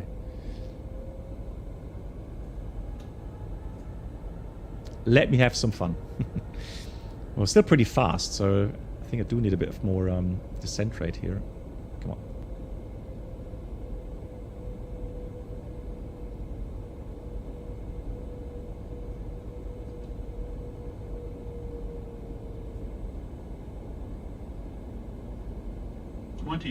Let's check it.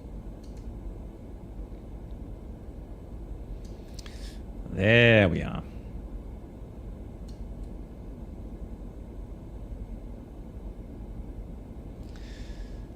Hang on. So your question was leading to the engine being inert matter. So but failed. Pan. I would call in pan in this case, not Mayday. If the engine was on fire prior, then Mayday. But if it just failed and it's under control and secured, then I would call in pan.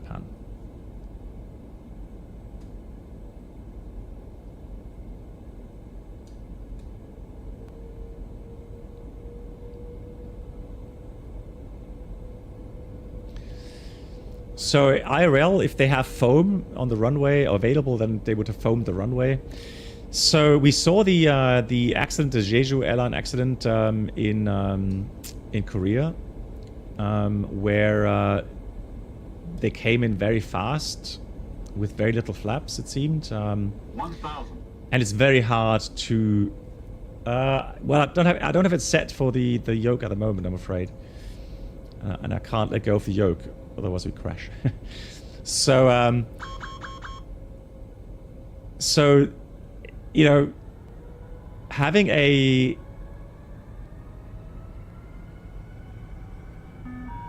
config gear is fine. So let me put that here as well.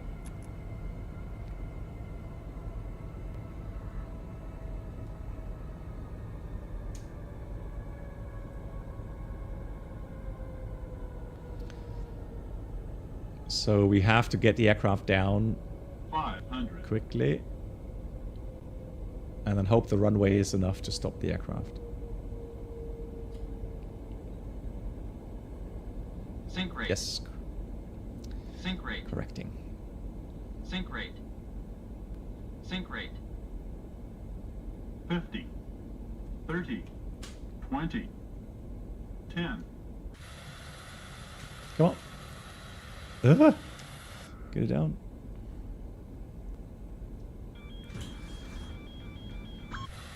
There we go. That's what I wanted to see.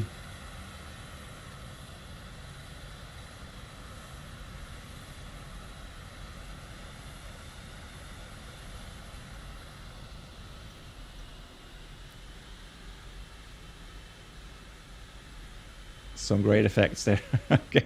Well, normally what we would do in the flare, we would normally have the engines shut down, and then afterwards, we would probably go in the aviation checklist and potentially prepare the aircraft for an evacuation.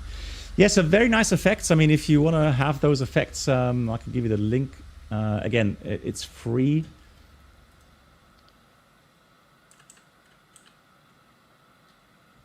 Let's see if I can find that. Tree sim. There it is, and it works for many different aircraft types.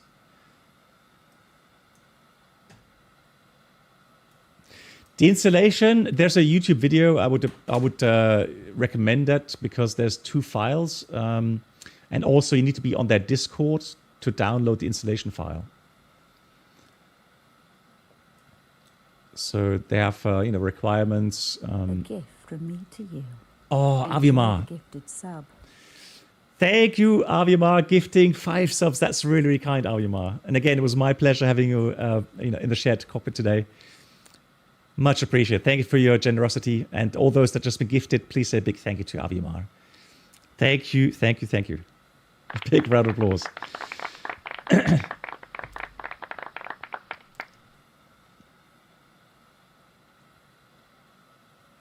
Thank you. Okay, so yeah, you can see that, yeah, some interesting kind of effects, different aircraft types available. If you're into that, you can get that here for free.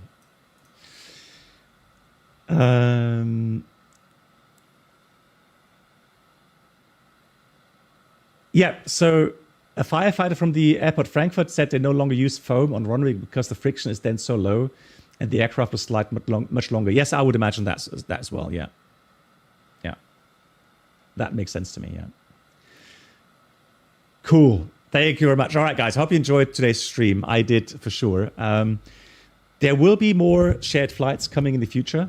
So I still have a lot of people lined up. We'll do shared flight in German live streams as well. And the next English one as well. So more fun coming. And I'm going to get into contact with JSnap, the developer of the shared flight app, to make sure that we get the failure implementation working again. Aviamar, thank you so much for the kind words and thank you for your generosity. My pleasure indeed, Aviamar. Thank you so much. Cool. All right. As always, thank you so much, Hayden. Yeah, so Hayden, if you are on my Discord, give me a shout on Discord. I made a channel. So on the Discord, if you go to my channel, there is in the welcome, the rules section, welcome, there is a shared flight request channel now. And then just type hello that you and say that you want to do the flight, preferably X-plane. I mean, your controls on Microsoft works as well, but not as good. So if it's possible, X-plane would be preferred. Thank you, Tremonia, for watching. Thanks for the kind words. Cool. Thank you, everyone. Okay, here's the outro, and I'll see you again soon. Thank you so much for the support. Take care. Stay safe. I'll see you back on Tuesday if you like. Good night. Black ball. Who says hello? Hang on. Good night. Hey, man. Thanks for flying along. Dexter, good night to you. Go Sammy, good night. Mark, thank you so much. Good night to you all.